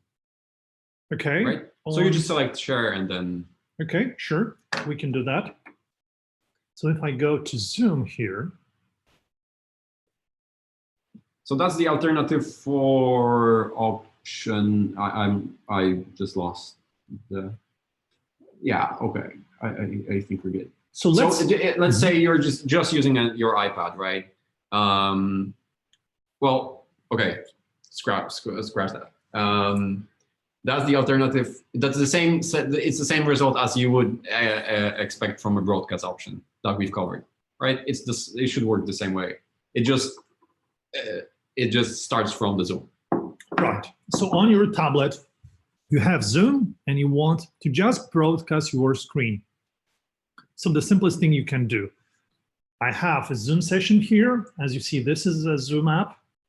It's black because that's the interface. No one is connected. It's a new session, but I'm on Zoom and I want to share my screen. You have this share content button here, top right, third button from the right, and you select screen. So let me screenshot this real quick so I can put it to canvas later for reference. So you tap screen. It asks you where you want this broadcast to go. Through Zoom, of course. Now the option is limited to Zoom, and you just start broadcast. And that's all you do. I cannot start it now because I'm broadcasting my screen using different connection, but that's all you need to do. Once you start broadcast, you just need to move back to explain everything so your screen is visible to other participants of the Zoom call. Right. Yeah. So that would actually be a good illustration. Oh, there are, can you explain again why do we need Zoom on both computer and tablet? So yeah, so because this way it allows you to have your face in Zoom and it will not take over, you know, there will be you and your whiteboard, and you wouldn't be able to do that with just a single device. Because that's the question we're getting a lot. How do you do that? So so this is the main benefit of that, of going this way. And this way you'll be able to see what's going on your screen, on your meeting, and also interact with it. While if you are sharing your screen on a single device, you just see what you're sharing. I mean, you know, you share a Chrome window and then you see your interactions on Chrome window and have no feedback. And if you do it on two devices, you'll be able to see your audience, yourself, and your interactions on a separate screen so that you can be sure that what you're showing is actually showing there. I mean, there shouldn't be any problems, but just in case, right? So it gives you more control, and your students will see that you're there, actually. So actually in 45 minutes, we have a call with the security consultant, Reagan Hackett, that's going to cover exactly that, the ways he's sharing his whiteboard to explain complex problems, infrastructure, and security-related ideas using his whiteboard on a call. So we can actually cover that together with Reagan once he connects with us in 45 minutes. All right. But I hope, well, we tried our best to illustrate those options to you. I think start small, as we began our live stream with this kind of like an idea coming from Tony Vincent. If you're trying to implement those digital habits and digital ways of doing things, try to start small. So I would, for your convenience, draft here an option 0. Let's call it option 0. Option 0, where you're just using one device. So that's you. Oh, by the way, I'm starting to. The third option of connecting, like the bar shared at the end from Zoom, is how it works on the other platforms, in Android and on desktop PCs, right? So because we have this scenario where you broadcast, it is available on iOS version of Explain Everything, but it's not available in Android and Chromebooks and desktops because it's a native iOS feature. So the way to share your screen on different devices than iPads is exactly the third one that Bart just shown.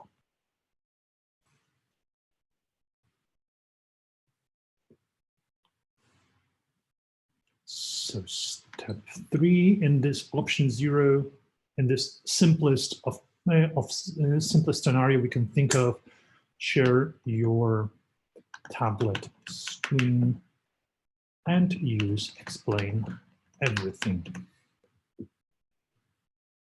And by this, once you have everyone connected to the Zoom session here, you can basically turn on screen sharing and use Explain Everything.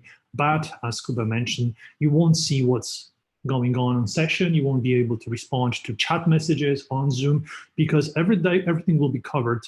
All the screen will be taken by Explain Everything, and there is no option to screen to have both Explain Everything and Zoom side by side. So yes, you'll be kind of like, you have this disadvantage of not being able to react to comments on chat. That's why it's an option 0. You can do this. It's a good starting point, but we strongly suggest you to use those 2 options that involve usage of computer and tablets together. And we're going to cover that in 40 minutes one more time with a person that is using these scenarios in his professional capacity from years now, I believe.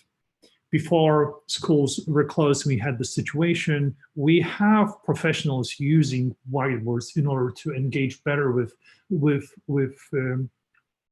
different audiences, just to explore complex scenarios and by drawing together. And that's what we're going to cover together with Reagan. Yep. For now, let's switch gears and focus on some questions that arrived. Well, they are generally related to what we were talking about. So, okay. Could we write down the option 3? So the one where you share from Zoom. So that's actually okay. So that's not even option 3. That's a variation. That's a different take on option one, because I showed you how you can broadcast directly from Explain Everything. So let me just provide some clarity from within EE. So that's how you do it. If you broadcast from your screen from Explain Everything, you use this button, you choose broadcast, you select Zoom and start broadcast. And alternatively, you can broadcast or broadcast your screen directly from Zoom.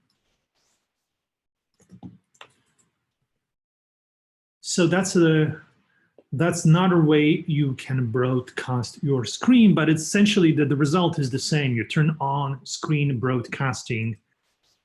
So what you do on the canvas of Explain Everything is visible to participants of the session. And one additional remark is that with step number 4, if you want to broadcast directly from Explain Everything, it works on iOS version of iOS.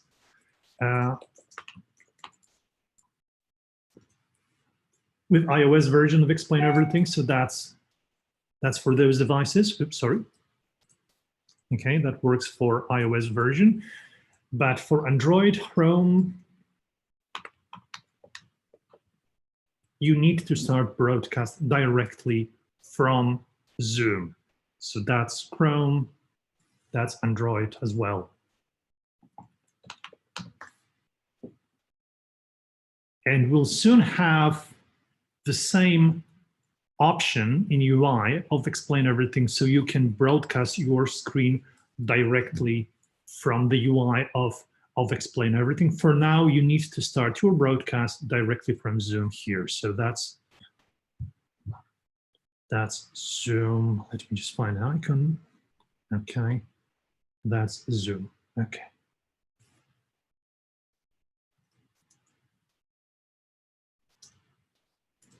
Oh, but I'll take this away. So it's nice and clean. Yeah, and here you have it.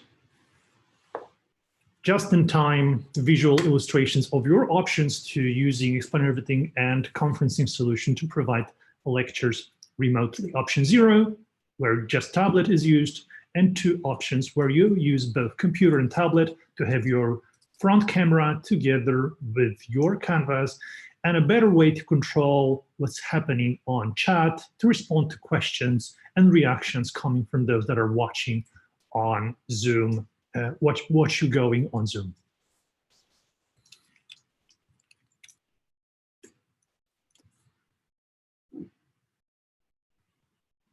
Piotr Kawa says, really cool app.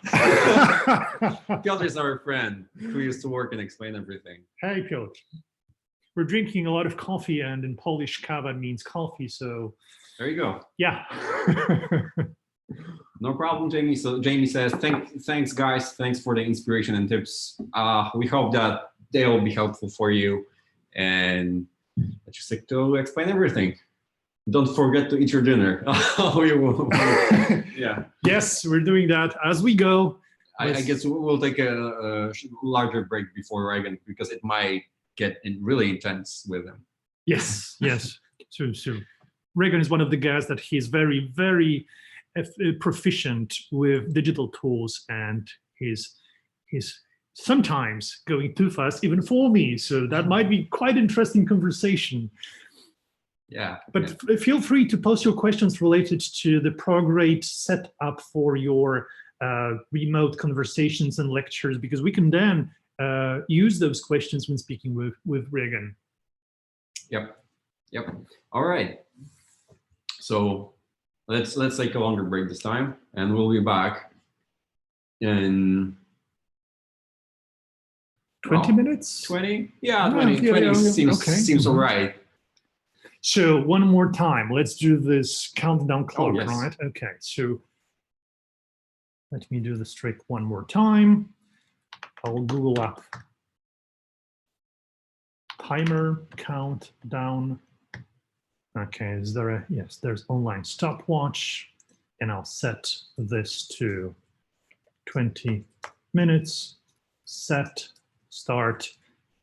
I'll cover this timer with few objects just to cover the, so those that will just be watching this, not knowing what I'm doing, they will just see the timer going, right? I'll leave information what we're using. We're using online stopwatch. Check this out. Live element on top of explain everything. And yes, and we'll be back in. This is actually what you can do when you're providing your lectures online.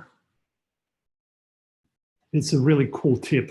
So thank you for sharing this with me. This is something I've learned only today.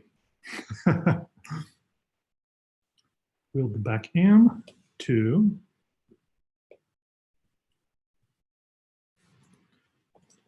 explain everything.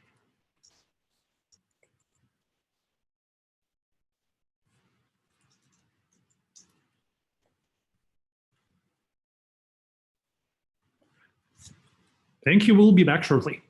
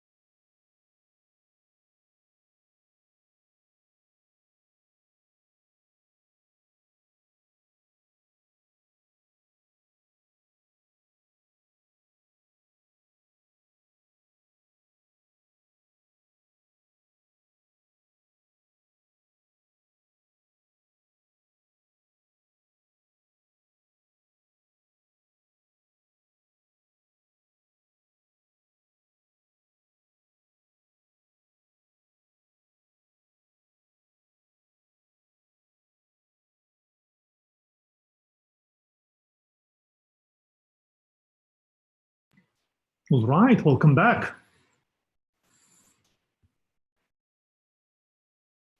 So we're streaming live from Explain Everything. This is a 10-hour-long live stream where we try to explain everything about Explain Everything. And let us know how we're doing in comments to this YouTube live stream.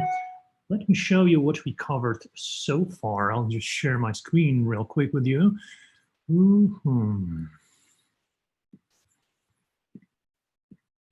So here's my screen. So this is actually we're 6 hours in, right? When we started at 8 a.m. Eastern time, we first spoke with Tony Vincent, and he shared his thoughts about challenges of providing remote teaching. And he shared with us his experiences with fifth graders using explainer video scenario. That's one of the most basic scenarios that we started Explain Everything with. That was primarily a tool to create videos using kind of like a screencasting options that we have in Explain Everything. But then at some point we converted our Whiteboard to be collaborative tool for online education. And that's what we spoke about during conversations later during our stream. We spoke with Gavin from Cocoon, that's here, that was 10 a.m. Eastern, and we spoke about how to support digital transition of the schools where they are kind of like forced to adopt many digital tools and practices to provide their services. And Gavin and his company, he's ready to help in onboarding. So we shared the links and we discussed challenges also coming from situations where not every teacher is ready to use all of the technologies and it's not super clear how to use them. So he shared how his company works with teachers in those situations. And I think the message here was take it step by step, make it simple, make it approachable, and support the process of transition. We spoke at midday Eastern time with Ronnie, and Ronnie, that was an amazing conversation, wasn't it? Very inspiring. Ronnie inspired us, showing his story of becoming first digital pioneer of those digital tools when he tried to adopt him, even with some pushback from his community and school, but he still wanted to practice digital teaching. And now it does miracles for him when situation requires that. So we had a very inspiring conversation, and I encourage you to look into it. And we're just before conversation with Reagan Hackett. He's not included here on the agenda. However, he's going to connect with us in about 14 minutes to discuss something we explained just before the break, and it was a scenario for remote teaching. So this is a quick sketch that I created when we were exploring 3 options of how you can teach using conferencing solution. And we choose Zoom, but of course it could be Teams, Microsoft Teams, or Google Hangouts, where you want to provide your lecture in a live scenario with your students connected to the conferencing solution. And we shared option 0, where just one device is used, option 1 and option 2, where teacher uses both tablet and computer. And we discussed different benefits and shortcomings of those scenarios, trying to answer as many questions as we have. And this is where we stopped. Kuba, do you see any question that came during our break that we should address before speaking? So yeah, the first one is in regards to the project sharing and whiteboarding together. So we'll cover that after Reagan. So because so that's a group collaboration scenario. Yes. Mm-hmm. So we'll talk about it after we talk with Reagan. And so stick with us if you want to see it in action. But that's a very exciting topic, and that's why we want to devote good portion of time to show you how you can collaborate together using collaborative features of our whiteboard. So don't think of Zoom or any other conferencing solution. Think about using Explain Everything to connect, engage, and work together in small groups. Right. And there's a question from Sarah. In Showbie, I can send an individual Explain Everything to each one of my students based on one EE that I own. Okay, I would like to do this outside of Showbie. Can I, such as Google Classroom, etc.? So yes, it is. If you're thinking about using Google Classroom, it is possible there as well, because the way it works, and I assume it works the same in Showbie, you just send a file and then Google Classroom allows your students to download the file, and it's a separate copy, and they will work on the file locally, right, by themselves on their own devices. It is not as easy to do if they if they're working on a web version of Explain Everything, but if they have apps on their iPads, then or Chromebooks, then it will be possible this way.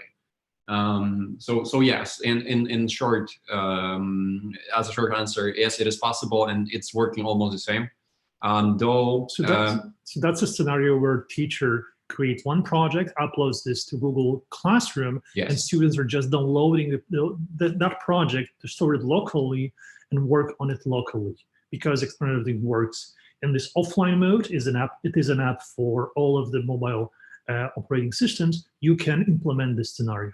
Right. So we've covered that actually in some of our previous webinars, and this scenario is covered mainly in the webinar about Chromebooks.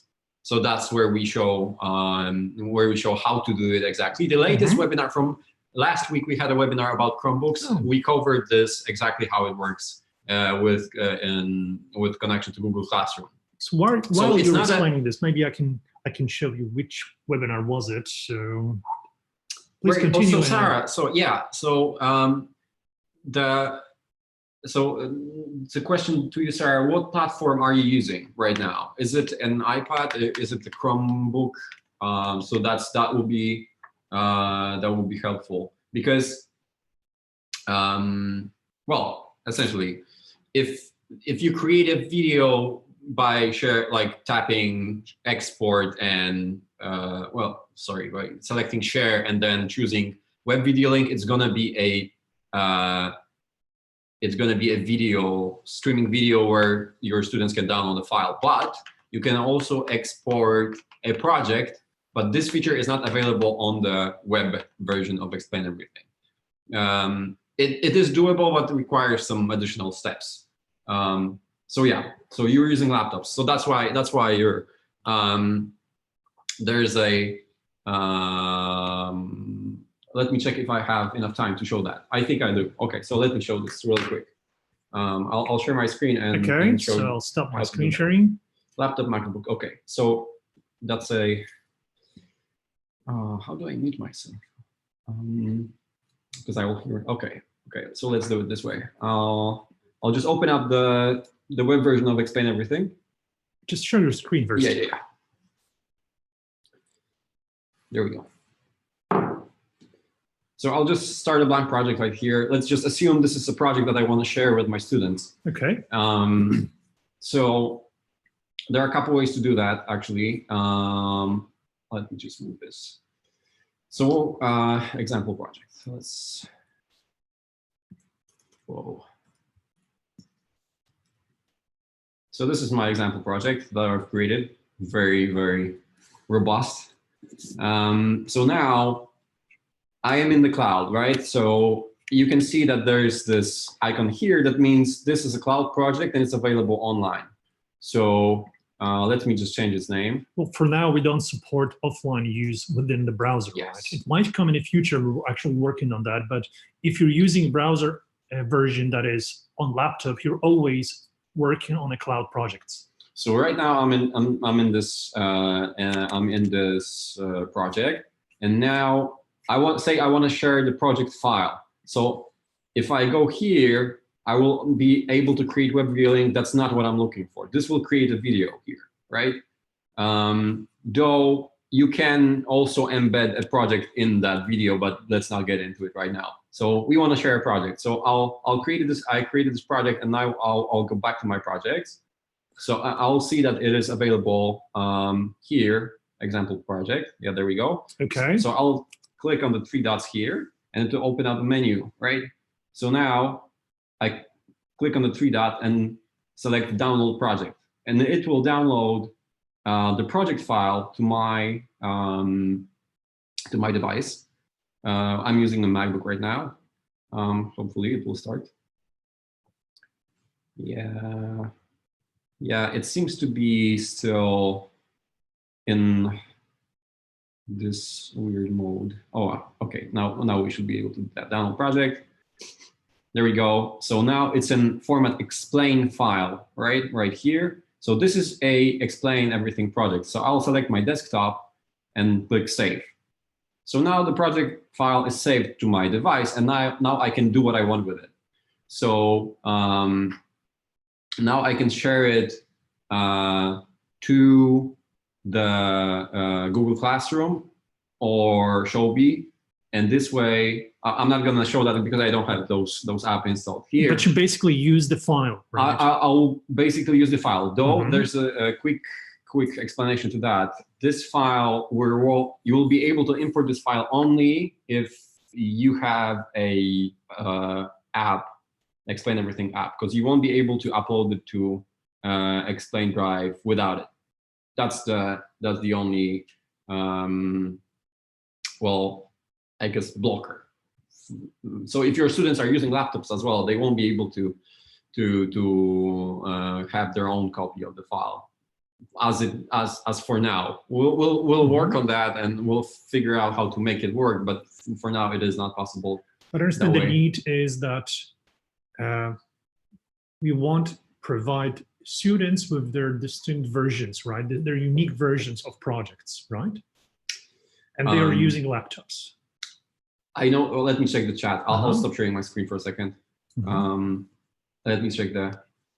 Because recently we got so many requests related to replicating material that is prepared for students, where students should have their unique projects to work on.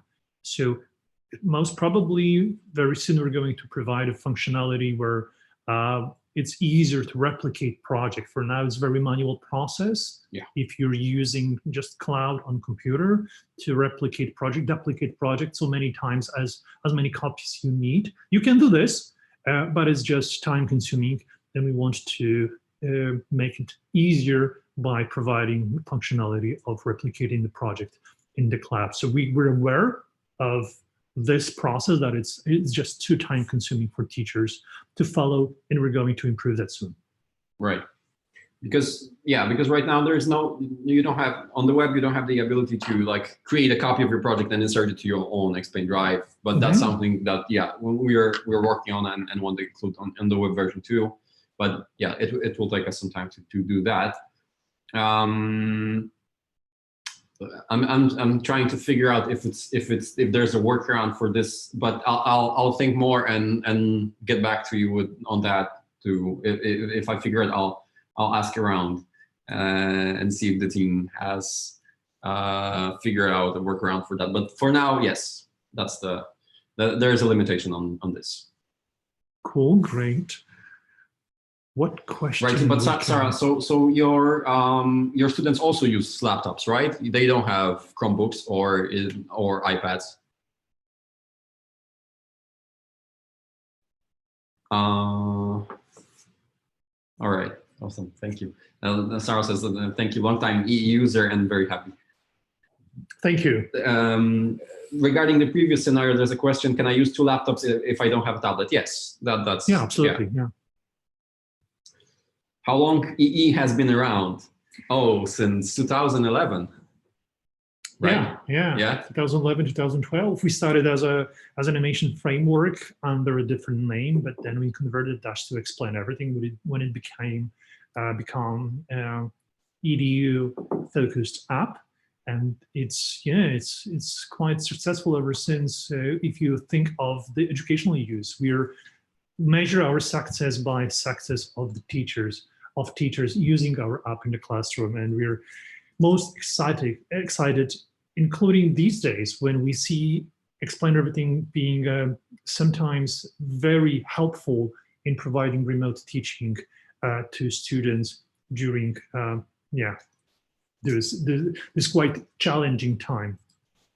And that's why we give 110% of what we can do to provide with all the answers. So that's the underlying idea behind this stream that we provide you live for 10 hours, 4 more hours to go, Kuba. Yeah, we'll be fine. Yes, so, we're doing okay. Just for a quick answer to Sarah, I asked the team, so if we have our workaround, so on iPads, this is much easier to do. You just once they get a file, the iPad will know that this is a file that you can open and Explain Everything. So you can, once you open it in Google Classroom, it will ask in which app do we want to open that, and it will recommend Explain Everything. So that's going to be easier. So yeah. Just one additional thing to the question how long we're around. What you see behind Kuba is the original symbol. That was the app, the icon for the app some time ago, 5 years ago, I believe. I think this was 4. It was 2017. I think we had the rebranding. Yeah.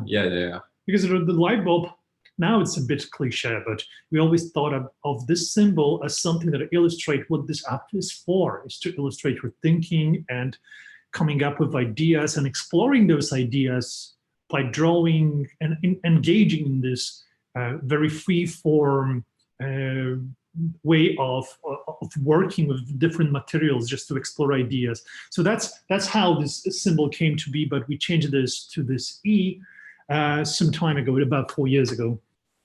All right, and there's a question, is the Android app version the same with available features on the iOS app? They are almost the same. Almost the same. There are a couple of things missing, but the Android team is working really hard to bring them to Android.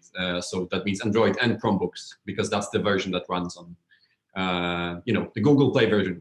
That's how we should say it, actually, because that's the version you download from Google Play, and it runs on both Chromebooks and Android devices. We have a good resource that shows differences between versions, and our goal is to narrow down this list of differences between versions to absolutely minimum list. Of course, there will be some differences in the future because of the differences in underlying systems of those devices use, but the goal is to have the same experience, yes, regardless what device or interface you use. So that's what we're aiming for. So far, we're almost on par in terms of functionality between tablet versions, and the version for web is catching up quickly. It has a lot, but not everything. Right, and Tiara said, sorry if I mispronounced your name. My teachers in my district don't know about you either. I can imagine after sharing this at our virtual tech cafe tonight, this will spread like wildfire in my district. We hope so. I mean, the current situation is just kind of brings more attention to these kinds of solutions like Explain Everything. That's why I guess the more people know, and we haven't been doing too well in terms of marketing. No, I was just joking, but yeah, because I'm a part of a marketing team. I've been for a long time. So there was a for specific schools, there was a specific need to kind of incorporate that. So this is actually before Reagan comes through, because I don't see him yet. So this is a cool story because some schools had this need to include some kind of tech in their teaching, and actually Explain Everything was very, very popular, or still is, very, very popular within those schools, because say they purchased a huge interactive whiteboard thing, right? This whole bulky, like a device. Yeah, like the wall-like device. And now they figured that this wasn't working for them, so they switched to like iPads or Chromebooks. And now what they do in the like regular setting, they just connect their iPads to an Apple TV, and then just use Explain Everything as their default whiteboard. So that's the most basic scenario Explain Everything was used in. So you just connect your Chromebook or your iPad to a projector, and then you just use it as a whiteboard, and there you go. It's more, well, it takes a little bit more time to get used to, but it gives you this ability to move around the classroom. You front face the class. You can, yeah. You don't have to, turn your back on.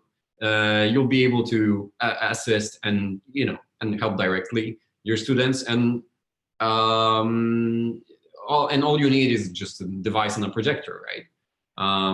That's the most basic thing, and also it allows you to reuse all your things that you were using, digitally, like PDFs or videos. So that gives you the ability to be a little bit more. I'm missing the right word here.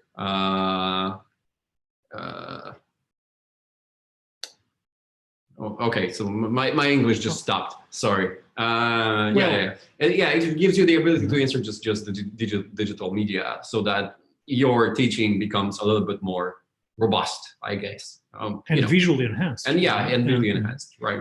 And sometimes even more engaging, because I've heard the story of teacher using exactly this scenario. So whiteboards, this interactive whiteboards as just a screen for Explain Everything, used by teacher in this untethered scenario. So there's this wireless transmission of screen going on with Apple TV when iPad is used, or with Google Chromecast when Google device is used. But I've heard in this story, there was a problem with student that couldn't see well. And this teacher was able to actually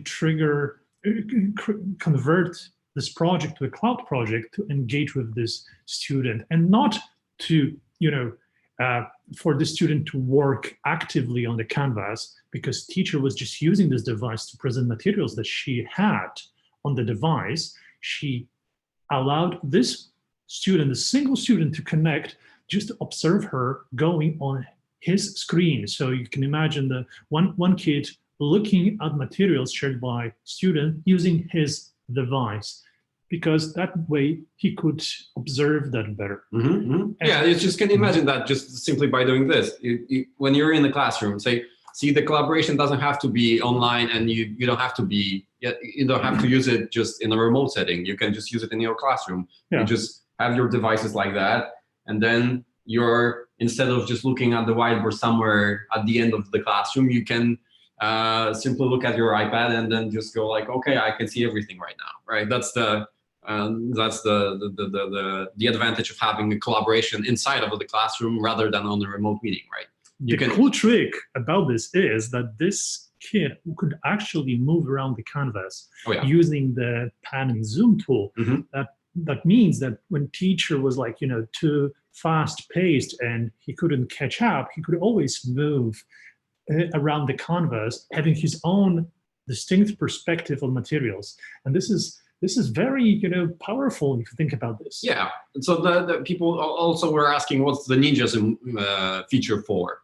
We're getting rid of it, so we don't have to like explain it right now. But that's the thing, that with the Ninja Zoom, you were able to just explore the canvas on your own. So if a student just, you don't erase your whiteboard, right?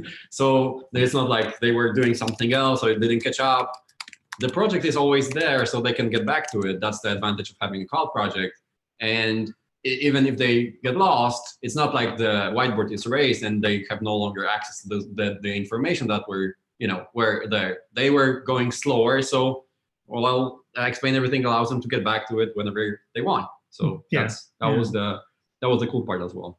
It is a fantastic platform for engagement. And actually, since I see that our next guest just joined us, let's speak about engagement using Explain Everything Whiteboard and different ways you can broadcast your whiteboard. here's Reagan Hackett with us. Reagan is a friend to explain everything. He's a consultant on cybersecurity. Reagan, can you confirm that you can hear us and see us well? I can, Bart. Hello. Hi, everyone. Good to see you. And thank you for joining us today. My pleasure. Reagan, we're Excited to share my setup. Oh, fantastic. So this is something I wanted to ask you because, you know, we had just a section of our live stream devoted to the different ways that teaching can happen remotely, right? How you can broadcast your whiteboard to students when they cannot participate in a lesson in the school. And I just mentioned that we do have a professional that is working with this kind of situations day in, day out in a kind of like professional capacity. So if you could walk us through what you do with Whiteboard and why you do it that way outside of school settings, so it illustrates good potential of using Explain Everything for teachers as well. Absolutely.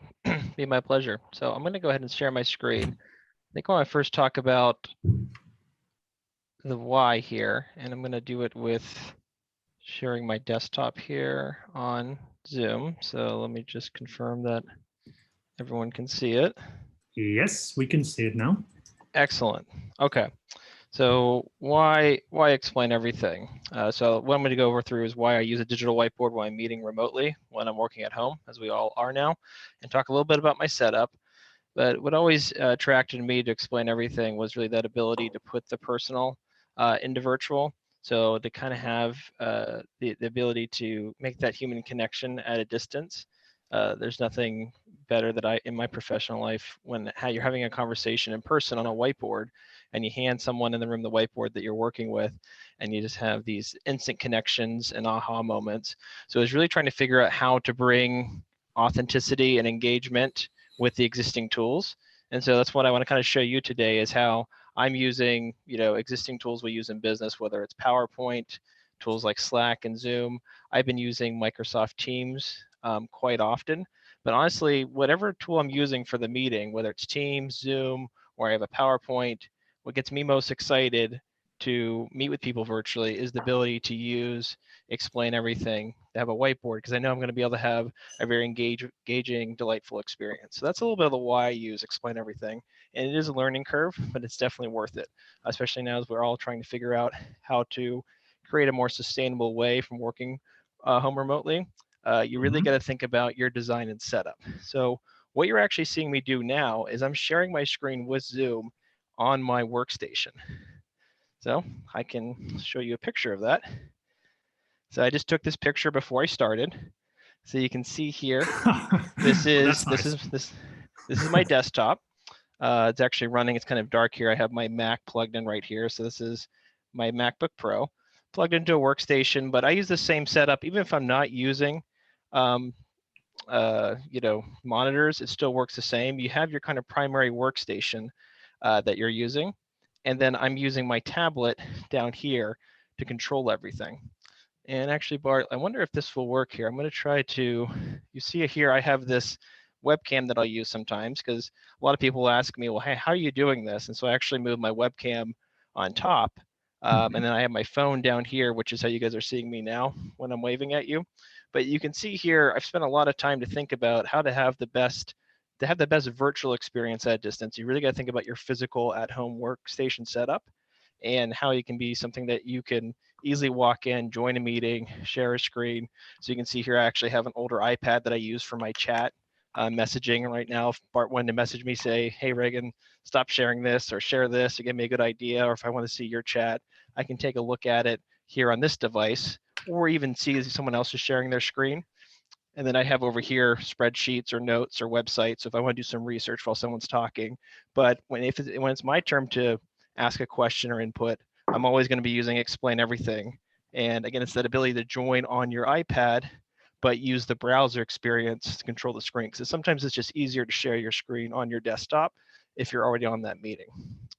So what questions do you have, Bart, about the setup? What do you think other people would like to see more of how I'm presenting using Explain Everything on online meetings. I wonder what you discovered, because you developed your methods. It took you some time. How long have you used this setup so far? 2 years? Yeah, I've been using.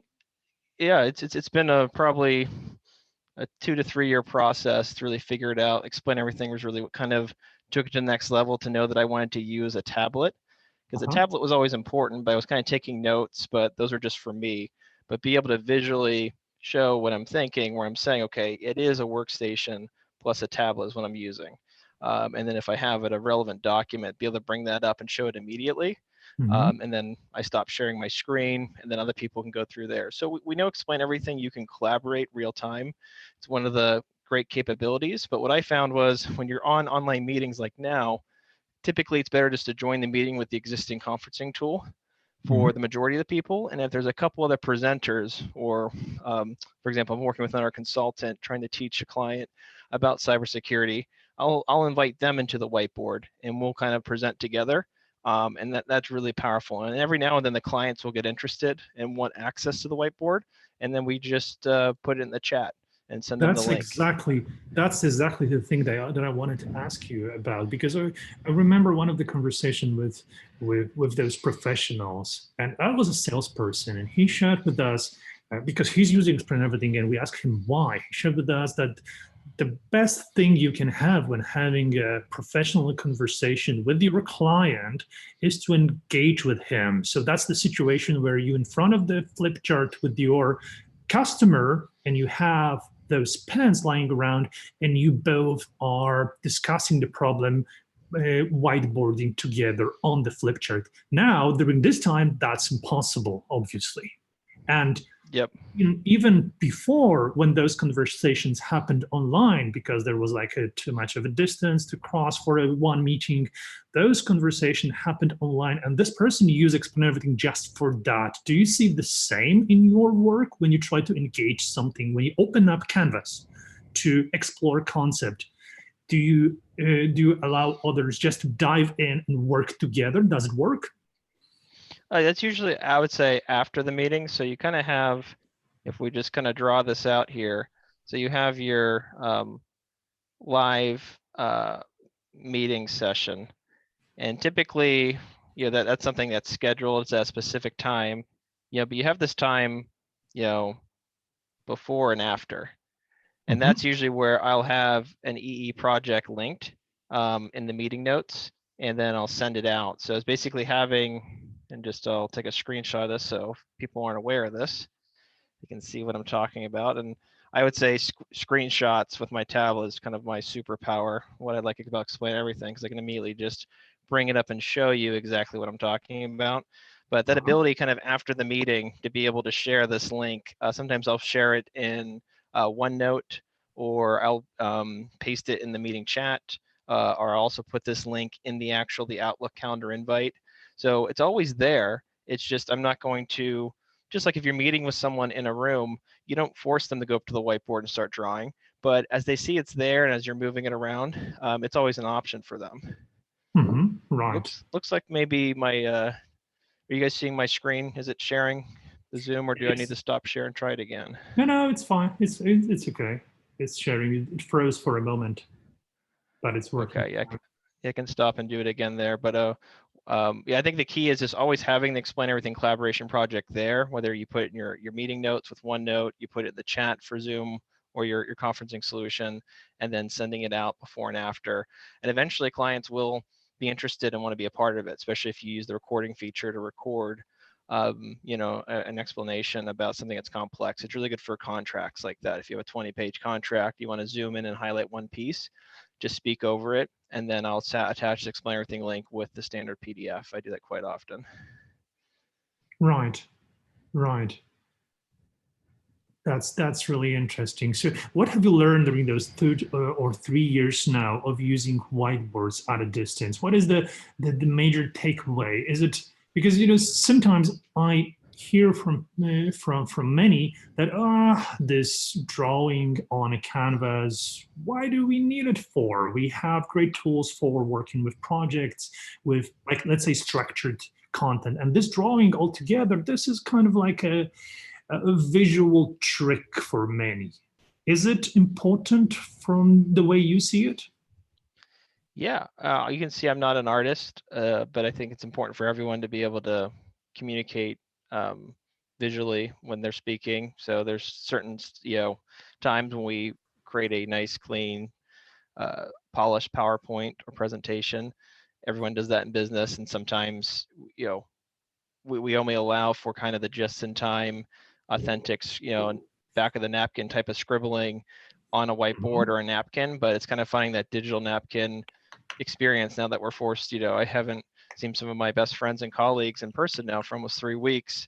And then also, when I was, working with other companies across the globe, sometimes you don't see them for months. So being able to have that same type of connection where you're kind of ideation, I would say that's kind of the key, is just being able to ideate digitally is really important. Every business process has that ideation phase when you're trying to come up with a solution.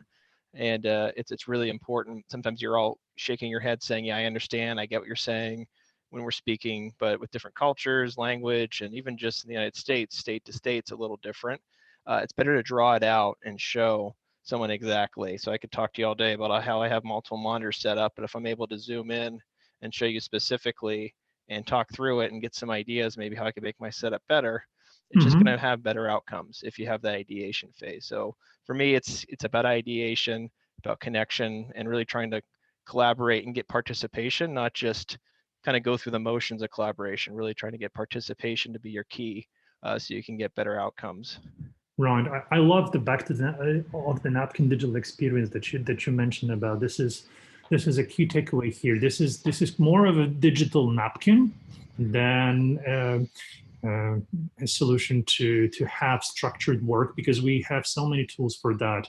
And I believe this is also relevant for teachers watching us during this session. Of course, you're using this professionally, but for, let's say, faculty meetings, when they need to happen online now, they can happen supported with a digital whiteboard for any, as you said, ideation sessions to happen, or brainstorming, let's say. So how many of your meetings, your online meetings, are supported with visuals and whiteboards?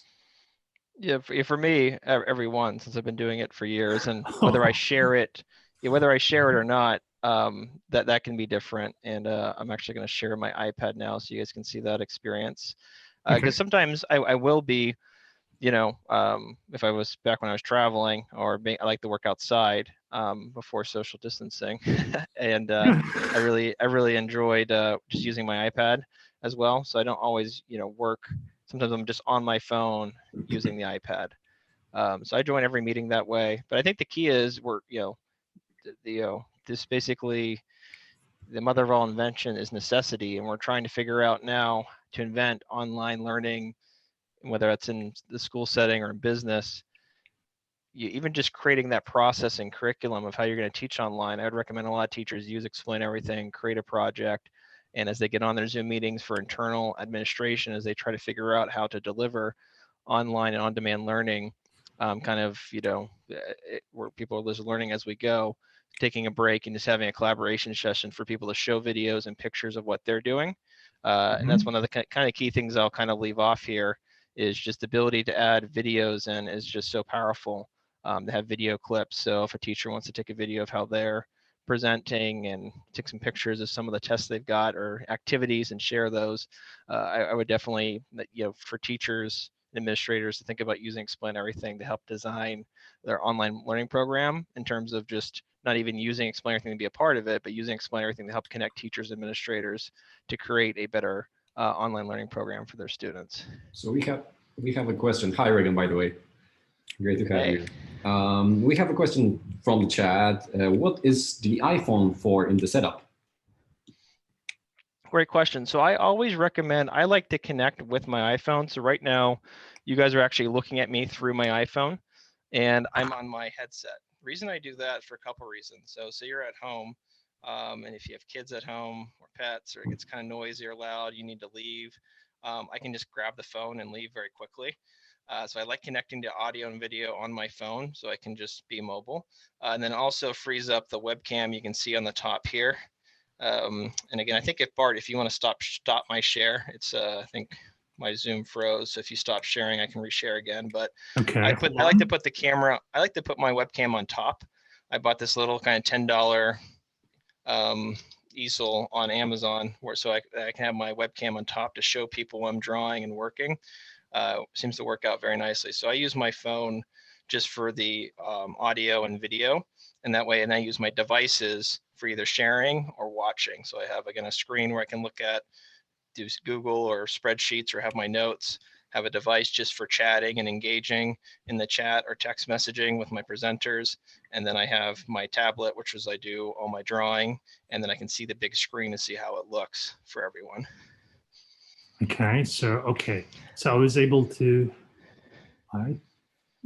Can I stop your sharing, because there is a.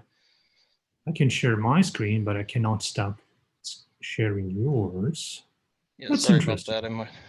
that. Just been sharing yours, and this should fix. No, then it brings up this frozen session of coming from Reagan's computer. So if you could disconnect Zoom from using your computer. Yep, I just force quit it. Yeah. We'll see. Okay. We'll try it again. Okay, and now let's see here if I can just put on no, it's just frozen. Well, it happens sometimes. So how often you have to troubleshoot, like now? It actually hasn't been, I mean, it's been the past week that it's been more than ever, just because I think, we got 3 times the amount of people on the internet using Zoom or Teams than ever before. So I think the companies are getting caught up, but quite often I usually don't have to troubleshoot. So which one is the host? Which one is the host of the meeting?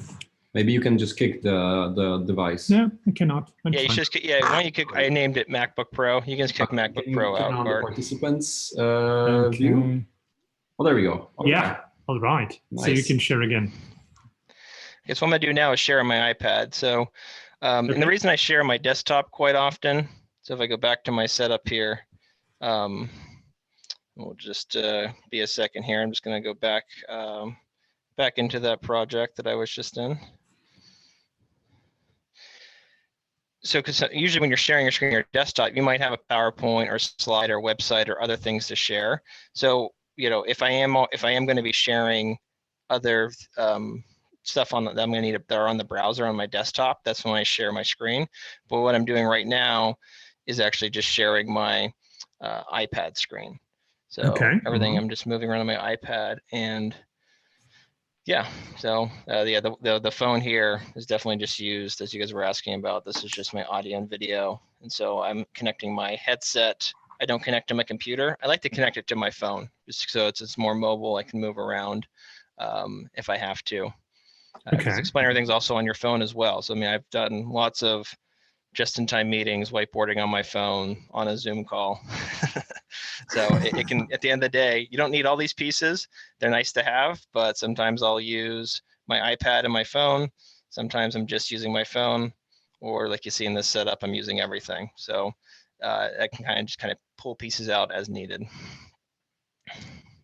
That's fantastic. Thank you for sharing your setup with us. This is so great. Oh, and that's a good illustration of working outside, huh? Yeah, it's like I said, I sometimes, you just want to be able to work from home. And this is a kind of what I used to show people, like this is where I live here in San Diego. And again, I could tell you that I like the paddleboard, but I can show you exactly where and show you that I'm actually paddleboarding with Explain Everything. So yeah, I've done meetings on my paddleboard. And it's another good reason why it's good to have video clips to kind of show and not just tell your setup. This is fantastic. I mean, it might look like crazy from the perspective of those that are just beginning to paddleboard with and whiteboarding at the same time. So tell us your 2 suggestions for those that are just beginning, what they should do first. Not going crazy altogether at once. Great question. Start with. Yeah, so I kind of set this up here to show everyone. Let me just move this out of the way here. Actually, I'm going to create just a new slide here. So, one of my recommendations is just kind of getting familiar, watching some YouTube videos, get familiar with Explain Everything. I like, this is kind of how my mind works here. So I'm going to insert a screen. I like to use clip art. So you can see here, if you're using the top left, just get familiar with media and files and clip art. So before we joined this call, I inserted a piece of clip art here that shows you what I think is the most important piece to start to practice with, which is just inserting files. So again, you're going to go to your insert menu, select files, because you really have a lot of options when you insert files. You can do grid, which I like, or do separate slides. So it's really kind of taking your existing communication, visual communication, which is going to be websites, PDFs, PowerPoints, lesson plans, scope of works, get that into the whiteboard so then you can work on top of it. So really learning how to insert media would be what I recommend most. And then you get into clip art, which you learn then how to actually, save pieces very easily. So for example, once I created this, I just select the inspector and hit add to clip art right there. So that way you can see here my clip art. I just have tons of content in here because I'm using this all the time. So that way you can kind of just build up your media library. Because really what makes Explain Everything powerful, since it's in that ideation process, is that ability to kind of bring in all these media right in time at the right moment. So getting familiar with inserting media would be my recommendations where you would start. Great. Thanks for sharing that with us. And I think that's a good advice for those that are just beginning. So just taking it step by step, starting with existing documents, because not everyone is going to create using this rich feature set that we have and Explain Everything. But using documents that you have is possible because you can use them, take them from any cloud resource that you have. And then just put them on a canvas for ideation session and support your meetings with Whiteboard as Reagan is doing. You mentioned all the time, every time. Interesting. Yep. Thank you for sharing. Do we have any more questions or reactions to what Reagan is sharing with us? No, I guess that there was so inspiring that nobody asked questions. But yeah, Tara says, Tiara, sorry. I love this, how you literally go outside the four walls to show others how you can connect and share. So yeah, I guess that's a great inspiration. So thank you for sharing that. Fantastic. Big thumbs up, Reagan, and keep it going. Hope we can reconnect soon to inspire more teachers with what we're doing here, using Explain Everything in a different situations, even on a water when you're using your paddleboard. I love that. Thanks, guys. Great work on the marathon webcast. I think it's important to show people. You guys keep doing this because yeah, it's definitely it really, I think with the social distancing that's happening right now as we're all trying to fight COVID-19, it's important that we find ways to really meaningfully connect at a distance. And so I think drawing, whiteboarding, showing pictures, but just trying to be as kind of authentic and immediate as you can at a distance really will help. And a whiteboard's a key part to that. So it is a lot to take on. You got to figure out how to use your meeting tools. You got to, download Explain Everything, start to use it. But I can tell you the Explain Everything tool, since it works on your phone, iPad, and the web, there's multiple ways to do everything. So just take your time, step by step, just every day, try to be a little more visual and authentic when you're communicating with people. And I think we can, make this working and learning from a distance be maybe even superior than in person sometimes. I think it'll always be a blended. I'm excited to get back into the meeting rooms and classrooms in person, but the at a distance piece hopefully will never go away and we'll all just be better at it. So great work to Explain Everything, building what I think is an essential tool for the learning and presenting at a distance. So thanks, guys. Reagan, before you go, there is one more question. Let me see, because yes, you are an inspiration for many here. Are you sharing your screen from your tablet to your laptop through EE or through Zoom? Sorry, I think I missed that part of what you said. No, that's a good question. So I do it a couple different ways. So I'll share my screen again here. So we'll see, it will show up. So to answer your question, I do it multiple ways here. So on your phone, so if you're using whether you're using Android, iOS, or an iPad, I'm just gonna have to join my meeting again. So 1 second. I'm gonna join again, Bart. You have to build. I'm gonna show you how you can join on your oops, doesn't look like it's going to show me here. So I'll just have to speak to it. So when you're joining on Zoom or Teams or your web conferencing, you can go open up your browser and go to whiteboard.explaineverything.com and log into your account, and then everything on the web is a cloud project.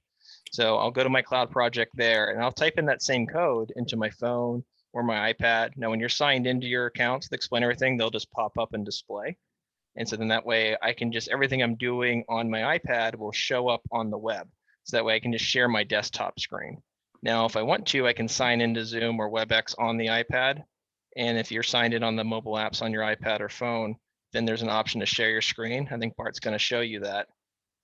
So when I leave the house and I'm paddleboarding and teaching on my paddleboard or presenting on my paddleboard, yeah, I'm definitely just using my iPhone and iPad. But when I'm at home in my office, I take advantage of the bigger screen and just share my desktop. Because sometimes too, you want to show something that's not in the whiteboard, go to a YouTube video, go to another page. So when you're sharing from the browser, what's nice is you have the ability just to immediately, switch between explain everything and explain everything in the browser and then whatever else you want to share. So that's Does actually, that answer the question? That's actually, I think it does, and that's actually a good pivot to the next section of our live stream, where we're going to speak about engaging in collaborative whiteboarding. So in order to illustrate what you just discussed, let me do this real quick. So this is a session I just opened, and it's a cloud project that you can connect to using this. Oh, awesome. And if you I'll do that right now. Try to connect with us, I'll change the background here. Oh, okay. That's the connection code. And what Reagan mentioned is that he's asking his participants to open browsers. Oh, I don't know what Amazon is here, but it's here. So if you ask participants, if you want to engage with them, to go to explaineverything.com, they can either use the code, or use the link, you can share the link so they can connect with the link, or go to our web page. And this is actually a mobile view, but on a desktop view, there will be an option to use the code in top right corner. Here we have a space where you can put in your code. So I'm going to do this right now. I see that Reagan already did. So that's Reagan for you here on the canvas, using his, bringing in his elements to the canvas, while I'm joining using my browser here. And this is going to get crazy a bit, because what I'm doing here is that I'm using Explain Everything, where I have a browser, and within this browser, I'm joining my session again. So this is like kind of like Inception scenario, right? So you have Explain Everything within Explain Everything. It gets crazy, but it's the time of the day where we can go crazy here. Oh, yeah. And as you see, Reagan is adding elements to the canvas, and I can also see it in the browser because I'm the second participant of the session. It's a bit insane, isn't it, Reagan? Yeah, well, I mean, but it's, it's funny because sometimes I'll, when I'm in a meeting, a sales meeting or consulting meeting, sometimes meetings get kind of crazy. You tell kind of crazy stories, you show things, you draw things on the board, and that unique dynamic of people and their personalities and perspectives creates, I guess we call it crazy because, again, you can't replicate it. And I think sometimes too, in the teaching and business world, we've been so regimented and the routine has kind of locked us in. We've all known it for a while now that, our system was created originally for the Industrial Revolution, where things really were running on a clock. And now we've been blessed with a lot of different new technology that has, increased the amount of time we have where we can be more creative and spontaneous. So I would say, at first, it seems possibly like it's a bug to have a crazy unstructured meeting, but it really becomes the key benefit and the whole point, to where that's where you get the best ideas and really learn what people are capable of. So it's breaking that regimented routine that I'm hoping that learning online, as we're all learning to work and learn from at home, that if we use the whiteboard and have situations, basically plan for some chaos, I think will be better for everyone. Yeah, absolutely. And actually, there's a lot of science that explains why a not rigid, free-form canvas is better than structured collaboration for opening people up, for allowing them to share their take and their thoughts. And the bottom line is that start with unstructured, allow freedom of expression, and this helps actually to share all of the ideas and not intimidate people with, implied structure at the very beginning. So this is actually, you're illustrating here, and we can share links to the science resources on this very fact that unstructured, a bit crazy as we call it, scenario helps in opening up people for collaboration and sharing their ideas.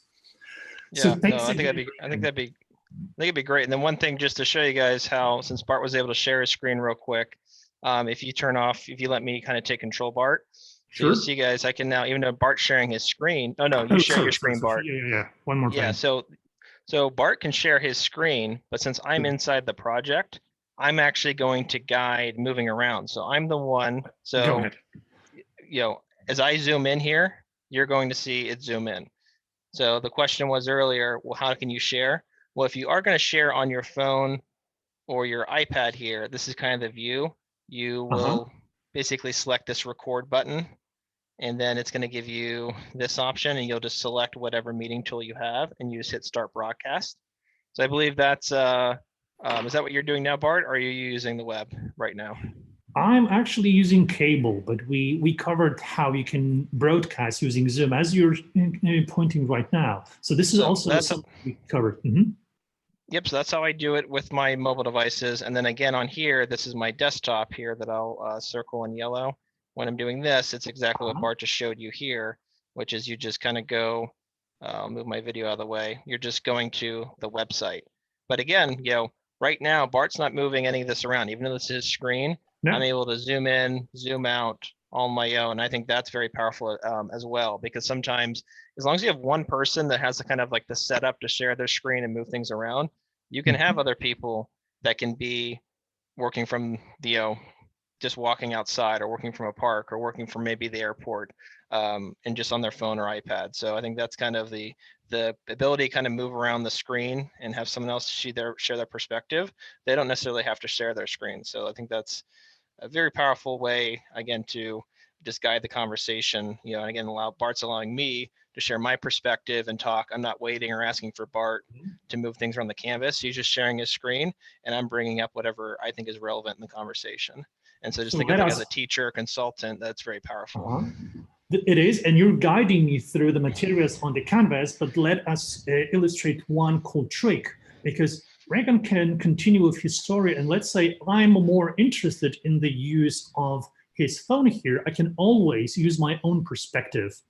And you can see that I use now the special ninja mode that we shouldn't talk about yet. It is a very cool trick for now to kind of like change my perspective as a viewer or participant. And I can, yes, as you did, I can cut out this phone here just to ask a question about it in a visual form, right? I just used piece of your material here. And Reagan could like be on slide number 2 and changing perspective for other participants of the call, yet I can go outside of his perspective and use materials to ask questions like, oh, what's that for?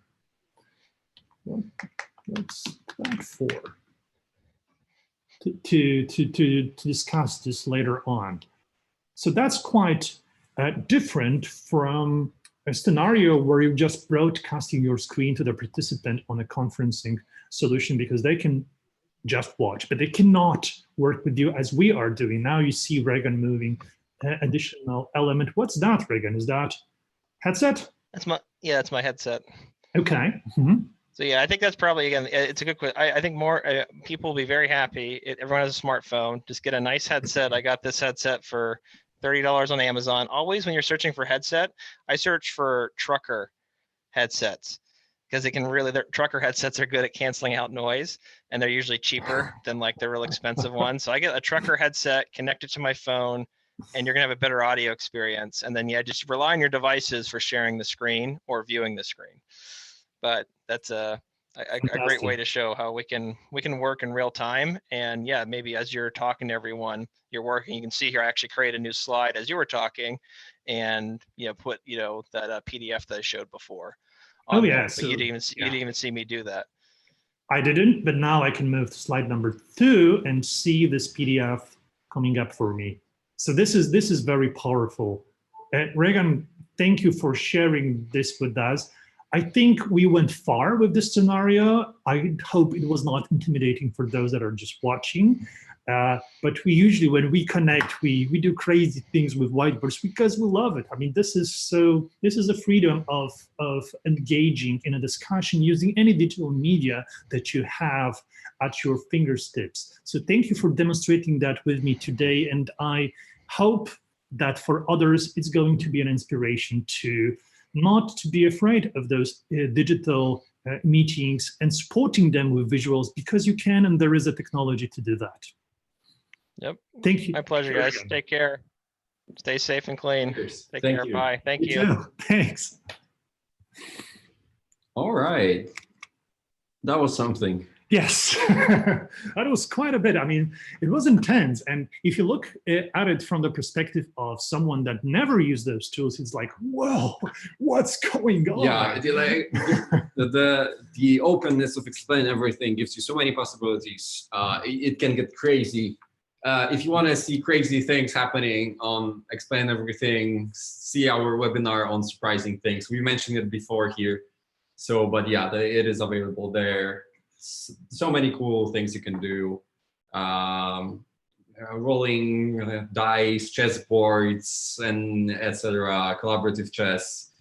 I don't remember the name of those blocks. Let me find it here. I think I covered that some time ago. So while you do that, I figure out, thanks to the help of the amazing Explain Everything team, how to import your project to a web version of Explain Everything, and let's see if it works. Okay, so I'll stop my screen share. I haven't tried it, so yeah. Do it live. It's always better that way. Let's do it live. Yeah. Let me just switch to, so we don't end up. All right. So that was the question we had from before, Reagan's introduction. You want to copy, by the way? Oh yeah, thank you. Where I'll just share my screen, find my Google Chrome. Yep. So I'll check if my, okay. So previously we downloaded a project from, so that kind of answers also the question that someone asked in the chat, which I saw, but don't remember who that was. How other teachers can share projects between themselves. So by default, you can download each project that you have a link to. The owner can disable this downloading permission, but once a teacher or someone else uploads a project and gives you the ability to download, if you have the link to that code, you'll be able to download the project file to your device, or to your device. So, and once we have the file, and we are using the Explain Everything on a laptop or a PC computer or a Mac, and we are using the web version on, I'm using Chrome right now, and we have a file on our device. So right now I'll just hit the new project here, and as it loads, there are going to be three options to create a new project. So a blank whiteboard will start as usual, a blank whiteboard, no stuff there. A template will allow me to choose a template and start from a template.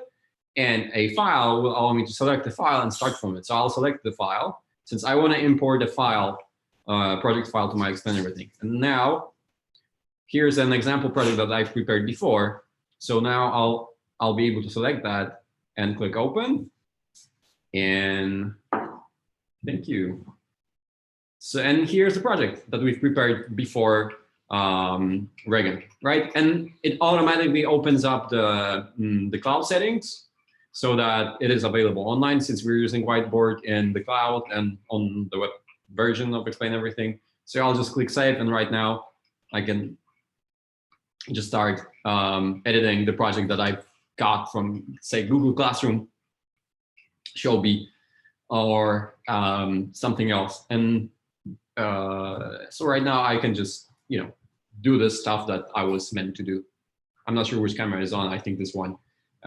So yeah, that's how you do it in the web version. Fantastic. That's a good illustration. Thanks for that.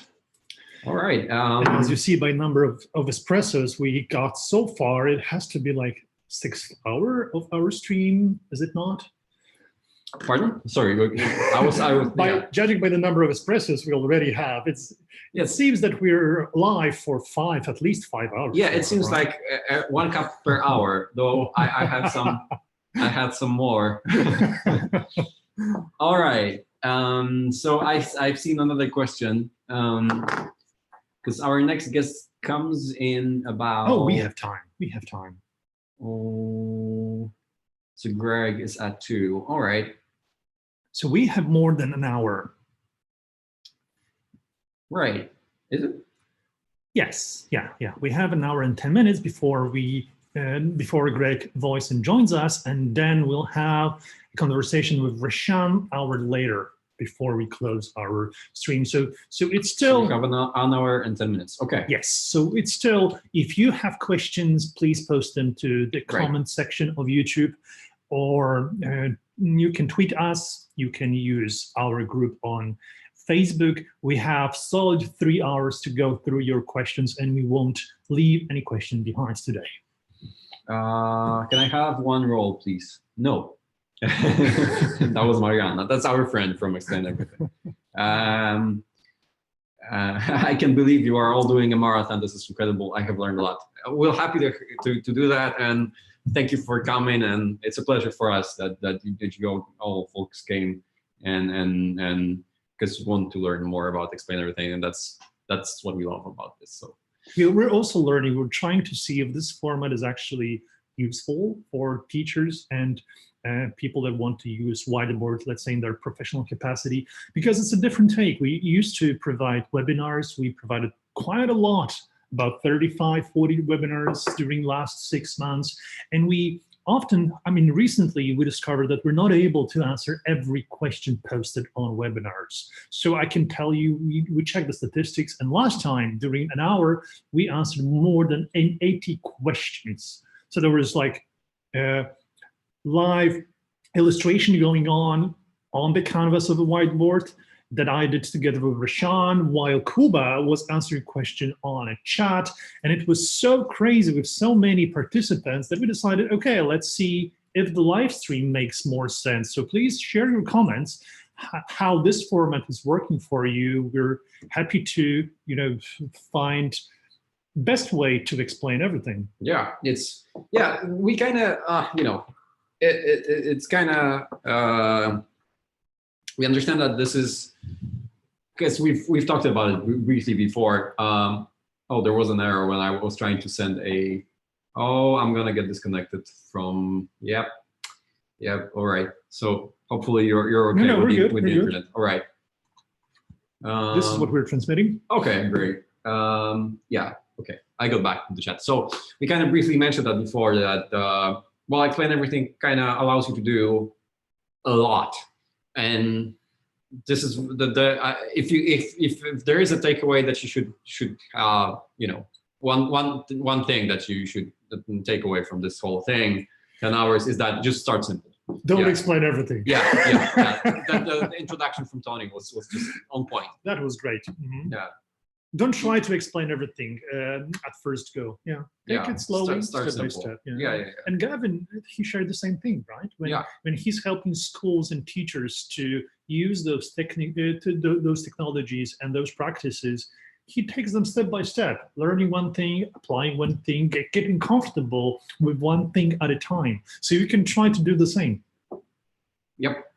But then the holy grail, what you can do is you can engage with people remotely during the social distancing time. It makes a lot of sense to do that and extend your virtual meetings with a whiteboard, as Reagan shared with us. And what I like a lot was this illustration with Ronnie, how he actually sees the benefits of remote teaching, not only shortcomings, because there's a different bandwidth of what you can provide to your class when you're using a remote setting. There's also benefit from being remote. And what he shared resonates with me very well. I like that. Yeah, there definitely is a benefit, right? And we see that so clearly right now, that this is just making our life easier. And like, could you imagine the situation happening like 20 years ago? Oh gosh. Yeah, that would be. There would be no teaching, almost no teaching. I mean, there would be some, but technology is here to help us. And we never suggested that what we're doing, the technology that we provide, is a replacement for person-to-person communication or teacher-to-class. It's not, but it's a very suitable substitute if you're forced to provide remote teaching, right? Yeah, yeah. So there's a question in the chat, just joining the chat. So happy to have you here, Anne. I've tried a couple of simple videos for my classes, but I'm wondering if there's a way to make the sessions live and to have students ask questions along the presentation. So we've shown that a little bit earlier today, and we've shown exactly step by step how to do that, how to prepare live conferencing session so that your students can join, and so you can share your whiteboard as a view, so they don't end up, on the same whiteboard. I guess we've promised to show how to set up collaboration. Exactly. Yeah. So that's a good pivot to that topic. Yeah. So just to briefly summarize what we covered so far when we spoke about live engagement and remote teaching with the use of conferencing tools. So we covered quite a lot of ground here, speaking about options you can use when using conferencing solutions to broadcast your whiteboard to the audience, starting from a very simple one where Explain Everything is used together with conferencing app, and we use Zoom here in this example from one device to share your screen as I'm sharing now to YouTube to provide visual instructions to participants, in this case, students joining the Zoom session. And then we spoke about more advanced options. Option number one, where teacher can use two devices. That's a computer, that's tablet, running Zoom and having students connect to the Zoom session. But because of the use of two devices, teacher can have more control over what is broadcasted over conferencing solution, because Whiteboard provides, the screen of Whiteboard is provided to the participants, but on the computer, teacher can use front camera just to show himself and have a good control of what's happening on the chat to engage with student that way. And there was a variation of the same option where Zoom was used on one computer and Explain Everything on a tablet. And there was this line here means that the tablet is connected with a cable and screen of the tablet is shared to the computer, and then it's relayed through the conferencing solution to the participants. So we covered that, and it's all about broadcasting your whiteboard. Those scenarios are scenarios for broadcasting your whiteboard on a conference call.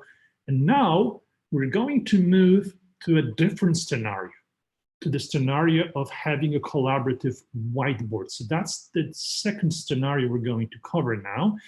And it's different from the first one, where you use conferencing solution as, well, it's different in nature. It allows for small groups of students to work together, and it's not something you can have when you're just broadcasting your whiteboard through the conferencing solution. So even now when we're broadcasting this live, this is kind of like a one-directional information transfer. I want to share on my screen. It's not necessarily an exercise we do together. It's not a brainstorm. It's just I'm providing you some visual illustrations controlling the screen of my tablet when I'm using Explain Everything. But in this scenario, this is a scenario where you actually want to engage with participants because there's a group exercise, there's a group project that needs this engagement, this to allow other participants to use the same set of tools as you see here on the left side of my screen. So others not only watch me going, but also can create, add objects, and essentially work together on the screen of the canvas. So let's do something real cool. We'll open up a session for you so you can kind of like experiment with us, joining us to the canvas of our whiteboard. So here's what I'll do, and this is something that can help you when you try to replicate this scenario with your Explain Everything. I'll start with tablet, but we can show you how to do this from computer as well, from the web version of Explain Everything. But on tablet, this is quite simple. You have option here to start new project, but that will be a project, local project on your device, which you can take, of course, to the cloud and open it for others. But I'll start with this option invite here, just to create a cloud project to begin with. And I'll choose template this time in order to have, let's say, a Blackboard. Why not? So what is taking place now is that new project is created. Maybe I should not make it black. Maybe it should be white. I'll show you why in a second. I'll just bring in some materials that I have stored here that works good with white background. So that's my cloud project. White on white does not work great, so I'm going to fix it. So that's my cloud project for you to experiment with. And you can actually connect to this cloud project from your devices using the code that you see here. So there are two ways you can connect to this project. One is that you can open Explain Everything and use code BNA UUSGN. The other option, so that's option one, how to connect. Option one, option two. So option one, use code in Explain Everything.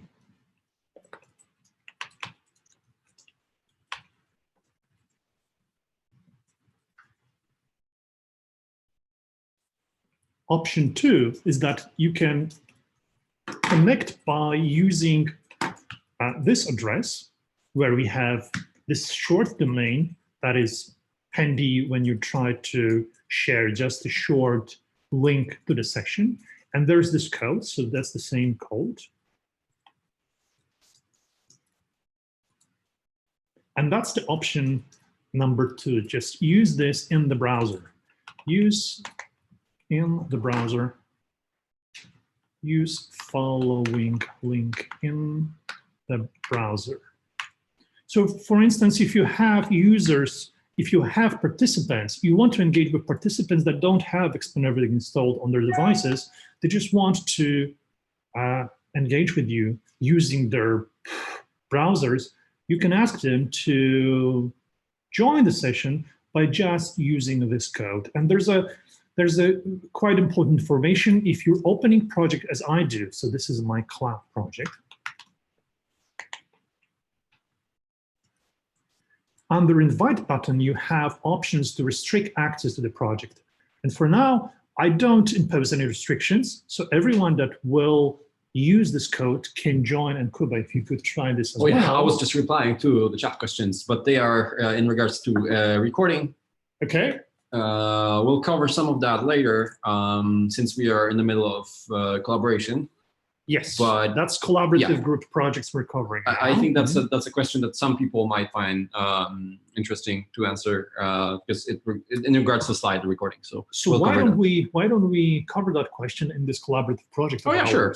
So that could be a good demonstration. So here you have the code. Yeah, I see it. All right.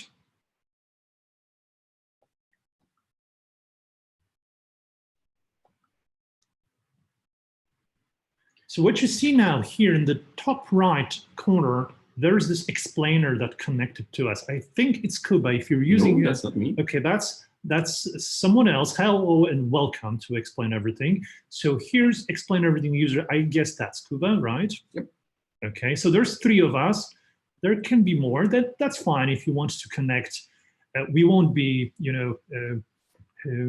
offended if something goes wrong and you move something around, because you can. You have all of those tools as you see here.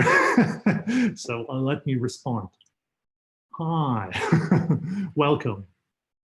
As you probably will see, there's a delay between the stream and what's happening on in Explain Everything, because, well, we're streaming and that's a delay, just so you know. So yeah, so let's try and answer the recording question. All right, okay. So Can you put it to the canvas? Yeah. So we're demonstrating live how it works. Let's say we're brainstorming around this question, right? That you got. But okay, so let's do it that way. Okay, I'll just take a screenshot of that and send it to my iPad. Share. AirDrop. And there we go. And so I'll just explain here. We're actually broadcasting screen of my iPad, but in this scenario, you don't need any additional tool to have, let's say, conversation with other remote participants. Because if you look here, my microphone is actually muted in Explain Everything, but I can unmute this and then all participants on my sessions will hear my voice. I won't do this because we're transmitting this live. However, you can. And by this, if you share the connection link and you have participants, you can have a conversation while you're whiteboarding together. So this is the question. I'll close the. Yes. This is the question. If I'm creating screen recording, and I can slide. Will that be included in the recording as well? So that's a tricky question, because and we know that it's a kind of tricky to understand, but once you get it, it's very simple. Because see, the way Explain Everything recording works, because you see it records everything and it's very fast, and you can edit it on the fly. It's, if you try to do like the editing work the same way in a video editing software on your iPad, you would see that this takes a lot of time to pre-render the video, to adjust and so on. And in Explain Everything, it works instantly. You just edit the timeline, you just change something in the recording, mix it, it just works instantly, so you don't have to wait for it to do all the stuff, which comes in like professional video editing software. If you don't have experience with that, you just take our word for it. And therefore, it is designed in a way that makes your recording super simple when you're just moving with your slides, when you're changing slides. So right, so getting the changing slide question. So Explain Everything records what happens on your canvas. It doesn't record your screen. It records the interactions on the canvas. So your canvas is the space that the things are going on the canvas. And once you press record, Explain Everything will start capturing the interactions you do on the canvas with the elements and items on the canvas. So let's say you started recording on slide number 1, right? Right. So you'll have X, Y, Z seconds of recording on that slide, right? And in the slide sorter, you see my slide sorter in the bottom right. I can add more slides, maybe later. But you'll see here on the bottom of the slide the length of the recording. So what happens when you switch slide? Right, and then, so for those on the web version of Explain Everything, you have to stop your recording before you switch slides. That's the, on the web version, that's how it works. But on the apps, Explain Everything apps on mobile devices, once you switch slide, the recording on the current slide ends and starts new recording on the new slide, right? So the easiest way of me explaining that is that these are not really slides, these are scenes. Okay. And each of those scenes has its own recording. So, which means you can freely rearrange the scenes, but you cannot go back and forth between slides and expect your recording to be just one interaction between those slides, because each slide has its own recording timeline, has its own timeline, its own recording. So we can think of it as scenes, and that's how we recommend to do. So that's I guess that's the easiest way for me to explain that. And okay, so that means you'll have, when you switch slide, let's say you were on slide number 1, right? Yep. And you create a new recording, and then you add a new slide and you moved to the second slide. The recording is still continuing, but you'll see that Explain Everything will keep a separate recording on the slide number 2. Right. And if you move to slide number 3, there's going to be a new recording here as well, right? So the question you might have is, what happens if I go back? Right. Yeah. So what happens? Yeah, if you go back, Explain Everything will add more to the recording in the previous slide. Okay. So it will not, it's not continuous. It adds to the recording that was previously there. That's why they are separate. That's why we say they are separate. That's why we think of them as scenes and so on. So if you want to, we often get questions like, so how do I keep it continuous? So how do I make it so that I can get back to some information that I provided before and not get locked in those scenes? So in these situations, we recommend to just stick to one slide, or yeah. Well, that's one way of doing this. But if you really, really want to use slides and move between slides, you still can do this. Yeah. Should I? Because it's a bit advanced trick, but. You mean like duplicating slides and then? Yes. Yeah. Yeah, so if you have this pre-planned, which is not, how we, how we marketed it, but yeah, you can do so. If you have like a pre-plan of how those slides are going to work, you can just insert the copy of the previous slide on the next slide, right? Let me show this. So yeah. I'll leave the cloud project for now. I'll create a new one. I'll get some water. Okay, and. Okay, I'll start recording. Oh, gosh, I'm broadcasting this iPad of mine. Maybe I can make it work, sorry.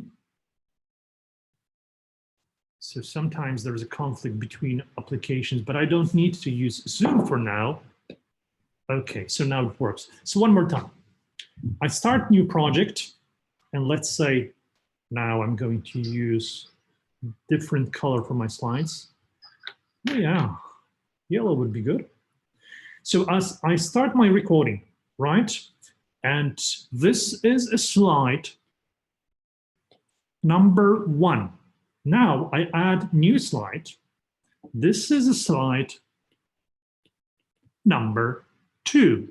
And now I would want to use my slide number 1 again. What I have to do is to stop my recording. As you see, I have 2 slides here. I can take slide number 1, as I do here, and I can duplicate it without recording because I want to use it as a slide number 3, right?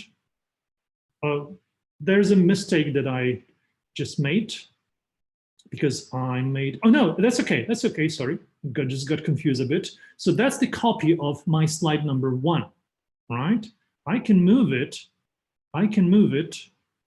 rearranging the slides. So it's actually slide number 3. So that's the situation. And you see that I have 9 seconds of recording on slide number 1, 10 seconds on slide number 2, and I have another copy of slide number 1 without any recording.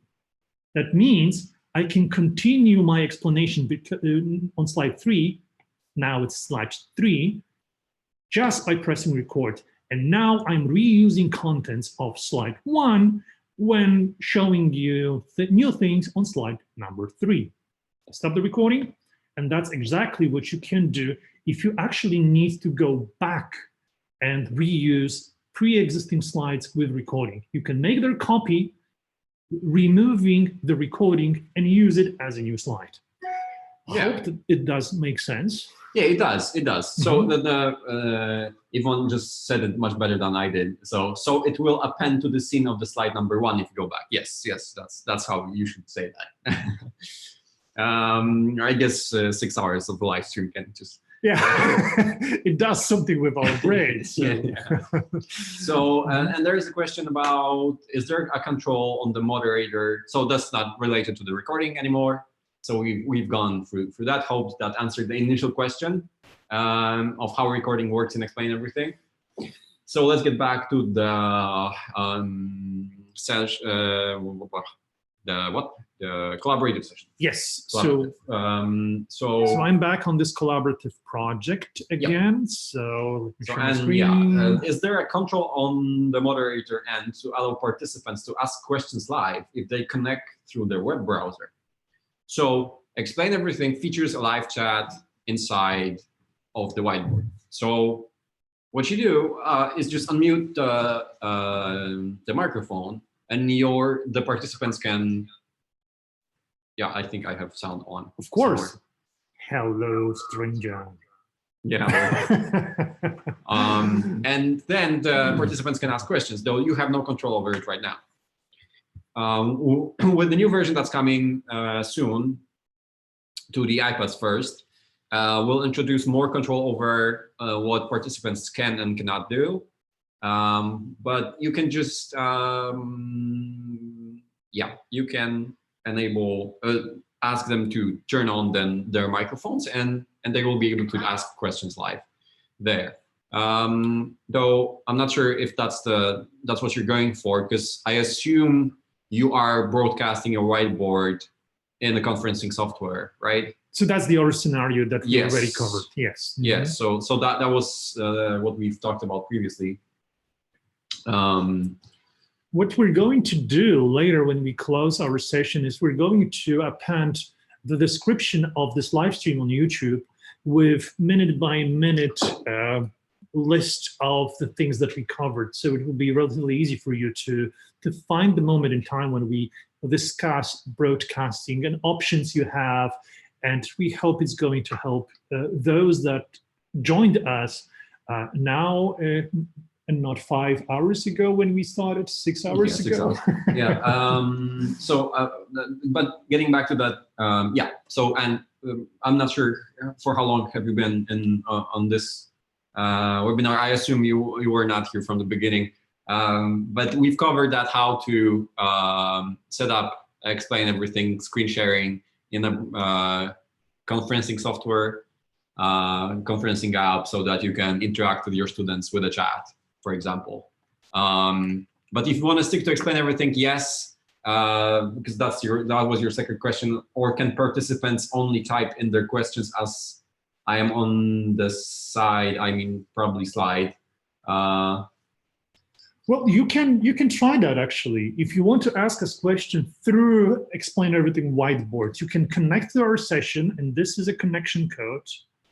And you have two options. You can use the code in Explain Everything, or you can access this canvas using this link here. And once you connect, because it's open for everyone, as you see there are some users with us, you can ask questions like, take this tool here, that's the text object, and you can type in your question, and here, put your question. Yeah, you can do it that way, and I can, let's say it's an important question, so I want to have a red background, and you can put those questions on a canvas, and then we can like explore different solutions to those questions and provide you with answers. So you can try that, or you can use the pen tool just to write your question using your stylus or pen that you're using. Right. So that's how we can interact on a whiteboard if you want to have this sort of question asking scenario. Though I think it would be more convenient to use the chat if you're broadcasting. And the question is, and if you broadcast your session, can you record that live session for participants to view again later? So yes. I mean, the short answer is yes. The longer answer is you can do that in both. Say Zoom offers recording for subscribers. If you have their pro plan, you can record those things. The whole screen sharing session and then have it as a file. And Explain Everything also allows this if you just press record and then record the collaborative session event. But it's different in nature. Yeah. And that's important because what Explain Everything captures is not frame by frame what happened on the canvas. It's rather manipulations of objects. And it's best to illustrate that since we have one person with us and you're on the canvas as well, Kuba. Yep. So maybe let's illustrate this with a short crash derby session. We did this on one of our canvas, and that was actually stunning. So what I'll do is I'm going to prepare canvas. So that's a great opportunity to answer Dalton's question, where he asks, there's an editing feature in Windows Movie Maker that I love, where I could just delete parts of the video footage. It just at the start and the end. That's trim. Can I do this with Explain Everything? So we'll cover that in a second. Can you turn off the Ninja Zoom so you can move my screen there? Oh, there we go. Awesome. Okay, right.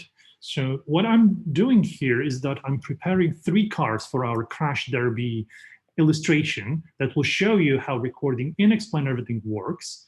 Okay, and as you see, I'm moving a green car here, and Kuban, right, he's using this car over here. And there's one more person connected with us. So if I can ask a participant, anonymous participant, to move car, this red car here, that would be great help. And what we can do now is we can start recording and create kind of like a simulation of a terrible crash that will happen with those cars. So I'll press record here, and maybe I can record audio as well. There's going to be an echo, sorry for that. Sure. And now we see cars going around, and what happens is that terrible crash happened. Oh my God. Sorry for that. I got carried away. But let me show you what is the result. So the explainer moved the red car here. I'll mute my microphone. We don't need it anymore. I can rewind and play back this entire animation. Let me do that. And it plays for all participants. And now we see cars going around. What happens if that terrible crash happened? Oh my God. Okay. But that's not the end. That's what happens if you stream for 6 hours straight. That's what happens on live YouTube stream all the time, right? In a 6 or 7 hour. So what we want actually to happen is that we can improve this terrible moment when those cars collided, and we can, let's say, because I added color to them, this is like another layer to those cars. I can ungroup this.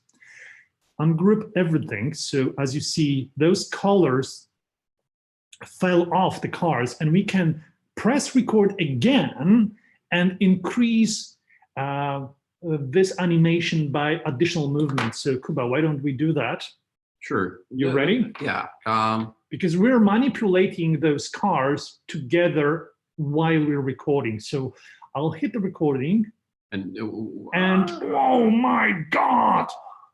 So I muted myself. So there is just one audio track, as you see, but there is more added to this animation. So let me play it back so we see the result of 2 takes. First one where we just collided, and the second one where we peeled off the color of the cards.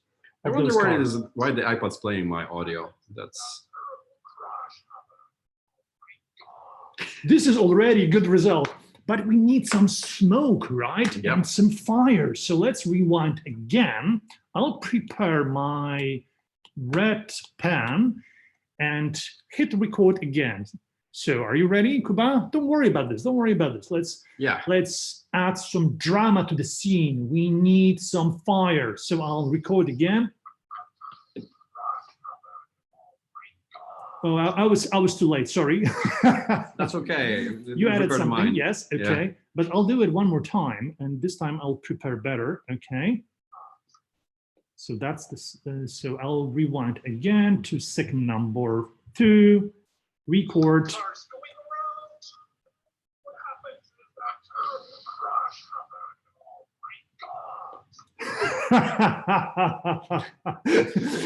Of course, we can add more to it, but now you get the point. What is recording with Explain Everything? You can do it.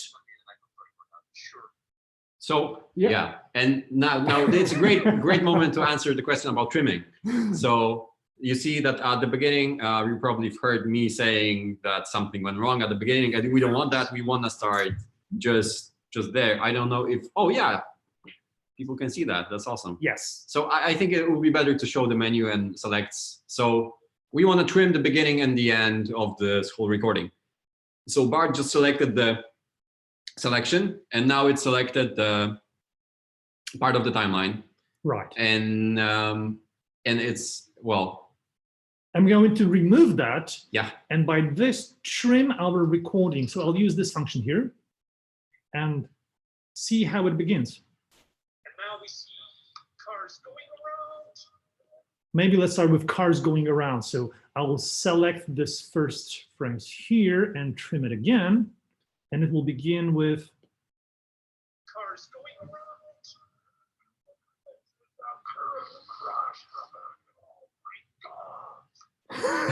So, and it's a horrible scene. And we could, yeah, and I could delete it as well. So I'll just remove the later part. Oh, you don't, that's another thing. Okay, we just found out something. Because you didn't have the compact, right? Setting. Did you have it? I don't know. After you selected? Try selecting once again. Okay. The end. Oh, you do have. Yeah. So yeah. because, okay, so let's select this one. Because the other one just removes the, oh, it removed the beginning too. Okay, sorry. It works just great. Yeah. So I'll delete it. So I can do this as well. But you see there's an empty recording at this point of time. I don't know if you see that. You don't. Okay. So we don't. No, that's it's okay. Fine. It's all fine. So I'll just delete and compact that. So now it works. Okay. So as you see, this is a different recording in nature than what you can do with conferencing solution. You can stack layer by layer different effects, and this is a crazy scenario. And sorry for that, we're just streaming for more than 6 hours, so we went a bit crazy. But you can think about, let's say, explaining a document or providing a lecture using set of materials, and let's say you use highlighter, and this highlighter was pointing to the different thing that you wanted because you made a mistake. You can repurpose your recording that way, and by using this editing features that we see here on the bottom of the screen in the section we call timeline. But in collaborative setting, if you're trying to do the recording, it makes sense for, let's say, video summaries, short explanatory animations as the one here that explains how horrible this crash really was. But we would not advise to use it for, let's say, storing an entire lecture that is an hour long with people connecting, because what happens is that actually the access to the session is locked if you press recording, because it is recording, and there is an information for new participants that want to connect that, sorry, recording is currently ongoing, so you have to wait until it stops. Yeah. So yeah, this is great if you want to, summarize something. Well, recording is more of a single player feature, we would say, but it is possible to record collaboratively, as you can see here. But it's great for summaries. It's great for short interactions, and if you want to just capture the thing that's really important in that particular moment of time. So there's a question from the chat. How did you paint the car so quickly? Ha! Okay. Let us show it, because we use one tool that we haven't covered so far. So this is a bucket fill tool. So I'll add one more car here. So that's a car. So I took a car and I choose this tool here, where I can select color and just fill the closed area. And because this is a closed area, I was able to fill it. So I can do this and that and that, but I won't be able to fill, let's say, this shape here because it's not closed. If I use this, there'll be, oh, sorry, that's the tool.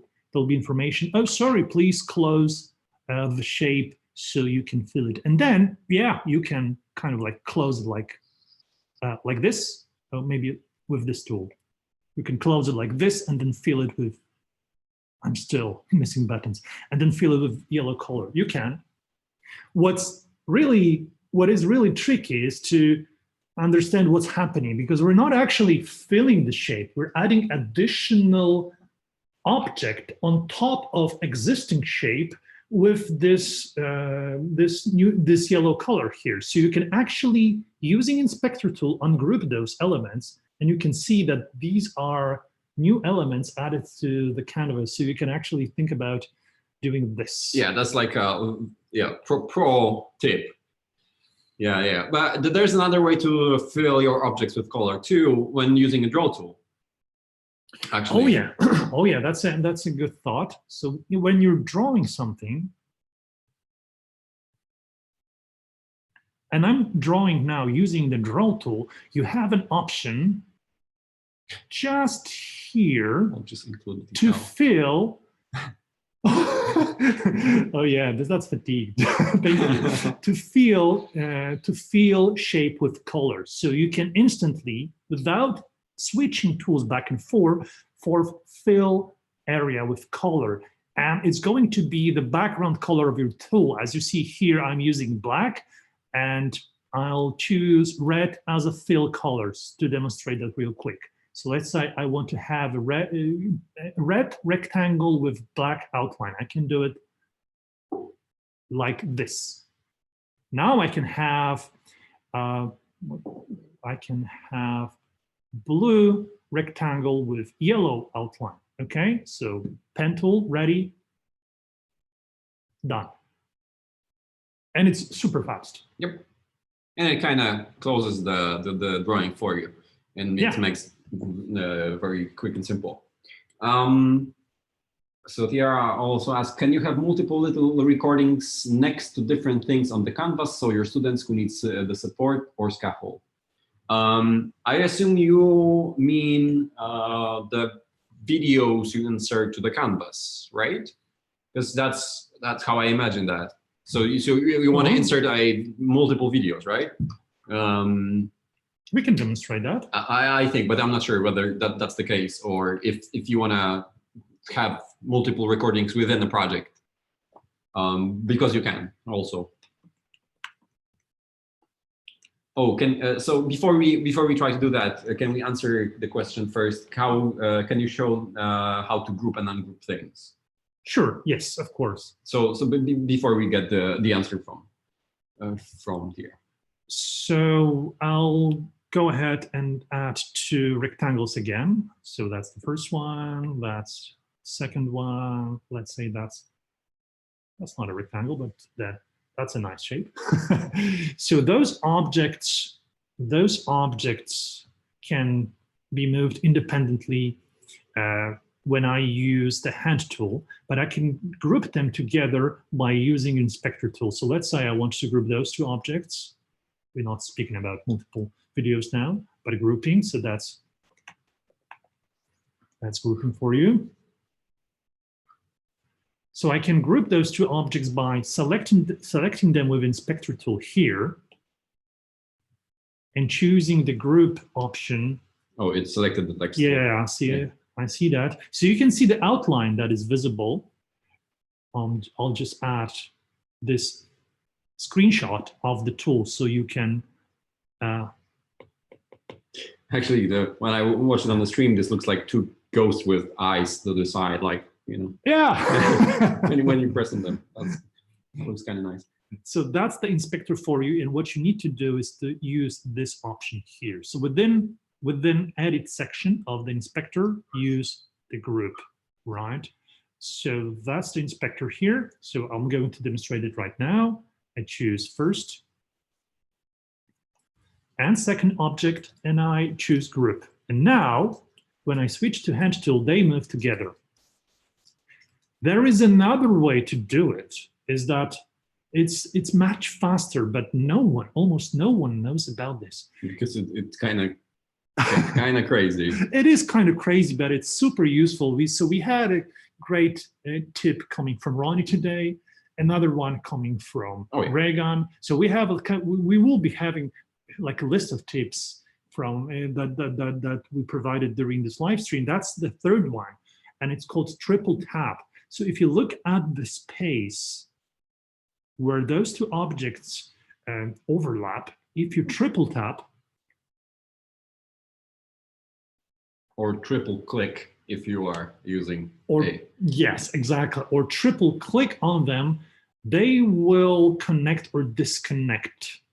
So let me show you this real quick. This is a new object, and I want to connect it with those two objects. So all I need to do is to triple tap, and they are grouped together. I can triple tap and disconnect this one, triple tap again, and disconnect those two. So since we are mentioning this gesture, we can also mention the double tap gesture for documents, because we've seen good reactions to that during our previous webinar when Rashaan did it, and it was like, absolutely. So we can insert a picture of it or anything else. It's gonna work the same.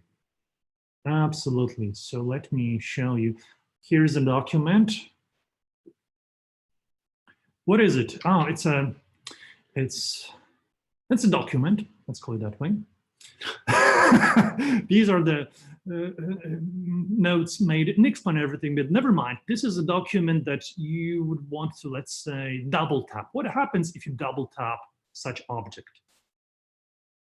Let's see it again. I double tap it. Right. So if you are moving things with the hand tool, it usually happens on the touchscreen devices, because with hand tool, you are using two fingers to kind of reposition it, and it often gets skewed a bit. So if you want to make it straight really fast, you just double tap and it will snap to the right angle.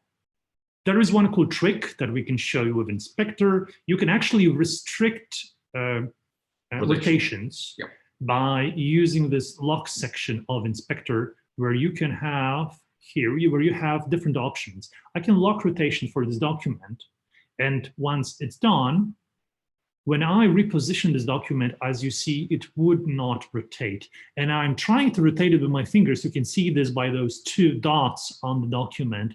It still does not rotate because it's locked.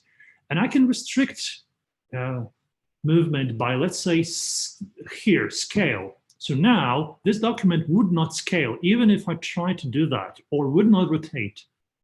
And this is quite nice. If you, let's say, want to provide lecture in a more structured way, I will unlock rotation, but I will lock horizontal movement, because let's say I would want to provide my students with information in a way that I'm scrolling this across the screen. So that would be the situation. I want to scroll it across the screen like this. And you see, this is a nice movement that is more structured because we restricted the horizontal movement of this object. So we can play around with those options. These are very useful when, you know, thinking about visual cues you can provide. There are so many ways you can use this. Yeah, there is, like, we've seen examples of it, like historical timeline that's locked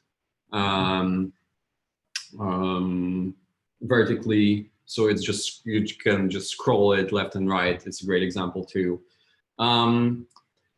So yeah, and so let's go back to the question about the video files inside of Canvas. Oh yeah, I'm happy to. I'll just find a video that I can use. Let's record a new one, or audio, because you can do that and explain everything too, right? Okay, so you would want to use on a canvas video created on the canvas. Well, we can. I mean, Okay. it's possible. So it Alright. depends. So for those who are watching you, if you have already video, already audio file, you can insert it to the canvas and it works the same. What we're going to do is we're going to create the video inside of Explain Everything just to show that it is possible to do. Okay. And it will work the same. Well, the video file you create inside of Explain Everything, or this one that you pre-recorded, is going to be, and is going to work the same. Okay. So yeah. So here's an illustration. I'm going to hit record. Hey everyone, this is my video on this great book, and I want you to read this and focus on a few things here and there. Oh, I blew it, but I can stop my recording and record again what I wanted to highlight. So I'll record again here, and perhaps with a different color there, right? These are the notes that I wanted to provide in the form of a video. So I can now render this as a video. So I'll hit export here, and I'll just store it locally for now. Oh, so that's what you're thinking. You see, Explain Everything has so many many ways you can do that. But yeah, well, so we created a video inside of Explain Everything to put the video we've created in Explain Everything into another Explain Everything. That's exactly what I'm doing. So you can actually create a video, and you can use this video inside of another scene in Explain Everything. So once it renders, and I have high quality settings, so it will take a few seconds. And once it renders, I will import it back to Explain Everything canvas, and I'll show you how you can create a video from the video you have. Yeah, we're getting crazy now. So yeah. But that's a good practice. Yeah. I actually use it quite a bit. That you create a video and Explain Everything, and then insert the video to Explain Everything. Yeah. Because you can use Explain Everything to animate things and illustrate visually with motion different phenomena, right? And once you do that, it's easier even to render this as a separate video and bring it back to Explain Everything for highlights and explanation. Because that way, having a video inside of your canvas allows you to control time and playback of this video. Right. So you can pause it at the right time where you want to explain a certain phenomena, and resume it when you need it. Mm-hmm. Yeah. So that's a quite cool trick.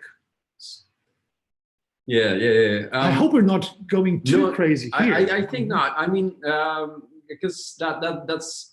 The main question was the ability to use multimedia files on the canvas, right? So I imagine that you create a project where you say, and this is one of the easiest examples we can come up with. So you insert a image file of a cat. So that was the example that was in the chat. And then you insert an audio file next to it so that someone who downloads the project can play the audio file when someone says in which someone says cat, right? So that it's a cat, someone says cat, and then next to it you can have like three how do we call this character? We call it floors in programming language. So the underlines. So there's a CAT to put by the kid, right? By the student, and that's the easiest example of that actually working and Explain Everything. Well, not actually working. That was a bad expression. So that working and Explain Everything. Yeah, I'm liking the crazy. Keep it up. Oh, we will. Oh, we will. We still have a few hours to go. Yeah. Do you want to illustrate that cat example? Yeah, sure. Yeah. So let me just wrap up this one so we can see how we can use Explain Everything within Explain Everything, and then we can maybe. I think I might need. Because I won't be able to do that on the web version, since there's no. You can use it on your, or you can use my iPad if you like. Okay, so let me just wrap up this example here. So I created this video, right, and I want to use this video inside of my project. So I'll use second slide for that. So I have this video on my first slide, but I have a second slide now that is empty. And I will bring in the video that just rendered. So that's the recent video. Underscores, right. Yeah, thank you very much. Underscore. Okay. So as you see, this is a video of the first slide that is currently rendered as MP4 file that I brought back to the canvas on slide number 2. Now I can play it, right? That's the video, and you can see there's a control underneath the video that you can use to move around. And actually that's something that it's very, very useful when you're explaining things on a video. So for example, now I can press record and play back the video and provide instructions, pause the video when I need to in order to, let's say, emphasize some elements, let's say with this arrow, right, okay, and then resume video when I need to. So when I stop here, what is actually visible on the timeline is the moment where, I'll just show you here. I started my recording, I played this object that is now a video for 4 seconds, then I paused this in order to bring a new object that was an arrow that I used to show something around. Then I removed this arrow. You see here this X button, that's a delete tool. And then I resumed my video. And that's how you can bring in multiple videos, because I can now go crazy. We spoke about crazy, right? I can go crazy and let's say bring few videos to the canvas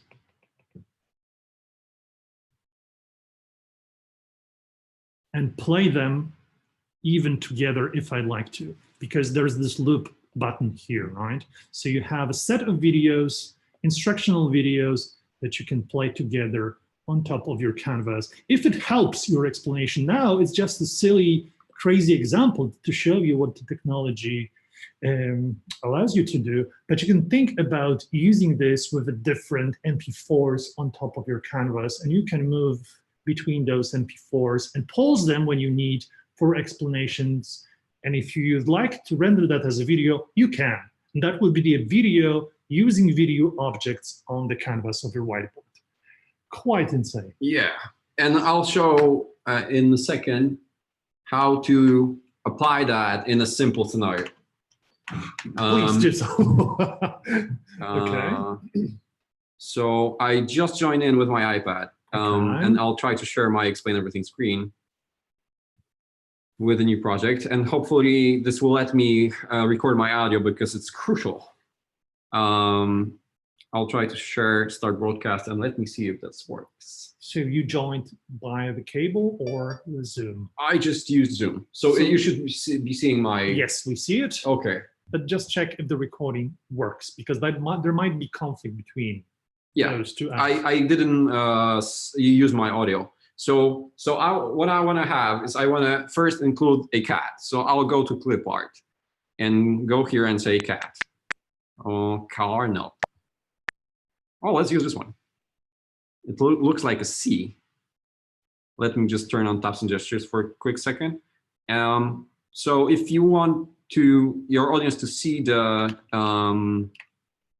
what you're tapping on the screen, in general and settings general, display on screen taps and gestures, turn on, and you can see those taps like that. It's great for Zoom conferencing so that your audience sees where you tap.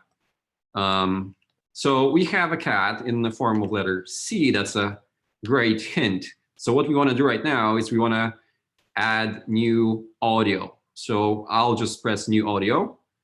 And this tells me that there's a new feature that you can drag and drop audio to your timeline. We're not doing that at the moment. So this is the control for the audio. Oh, I cannot move it. But I can press the small record button right here to start recording my voice. And what I want to record me saying cat. So I'll do just that, cat. And then I'll just press pause. And here's an audio file, which has its own play button and so on. So I'll just move this right here. And now I can press play. I won't hear myself, so cat. Oh, there we go. Nice. It works. So now I'll just draw 3 underscores. Thank you for. And this is my project. So let's say word recognition. There we go. And now what I can do. So if you want to use that project, you can do so. I'll just share it in a way that I'll copy to Explain Drive. And this will send the copy to my Explain Drive and it will upload there. And I'll just go to the copy. It will take me there. So I can, oh, it highlighted the project that I just uploaded. You can see the cloud icon in the right top right-hand corner of this thumbnail. And I'll tap on it and I'll go invite. And now you see the project is private only. I'll change that. So anyone with the link can, now it says can view. I'll change that to download, view and download. Okay, so right now I can just share the link with you. And how should we share that? I won't be able to easily right now because I would have to send it to the chat. So I'll just airdrop this to my computer. There we go.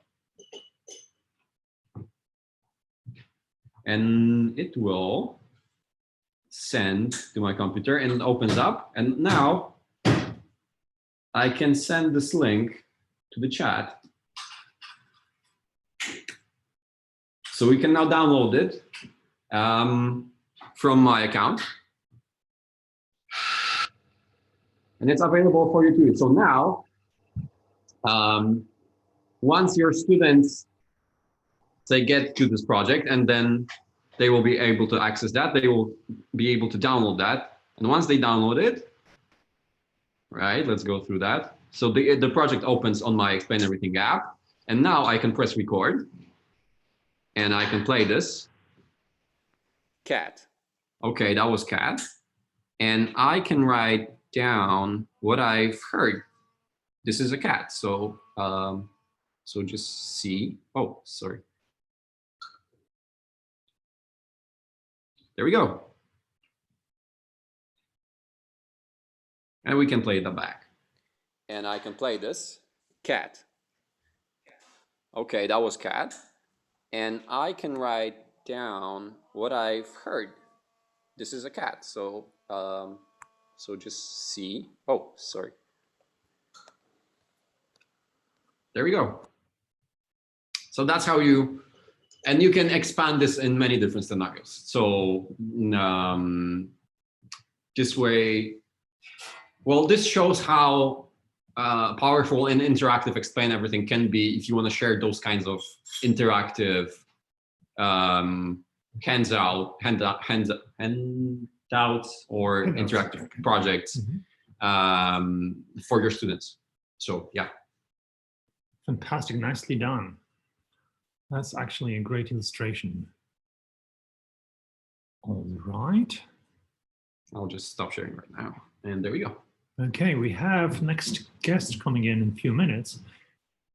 Is it possible for us to take one more question before we have Greg Voisin with us on a call? Let's see. You have successfully cloned yourself a second time. Save that is perfect. Okay. Mind blown. Oh, glad to see. Yeah.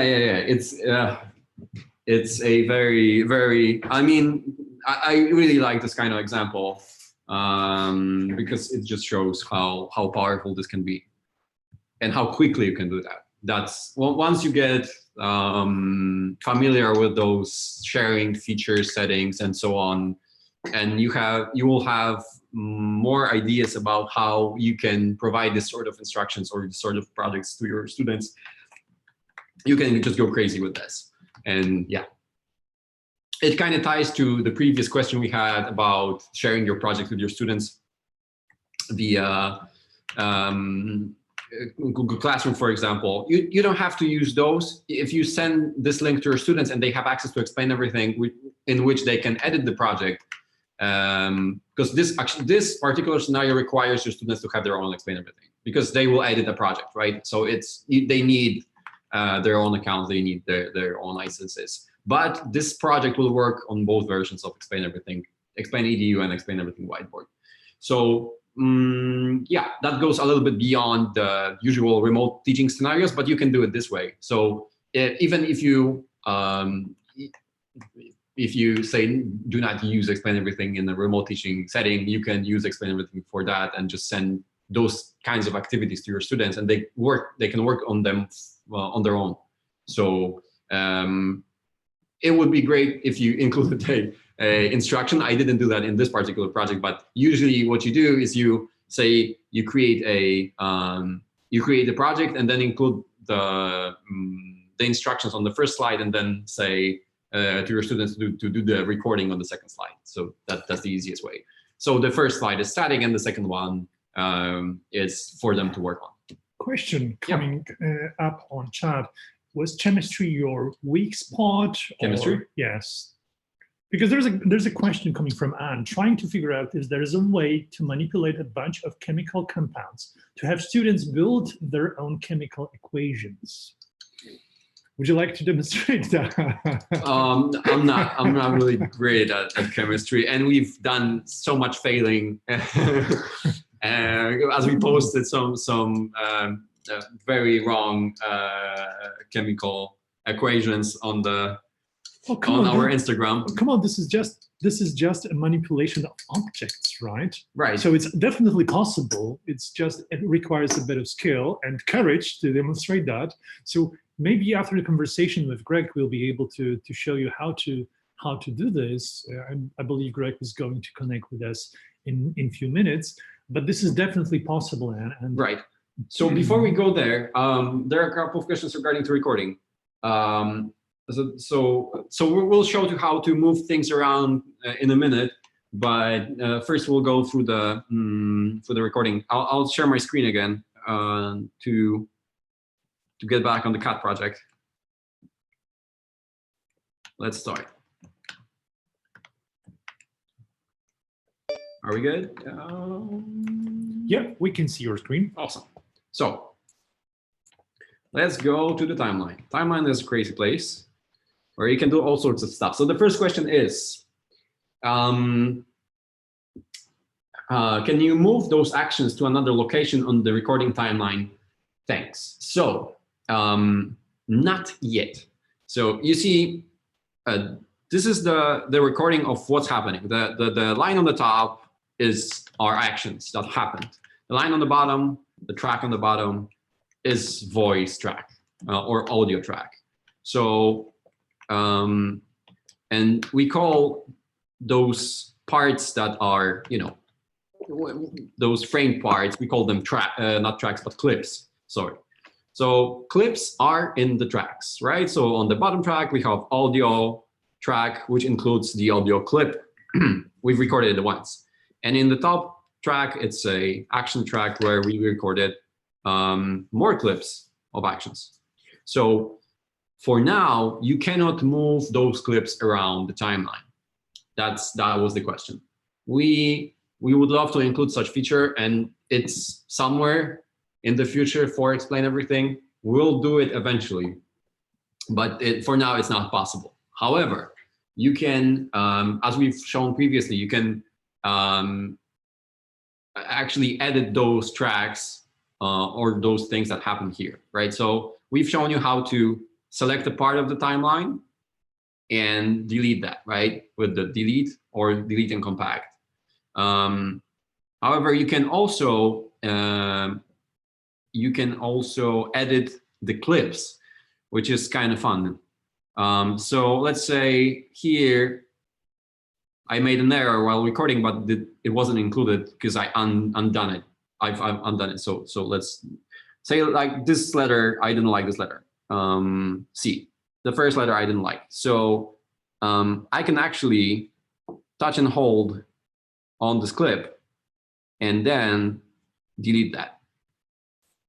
and there's only A and T, right? Okay, so I didn't like the C. Let me scroll back here. I'll close the timeline, and I'll redo my C. Sorry, C. Well, it's worse than before. Don't worry about it. But and it's not in time. But here's how you can edit those things, right? You can just remove that. Say I didn't like it at all. Say so I want to redo the whole part. So I'll just select the timeline again with the selection tool, and now press record. Well, delete and compact here. So that's the tool. Now it deleted the whole thing. I can start over. So I'll press record again. C, A, D. Okay, here we go. And these are the new clips. You can see here that the audio clip is trimmed, and it has a split here because that's when I removed the recording and started a new one. So yeah. And what we can do with those audio clips that we don't like, say I didn't like this particular part of the audio that happened here. So I can, let me think how to do that. Because there are two ways you can do this. Say, okay, so just for the sake of showing that, because it's not optimal. What you can do is just select the selection, select the part of the timeline, and just hit delete. And it will just get rid of that. Let's undo this. And but we can also split clips so that this button will split the clip that are where the red playhead is. So this is the playhead. You press split, and it will create two separate clips from this audio at the bottom. So I'll scroll here, select split again, and now I have a clip that I can select and delete this way. So it's kind of a workaround, but just to show you how you can, mess with those. Yeah, and that's how you can edit things in the timeline that has been recorded. There are a couple more tricks. I don't want to get too deep into them since the main takeaway is start simple. But yeah, that's the good introduction for you to how to do that. Oh, by the way, did I mention that you can create GIFs? Oh, maybe this is a very cool functionality. Maybe, yeah. Maybe we can cover that later on, as we do have another guest of ours. Oh, great. Could you stop screen share for just a moment, and we'll come back to GIFs because this is a very cool functionality. And the way we want to provide you with exciting illustrations of what whiteboards are capable of is kind of like a different take of the topic, as we have our guest coming to us from the field of personal growth, and from that engages in conversation with different phenomenal, exciting writers and authors of books. Some of them come from the visual facilitation field, and that's the topic of our next conversation. Hey, Greg, can you confirm that you can hear us, see us? I hear you just fine. Can you hear me okay?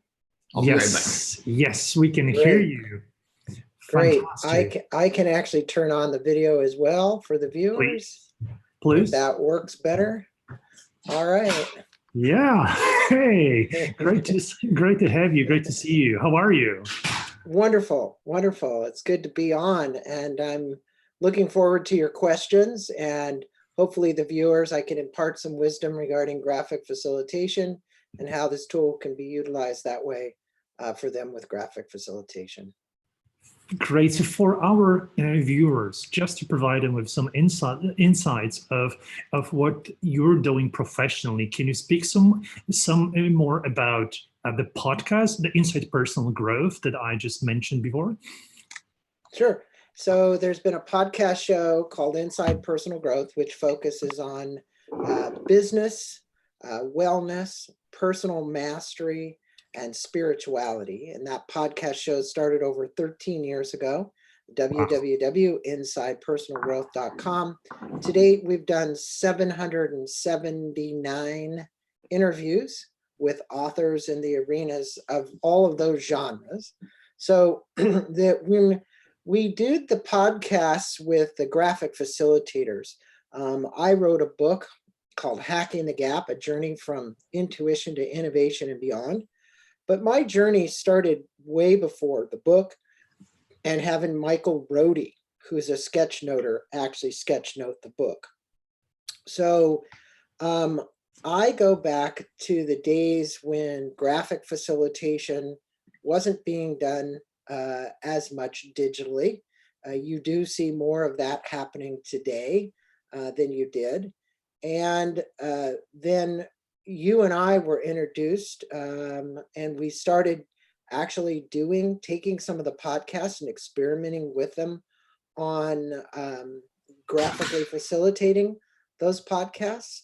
And so David Sibbett, the whole community of graphic facilitators, or I should say sketchnoters, we kind of worked with both sketchnoters and graphic facilitators. They are really kind of the impetus that I think there's still a lot of opportunity for Explain Everything, and actually for people that have a passion towards sketchnoting or have a passion toward graphic facilitation to do that. So Right. Does that give you a little bit of background? Yeah, thank you. Thanks for that. So I'm your listener from quite some time now. So let's we'll share webpage insidepersonalgrowth.com with those that are watching us. Those conversations that you had span across so many years are quite interesting to follow. What you started to do is you started to illustrate them on your YouTube channel. So there's this visual layer to the conversation. Is that it? Right, right. And actually, Explain Everything and you were really a big help to that, because we take those audio recordings and we give them to Explain Everything. And Bart and his team actually create those into moving visuals so that when people are listening, we also know that people are kinesthetic, they're auditory, and they're visual. We actually get all modalities of learning now. You see a lot of podcasts that are done and you'll see split screen on something like this, like Zoom.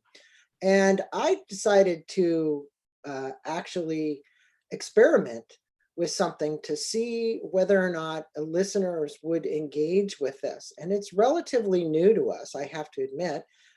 We only have 8 or 9 of them completed.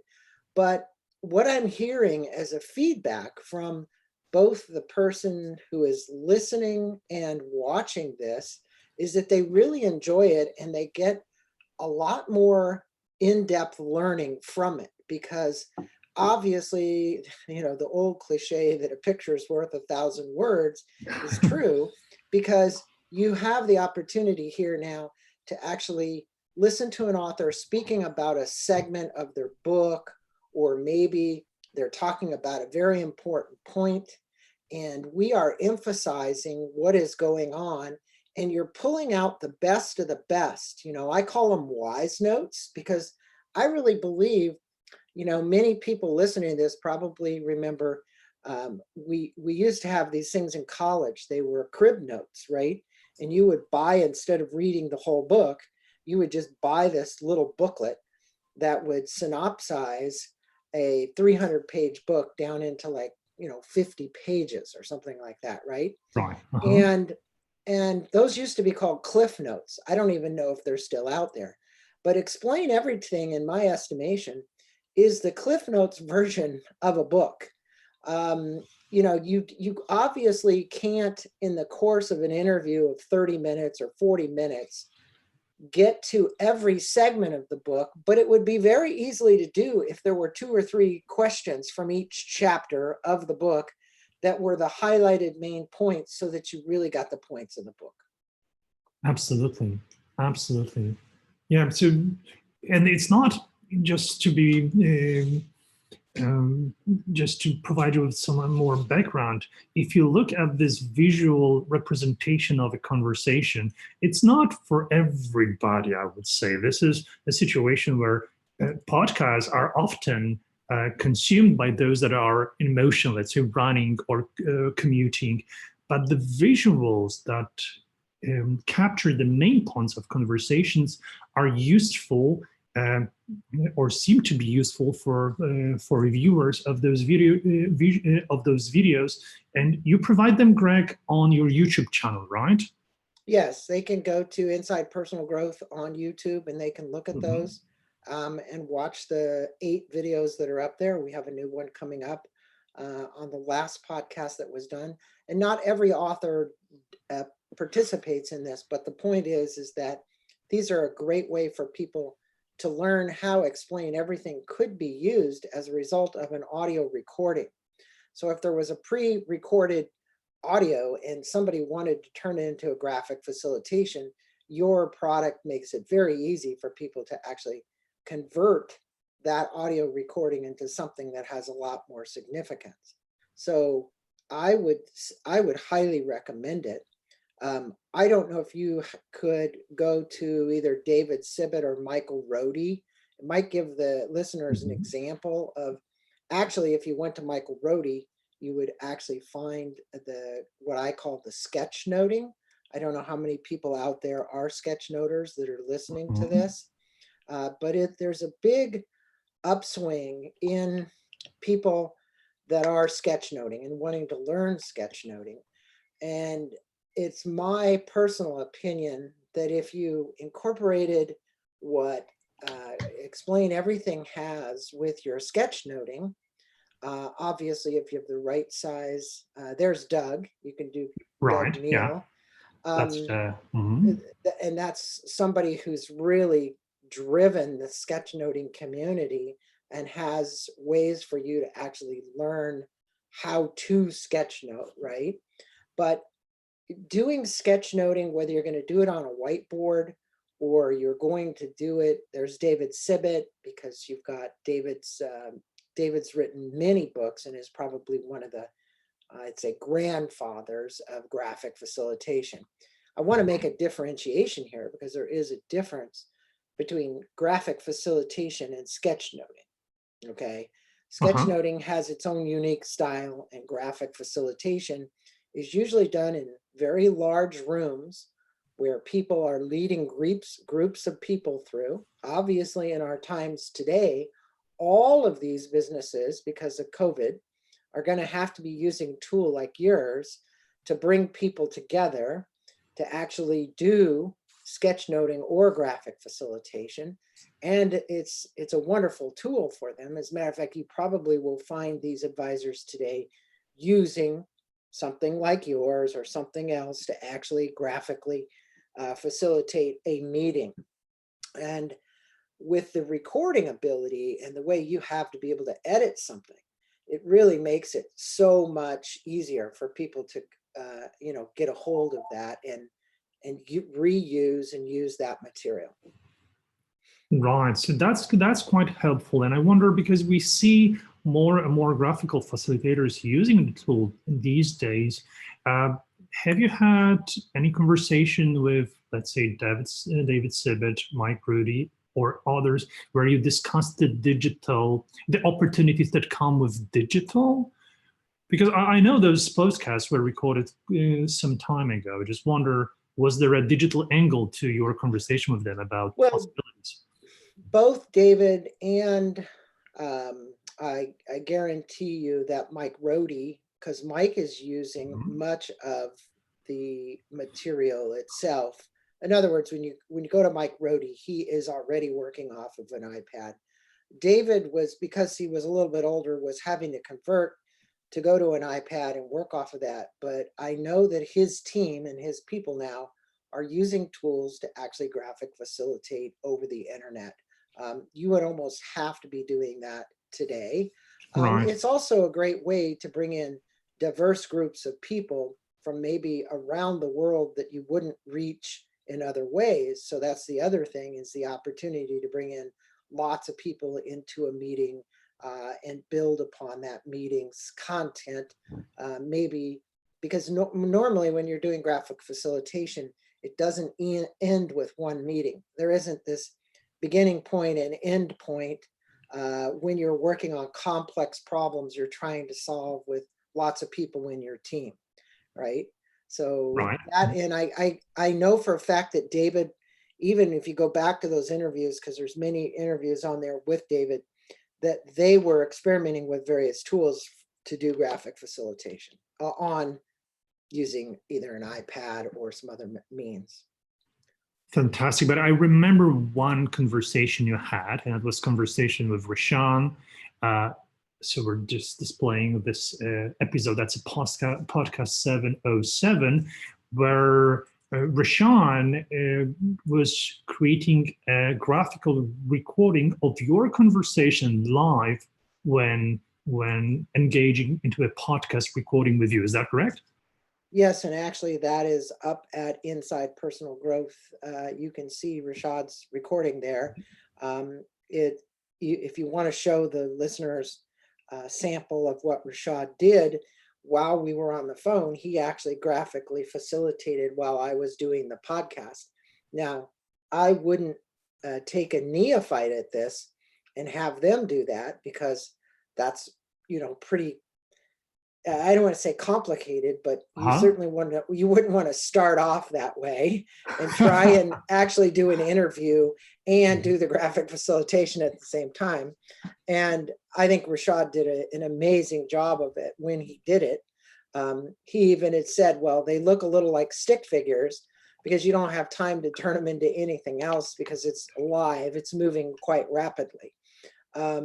When you've been in a room and had graphic facilitation done, you realize that the people that are graphically facilitating, they're picking up the information from the participants in the room, and they're masters at actually being able to draw on the whiteboard and draw things out, but then they take more time to refine the drawings.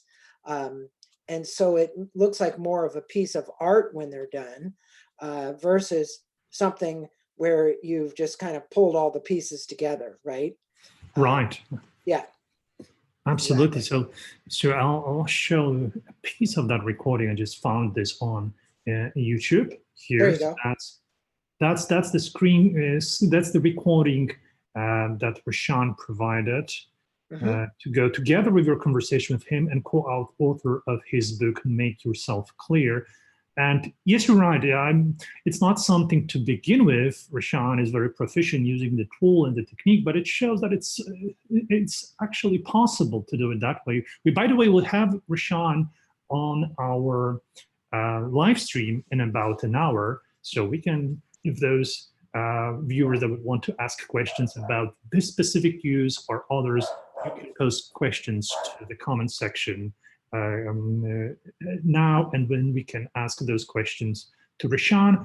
I wanted to ask you, Greg, so what is it that you've learned from those graphical facilitators about the visual nature of providing explanation that way? Because I understand this is something that enhances communication, right? It supports understanding, and it's a tool that they choose in order to communicate. Is that correct? Yes. I mean, what I've learned through the experimentation with this, just with you and taking the books, is that as we've continued to refine the process, the actual recordings get better and better and better. And they get better because we've been working as a team to actually pull out the best and learn how to create that. But going back to your question, your question was really around why. Why would somebody want to do it? And the why is, you would think that it's very obvious. The why is, if I can see a picture of something, or I can put something in a visualization, coming back to us taking and doing mind mapping. Let's go back to that, because we're actually working with AOA, you and I, and AOA has a product that does mind mapping, and you've actually created a piece that you wrote about the steps in actually how people develop and create and get to the innovation of something. And what I love about this tool is that the first raw element of something, when you're actually sitting down and creating that, what could be very messy mind map, you literally could take that and do that right here, right? You can sit here and draw and explain and circle things and put in videos and whatever. Then you can take that to a mind map, and then you can move that from a mind map, as you and I have talked about, into literally a Gantt chart of things to do. You know, what is it that we have to do to actually achieve or execute on the ideas, as you say? So I think the inception is really explain everything. I think the next step could be something like AOA, MindMeister, many of the mind mapping tools that are being used to do that. And then the third step is turning that into actionable items. What are the actionable items that people have to, the steps they have to take? In my book, Hacking the Gap, A Journey from Intuition to Innovation, I explain these steps, right? And I think the most important thing about the steps is that everybody has to understand that the easiest way to kind of jump that gap, as we're explaining here, is to use a tool like yours. And that's what really interested me about it, was you work with so many business people, entrepreneurs, teams, trying to develop something. They're trying to figure out ways to infuse the inspiration, which is the personal growth side, getting in touch with intuition, moving that intuition all the way to innovation, and saying, okay, we've taken an idea, a concept, or whatever, and we've been able, with the tools we have here, explain everything, mind mapping tools, Gantt charts, to really develop it and see how viable that is. And that's, to me, what excited me about this whole process, was just the ability to digitize that. Yeah, I'm with you on the same page, I believe, because I see whiteboards as a kind of like a thinking tool. So thank you for referring to this article that I created on this very topic, where we listed here in this article several tools, not only Iowa, but also others, that are kind of like thinking supporting tools that are supporting creativity and basically process of finding solutions. So I'm actually on board with you and thinking about, you know, where this idea, what kind of software supports you when you're coming up with idea, and that could be the whiteboard, and what kind of software supports you later. And with uses of experimenting in the school, we see that, you know, thinking is great expressed. It can be expressed by students when they try to explain their thinking when solving problems, where finding a solution to problem. But also thinking is, this is a powerful way to explain thinking if you're in a position of a teacher, to provide instructions that way, in a very authentic way that is supported with visuals. And now, as you said, those visuals are quite necessary to travel in the digital way because of the COVID situation that we currently have. Yeah. So yeah, absolutely. So thank you for that. We do have, I just took the screenshot of your cover of your book on hacking the gap, and I must admit I do have a video, a whiteboard. Notes created using whiteboards from your book. So if you're okay with that, I'm happy to share those notes with those that are watching us. But what I encourage viewers to do is to check the book. It's on Amazon. You can easily get it. And of course, here's your podcast page inside personalgrowth.com. Tell me, Greg, one thing, how is it possible to record as many as 780, how many you have episodes currently, 785? 780. 780. Yeah. How is that possible? I mean, this is a lot of work. Well, you know, 13 years of work, if you divide it out by the number of weeks in the year, I think it ends up being a couple of podcasts a week. So it's just a persistency, tenacity, staying at it, finding the right authors. We have a great lineup of authors that just keep coming to us wanting to get exposure through the show. One of the last interviews was the Advice Trap with Michael Bengay Steiner. Then we did one prior to that with Tom Rath, his book on Eat, Move, Sleep, which sold just the one book. He has like 7 or 8. He's the guy from Gallup polls that's done all the work. And that book sold over 5 million copies, which in the book world, that's quite a success to do that. And I think what is great about it, when we say we cover wellness and we cover business and we cover personal growth and mastery and spirituality, it gives us a broad brush of all of these genres, which most business people have an interest in. You know, they at least have an interest in business and wellness, right? Right.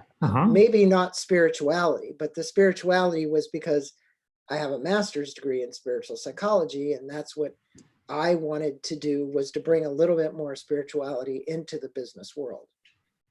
Right. What I find fascinating is that with such an extensive experience in this audio format of the podcast, you're still open for experiments with this visual side of things, and this is quite fascinating. So thank you for doing that, and thank you for sharing your perspective on benefits of visual storytelling, whiteboarding, and visual facilitation. Yeah, and I would just tell your listeners who are on the podcast today to go check out Doug Neal. You had him up there before. Go check out Michael Rohde, R-H-O-D-E, and go check out David Sibbett. They are probably the thought leaders in the field.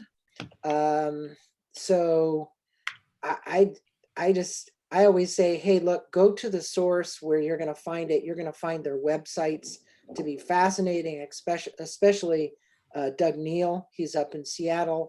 David Sibbett is in San Francisco, and Michael Rohde is in Wisconsin.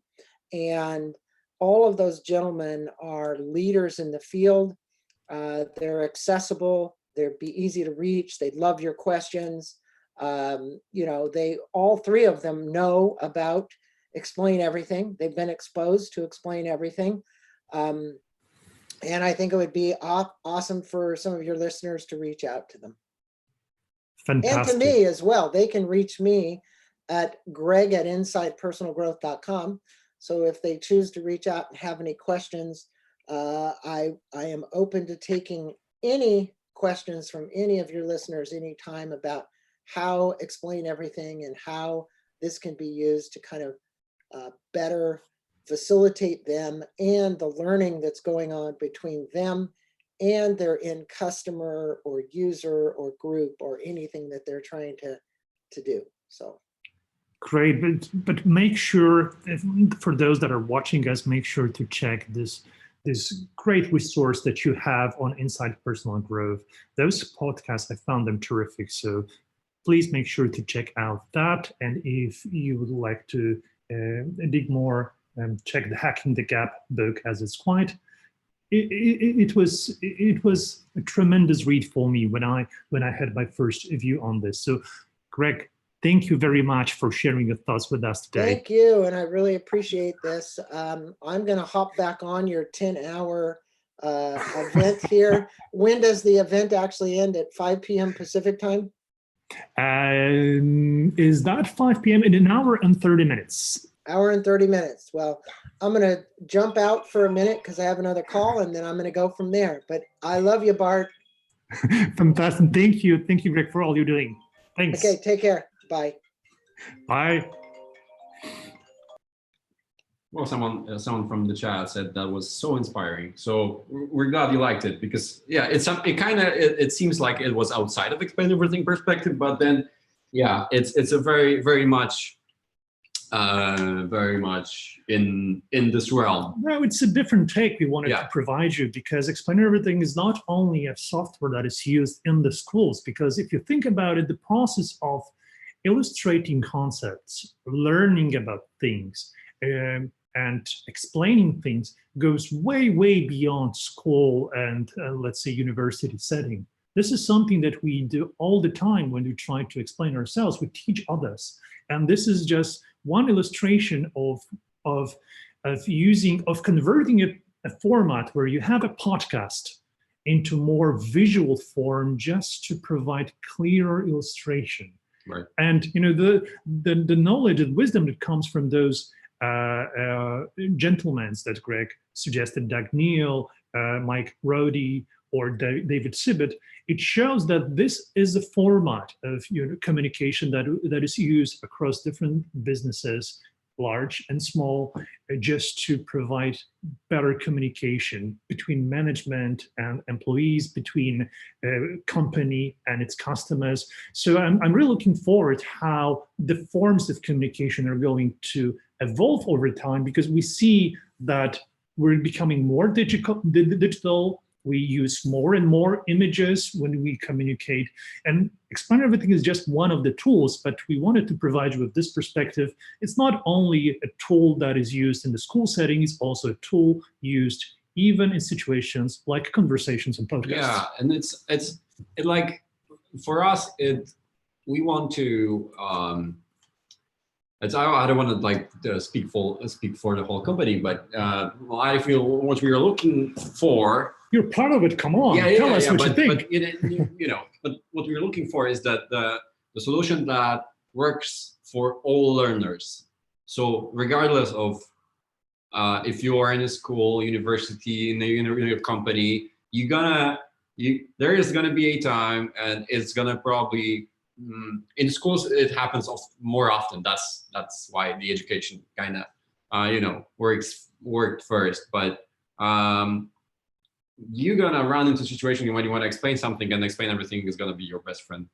So, well put. Yes, yeah, absolutely. So this is something I shared in that article that Greg referred to, and it's actually something you experience yourself as well. Having a conversation with a person that was trying to solve a problem, and a piece of paper or whiteboard was necessary to draw and try to. By drawing, find solution for it. Yeah, right? I mean, there's this classic movie scene where someone goes to the whiteboard and tries to, you see this shot when the person's trying to, figure something out, and this is the moment where they try to explain something and show it visually, and it's just in movies it works so well because it's like this breakthrough moment. Right, this aha moment. Yeah. This aha. So and. Why wouldn't it work in a digital setting? It works in a digital setting. It actually does. I mean, I don't know. It's not as movie, like. Yeah, but that's life for you, of course. But to be very honest, when I tried to clear out my thinking, I use Explain Everything now. I used to use notebooks for that, and I had like a bunch of notebooks. But I went full digital with Explain Everything, because it's not because that we do this tool here and that's why we know it so well. It's because it doesn't work.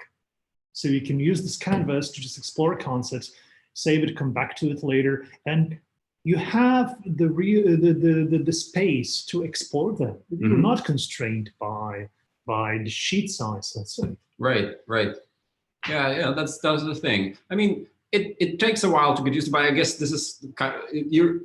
In the personal use, I guess you're in the forefront, right? Because I don't think that there are many people who do those notes, though the notability is used very widely still.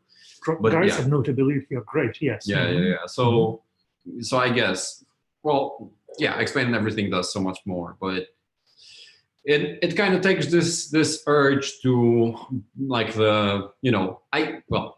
I'm trying to gather my thoughts. So because what I'm trying to say is that noting something already takes a lot, drive to do, right? Yes. Yeah, and for your own personal, goals, you want to plan something out, you want to know something out. Most of the people don't do that, right? You know, there are people who need to do that because they want to, you know, organize their thinking better. They want to push it forward. They want to, you know, think clear, and that's why they try to, you know something and try to figure it out for themselves, because they know that they need to, you know, find this right space and where they can gather all those thoughts, all those, you know, thinking. And then it takes a while to like force yourself to do this every day, for example, or do this, you know, consequently. So, and if you add this additional digital layer to that, it kind of gets a little tricky. But this is what you like. This is how you can get there. This is how you can tap into this potential that wasn't there before digital tools, right? Sorry, it's getting very complicated right now, but don't worry. But we're streaming for 8.5 hours. Yeah, So I think we can find a leeway here. But actually, I agree with you. And for me, it was so obvious at some point in time when I was doing those notebooks of mine, and I started to print pictures in order to put them to notebooks because I needed them. It was so obvious. Okay, I need to go beyond just paper because it's just too time consuming, right? So I started to move my habits, and I started to do them on a canvas of a whiteboard. And of course, at the same time, we were just debugging our software. So it was a great opportunity to do those notes and just find bugs. So we provide software that is free of bugs at this point of time. But it's just, for me, whiteboard, capable whiteboard is a digital equivalent of paper. It allows you to do the same and go beyond what you could do with paper. Right. Yeah. Well, it would be our hope for, you know, for schools to switch from using notebooks to explain everything. That would be perfect. But you know, we know how it works. So there are countries that haven't really started using technology in education just because they didn't want to, right? It's not that they couldn't, or they were just used to that, and it's okay, it's fine. Like, but they started switching. For example, like Germany, the increase in interest of like digital solutions right now. That was great. The last year was crazy. So many. The same with Japan, right? So there's a different speed if you think about markets, and maybe on the forefront is UK, US, Canada, Australia, because it's happening there since like 7-8 years now. But with different markets, they understand the benefits of that, I believe, and it becomes so clear now that those devices can be used for very practical means to enhance education, not to replace some elements, but enhance education. And they're not consumption devices. They're devices also to create content. Right? Yeah. That was the shift that happened during the last 5 years for most of the schools that went digital, I guess. I mean, from our experience, that's how it looks. That the initial problem was that we used to think of them as like consumption devices, not the creative devices. And I think the iPad changed that a little bit, and now the Chromebooks are there, and they are also like, you know, the creative aspects is also important there. And explain everything is there as well. So that's what we always wanted, I guess, that to show the creative aspect of using to show the creative potential of using those kind of devices. What we love to do, and what we started to do recently, and you can check this on our blog, and I'll share this with you real quick before we connect with another guest, is that we wanted to show you where's the link between practice, or let's say teaching framework, and the tool itself. And let me just show you my iPad here one more time, because we have a quite interesting article. So I'll bring to the Canvas browser, and I'll open our blog page.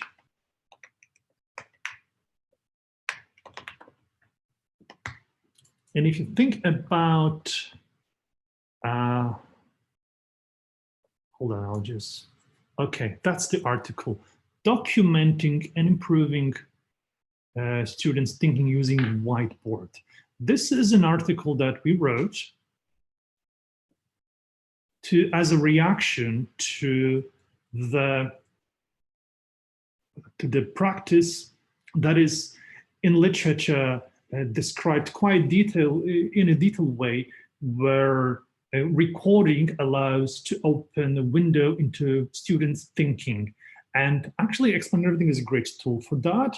Although the practice and the framework does not mention tool, we are providing article to illustrate that, yes, you can apply this approach using Whiteboard. Mhm. And what we'll do in the future, because here we're providing step-by-step instructions how to use our tool for this process. What we're going to do in the future is that we're going to provide you with more articles illustrating how this or that practice can be enhanced with the use of digital devices with software such as Explain Everything. Right. There's a great example that I love to show, and because it kind of captures the spirit of what it means to go digital with a whiteboard. So I'll show that, I think. And it's only a very narrow example, but it has a wide range of uses. So I'll share my screen to Zoom.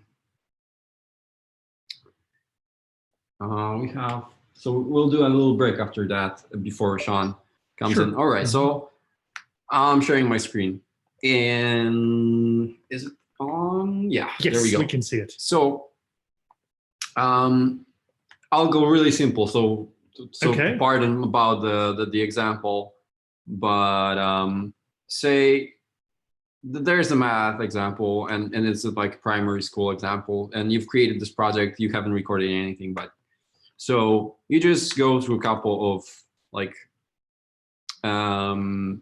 say like 234 plus 829, right? So you do this sort of thing.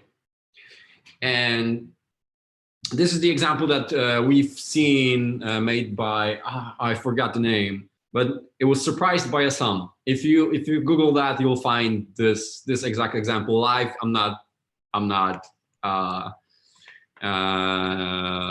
making that up. So you've created this sort of addition example, and you want your student to figure it out and try to do that. But instead of handing him the paper or writing this down on the whiteboard, you give them this and they Explain Everything. So, and you told them, you're gonna do this, let's try to do that. But before you start, you just press the red button on the bottom and just try to explain what your thinking is. And you go, okay, so the student goes like, oh, so what should I do right now? I should start with those on the right hand side. So I should add them first, and if goes beyond 10, I'll add here. So I'll just add 4 to 9, that's 3. So 1 goes 3, and 1 goes here to the 10s. So I'll add 10s now. So it's 1 plus 3, it's 4, and plus 2, it's 6. And now there's no additional hundreds here, so I'll just add 2 and 8, so that's 10. So here's 0, and this is 1. So it's 1063, right? Now press stop. So, and here's how it looks like. If you hand it in the paper, you and your student would have this, right? And this. And you can see this, and it's correct, right? And it's fine. You can, you can check if it's correct. That's a 1, 0, right? A binary state. A binary state. Yeah. Mm-hmm. It's correct or it's not correct. So the student can or cannot do this, right? But if you do that with Explain Everything, you can press play. Oh, so what should I do right now? I should start with those on the right hand side. Okay. So, and you can see the process of their thinking. So if they have a problem, you are able to see why they have a problem. Because in regular classroom, you won't be able to attend every one of them, right? But if they share a video in a particular setting, you will be able to see what went wrong if they narrate it. Of course, not every student will narrate it. Some of them will have problems with that because they then don't like their own voice. But because say in Explain Everything, it helps a lot if you record, because that's the difference also. If you try to do that in front of your class, you say, now you, John, go to the whiteboard and figure this out. And John might not be an extrovert and he won't be able to do that in front of other people and will be stressed out. Right. Right. And you can just give him the Explain Everything with this and tell him to record himself, and they will be able to do that alone, so that other people won't be able. So they will show you their ability to actually figure this out and not show you the ability to figure this out in front of people. Yes. Right? Because yeah. I mean, that's the side effect, of course. They will learn to show this in front of people, but yeah, there you go. But that's not the end. So it's not only for you as a teacher, it's for them. It's like, if they are able to see how they explain something and how it went, they are able to track down their own mistakes without your assistance. So that's also why, like, switching from paper to digital is worth it. Yeah. Because not only you can see the thinking process, they can also see it for themselves. So it's a snippet of their understanding, and it's something that can be also shared with parents if necessary, right?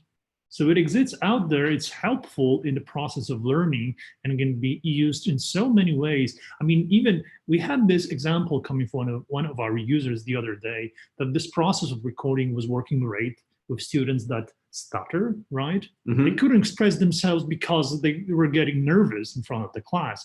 But when they were handed when the device was handed to them, they had no problems recording themselves because they knew they can always come back and improve what they are recording. Mm-hmm. So they were able to provide explanation when asked by teacher and by preparing this explanation by themselves somewhere in the corner of the classroom. Yeah, I think that's a great example of what technology, how technology can be used. There's a scene in this movie with Colin Farrell, I think. Okay. How to Become a King, I think. Right? There is this movie. Let me check. Yeah. I know. I'm not sure if that's the King's Speech. I guess that's King's Speech. Yeah, King's Speech. That was the Polish name. King's Speech. Yeah, where the King's Speech. Yeah, from 2010. Not Colin Farrell. Colin Firth. Yeah, sorry. Jesus. So yeah, there's a scene where this guy played by Jeffrey Rush. Yeah, Jeffrey Rush. Okay. Records Colin Firth's speech while he has, while he can hear himself and he stops the stutter. So that's a pretty cool movie example of a technology actually showing that something's possible, but that wouldn't be possible, because you wouldn't be able to prove that it worked this way. So yeah, so King's Speech, yeah, but it's a great movie. Yeah. By the way, how are we doing with questions? Because we have an hour and 15 minutes. We didn't have that many questions. I guess only the most hardcore viewers stayed with us. But at least those European viewers, right? Yeah. Or it might be that after 8 hours and 45 minutes, we're doing okay answering questions. So that's a pretty long Q&A. Yeah, it is. But it's been all right, I think. I wonder, I had this break down around 6th hour, but now it seems fine. Okay, So great. it's okay. No, we didn't get any additional questions. So I guess we'll take a break then and wait for Rashaan to come. We'll take a few minutes break and Yeah. we'll come back to have one more conversation. This time, Rashaan is going to join us. Rashaan was on Greg's podcast promoting his new book, Make Yourself Clear, but we want to ask him about remote teaching and practices related to that, and hear his observation about this topic. So this is something we're going to provide you with in about 10 minutes, but for the time being, I'll share my screen one more time. For the time being, we'll take a very short break and we'll come back to you shortly. Thanks for staying with us for so long. We just hope it's not just explain everything people watching us, right? Because there are some that are cheering up. So that's around 8 minutes. Yep. Okay. Set. Start.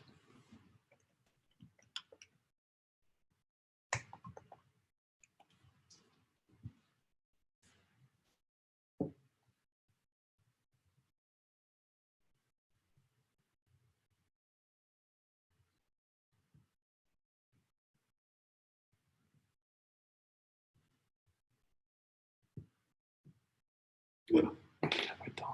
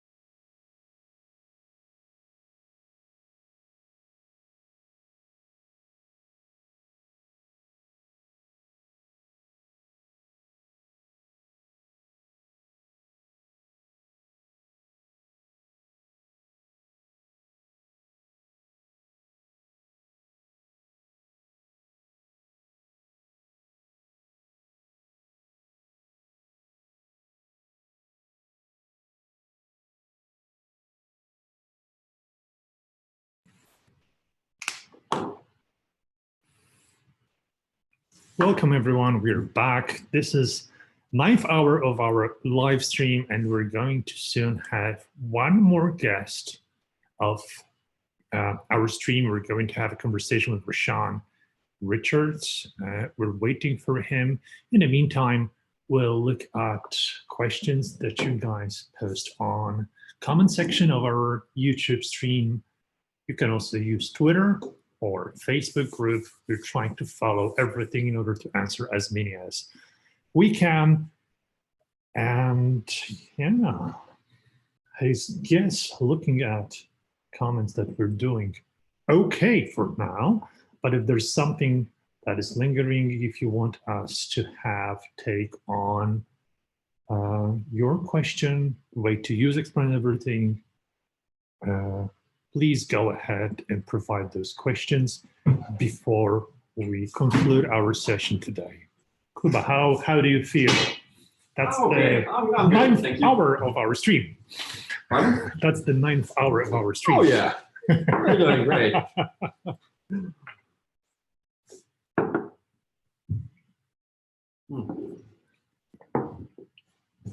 Is Rashaan on? Rashaan will be, here's with us. Oh, awesome. Hello. Hey, Rashaan, how are you doing today? I'm good. All right, let me get all my devices in order here. Sure, take your time.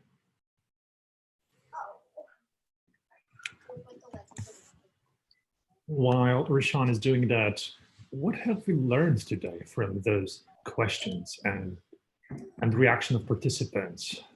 Pardon? Sorry. What have we learned from the reactions and questions that we take in?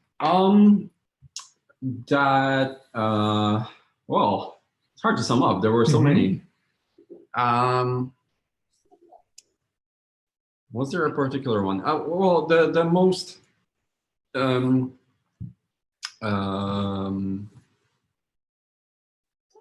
well, the one that caused some confusion, I guess, was the one where why do you use two devices? Right. So Right. Okay. So just Rashaan, to provide you with an overview of what we've learned during 9 hours of our stream. We got so many questions and we responded to, I guess, all of them. Yeah. And one of the confusion points, and a lot of questions were related to how to broadcast Whiteboard over distance, because teachers want to use Whiteboard that way. We had very encouraging conversation with Ronnie. He shared his take on using Zoom with Explain Everything. He shared examples and the way he teaches over distance. He was actually one of the pioneers of that method, right? Yeah. And then we followed up with kind of options, how you can do this. So that was the content of our conversation. We've also learned from Tony Vincent that joined us at the beginning of our stream. That was a great start. That was a great start to take it slowly, step by steps, for those that are just beginning, not to try to explain everything at one go, just to proceed with simple steps. It's also something that Gavin shared with us when speaking about his company supporting digital transformation of schools. So just to give you an overview, what we covered during this long stream of ours. Right. And then there was one question we didn't answer because I was waiting for Rashaan to show up actually. Okay. So the question is, how do you use Explain Everything for, let me check that, for formative assessment? Oh, okay. So maybe we could dive into that as well. But let's begin with a question, Rashaan. How are you doing these days? Oh, I'm doing okay. It's been a whole series of meetings and planning and supporting people and really trying to manage a lot of things because for those who don't know, in addition to my relationship with Explain Everything as one of its original founders, I'm also, my primary gig is as an administrator at a pre-K through 9 school in the Northeast United States.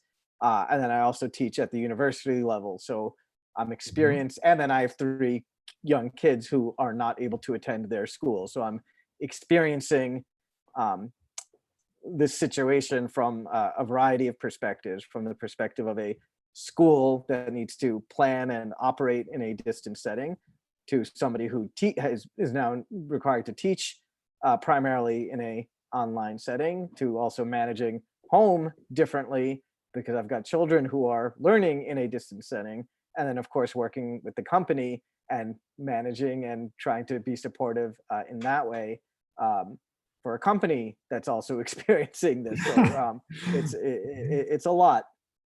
It is, yes. And, as original co-founder, to explain everything, you're one of the most knowledgeable in terms of technology capabilities, right? And scenarios of how it can be used. That's why I wanted to ask you from your perspective about the challenges that you see when teaching remotely.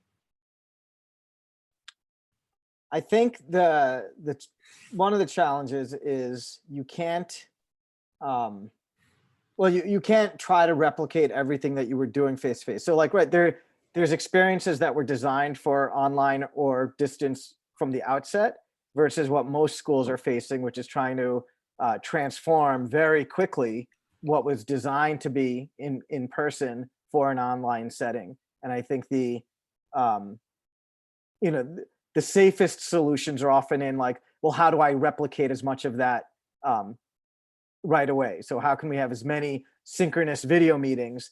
Because we used to meet from 8:30 to 9:15 every day for math class. So now how do I just use a Zoom or some other platform? But that's not taking into account all of the other changes that are happening. It's not just a shift in place.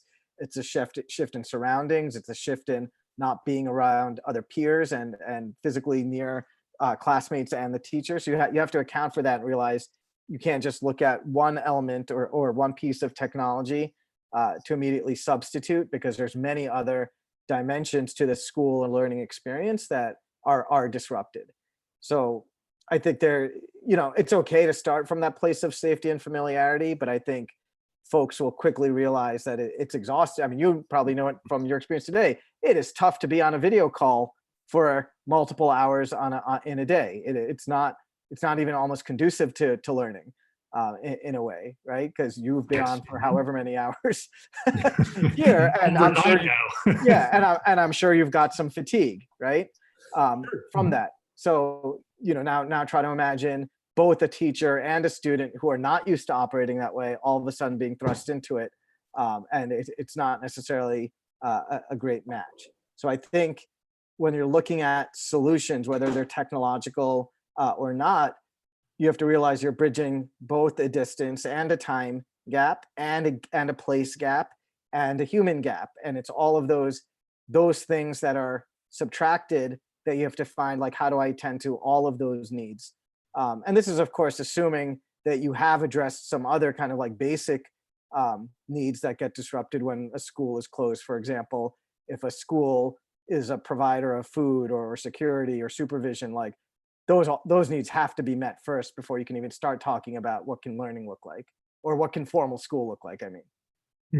Absolutely. Yes, absolutely. You're right. And, this is not a typical situation to provide like a 10-hour long video stream for teachers, because we are flooded with questions, and this is our way to respond to them, just to provide a floor and space to ask those questions and get a response quickly. So, but I wanted to ask you about the change in mindset, because you have a very good perspective on teaching and the changes that rapidly happen now. How does it affect the teacher's mindset?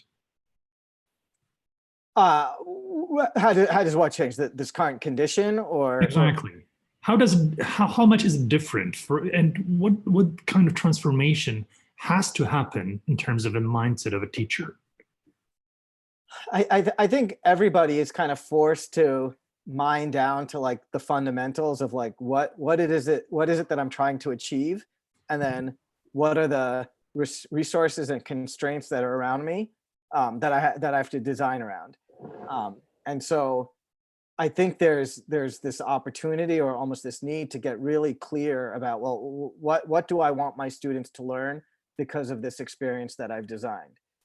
Those kinds of questions should be asked constantly, every day, pre COVID-19. but maybe over time, habits form, routines form. In some cases, inertia exists, and maybe people stop asking those questions. But because of this, like true external and really unfortunate disruption, when you realize, wow, I do have limited time, I have limited resources, and I have to really focus on what's most important. I think that's the right place to start, right? So it's not just about like, oh, I just have to get through all of this content. Well, what were you trying to achieve by going through that content? And you have to get clear about that question. Right, right. So from the practical perspective, and let me just, before I ask you this question, provide some context to it. Last time we had together 2 webinars for, let's say, new teachers trying to use Explain Everything Whiteboard in their teaching practice, and for those advanced users of Explain Everything. We had 2 webinars where we covered 3 scenarios of how teaching can be provided at a distance. And we spoke about explainer videos. And it's something that we explained quite a bit during our live stream today. Cool. But we also covered broadcasting whiteboards on a conference call for groups of students. Let's say that's a way to deliver lecture.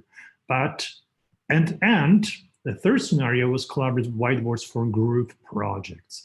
And I remember your comment on those webinars that it's best to start with this one here, whiteboard videos. It's a good starting point. But I wanted to ask you, from your perspective as a person that has all the tricks up his sleeve, you're a co-founder to this whiteboard. What do you use these days when you're, and what do you advise more advanced users of Explain Everything to use to be most efficient when teaching at a distance? You know, I would say if you're operating right now, like I would create very short or a series of short instructional videos where content, ideas, topics are explained, stories told, whatever it is. Mm-hmm. And then you augment that by the times that you can meet synchronously, that it becomes like a facilitated or mediated discussion. So, one example I can give, let me see if I could pull this up. While I'm talking, I'm going to attempt to share even one of the examples from one of my graduate school classes. I hadn't prepared this, mm-hmm. But now I'm going to do some on the fly because, well, we're in a live stream and we should be able to do this. Yeah. So let me explain. So we, in one of the weeks where we knew or we found out that we weren't going to be able to meet in person, me and my co-teacher for this course, I created a whiteboard video example for students to watch, and then they were asked to respond to it and submit it. So we use Canvas as our LMS. Mm-hmm. And let me try to find this. What week was that? And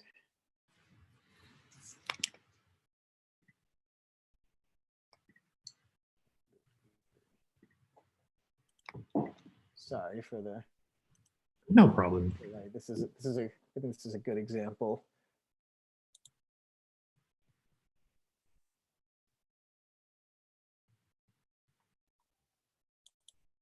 I think it's important for viewers to understand how a person like you that knows well everything about those 3 scenarios uses them in his practice, so others can follow your steps.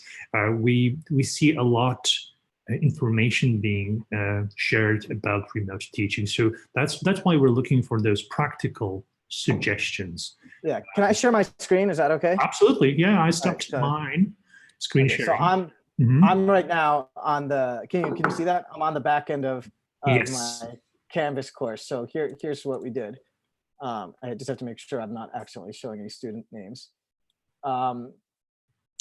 So this was the assignment to basically like apply a framework and kind of just do an exercise like, hey, pick a tool and apply the SAMR framework to it, right? So basic assignment. All right, so February 6th. Now let me go to pages.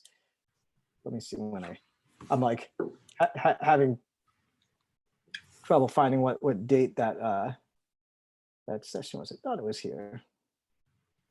So here, this is my Canvas page. Contribute to the week 2 discussion. I thought it was there. So anyway, students had to watch a video, but now I can't find the video. Oh, there it is. It's highlighted in yellow. I was like, why am I skipping over that? Okay, right here. So watch Learning Frameworks video. Okay. So I posted this, I created this whiteboard video with Explain Everything. Really, you can see it pretty rough. I don't think my audio is going to cover through. MSTU 40. It does. Okay, so I'm not going to play the whole thing, but the folks behind. What I did was, in the first part of it, was just give a perspective of some of the content, and then modeled an example of like how could you take a framework and like talk through the tool. So I created a whiteboard video to model an exercise. I wasn't expecting that the students would use Explain Everything for their final content, but I just used it as a way to give instruction to it. Let me just stop my share, and then I'm going to find just some of the examples and describe kind of the next step, which was, so all the students, there's 23 students in this class, submitted their work through Canvas. And the next time we met, we were meeting digitally like this. I'm just going to tell you, I basically we took screenshots of anything that was submitted in text. I'm just going to find one image just so I can model it. Nope, that was written like a paper. Photograph, come on, who did a photo? And there was, let's see. Yeah, so I guess most students typed out for here. So then what happened was, I'll airdrop these. I'm going to share my iPad next. Is that going to work? Of course. All right. Doing many different types of sharing. All right, so let me see.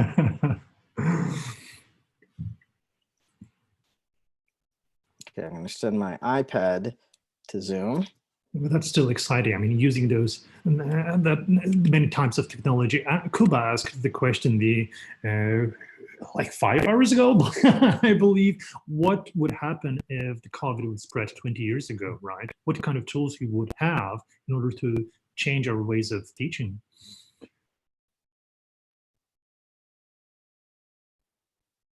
So just as an example, what we did that when we got back together, again, using Explain Everything, now we connect via Zoom. So broadcasting in a similar way to what I'm doing now. So as a facilitator, took all the students' submissions and then used it as arranged those content. I only took 2 of these screenshots here. Okay. But then used that content and basically was able to bring it to life. And then we were able to have a discussion about what people submitted. We were able to look for commonalities in the types of tools that people chose for the exercise. And we were able to facilitate this kind of dynamic discussion in this way because we were using the whiteboard to visualize it. If we had just done like a talking heads Zoom call, it would have been very hard to kind of help people understand what me and my co-instructor were finding interesting about the submission. So as an instructor, I used the whiteboard video to set up the exercise and used the live whiteboard as a way to bring the student responses to life when we kind of met for class 5 days later after the submission had been, after the assignment had been created. Right. So thanks for that example. That's very useful. We spoke with Ronnie a few hours ago, and we asked him about how limiting it is to teach remotely, and he actually said that it's at some point it is a different bandwidth in communication between teacher and the class, but it's also something that is enriching the experience, and he sees the benefits of teaching remotely. In a way, he can control the experience and make the best use of the time when providing a lecture in a form of a video or even lecturing live. How do you see the balance of what we lost because we're pushed to the situation and what we've gained?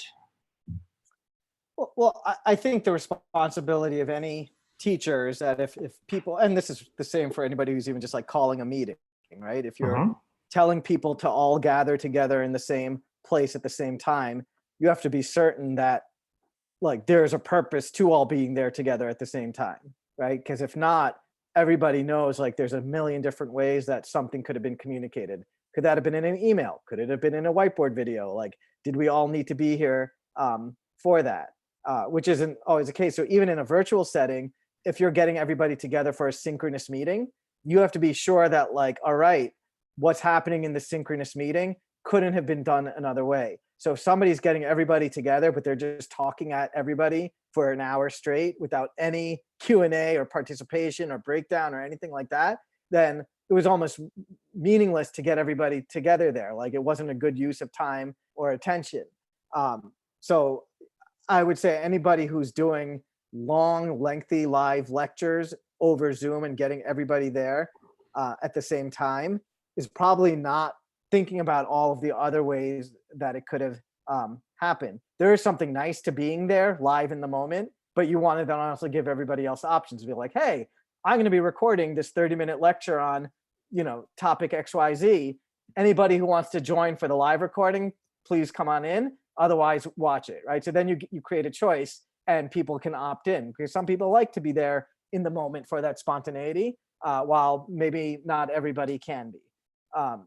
Then I would also say if it's a more routine type of class and you're getting people who are distributed all over the world or multiple time zones, the goal should not be so that everybody's there just to hear from you, but that they can actually do something with each other, right? So like even a tool like Zoom, one of the really nice features are those breakout groups. So like, even if you hadn't thought about that in your face-to-face setting, in your in-person setting, that all of a sudden becomes something like, wow, what could I have my students do that otherwise is not really easy or possible to do? And what about those teachers that were reluctant when it comes to use of technology in the classroom and now are pushed to kind of like forced into a situation where they need to adopt themselves? How do you help them in this transformation? Do you have any thoughts on making their transformation easier? Well, because of the current situation, I think you have to be able to meet people where they are, because outside of like the shifting professional context, they've also got things in their personal lives that they're probably also managing. So I think there has to be some sensitivity to that, regardless of what somebody's professional responsibilities might be to continue performing those responsibilities in this time. But I would say like you have to ease in, right? You have to find a safe on-ramp towards trying some new things. I think for schools that have those resources, the reluctant people are the ones you try to pair with a really strong coach or instructional coach who is not just familiar with the nuts and bolts of how to use the tool, but can actually get into the really help get to the point of like the why. Because somebody who's reluctant just because they're nervous about trying new things or they don't feel facile, but is a eager learner, that's a different type of person to work with than somebody who's like, oh no, I'm not changing my ways because I don't need to learn anything new. Like those are two different mindsets, but both people who would fall under like that reluctant category. So there isn't a blanket answer. I think you have to know your audience, and you have to meet people where they are and then assume kind of goodwill and good intent that they are going to try to be there in service of learners and try to do what's best for them rather than only do what's easiest or most convenience for themselves. Right. We had Gavin on our live stream, and he shared his perspective as a person that helps schools deal with the situation of expedited digital transformation. He said that for those that are reluctant to use technology, it's it usually seems to be like a horror movie where you don't know what is behind the next door, and that's why they're afraid to, like, you know, open them. So do you see it the same way? I think it varies person by person, and it also can vary like school culture or organizational culture, right? As far as where does that fear come from, right? Is it fear of being embarrassed in front of your students or your peers? Is it fear of not performing well for your supervisors and that there might be some negative consequence? I think you have to get to the bottom of what the things that the teacher is perceiving, and then also to figure out how real are those things, and like why is that person feeling that way, and is it legitimate or not? And I think that's the only way to kind of figure out, well, how real is that kind of horror that horror movie scenario? Because oftentimes if you start to like scratch at the problem, they might find like, all right, the real thing is the nervousness about performing in front of an audience using unfamiliar technology. Well, hey, guess what? Maybe you should work on the video side and ease into doing really complicated things in a live thing until you're ready, right? And maybe there's something else where somebody's like, I'm not ready, you know, I like to be spontaneous and I'm not ready to build all of these asynchronous activities yet. Maybe, hey, you know what'll be best for you is start by just facilitating live discussions, and then we'll ease into some other methods. So again, this all gets down to meeting people where they are, but not settling to remain at that level, with always the ambition of growing.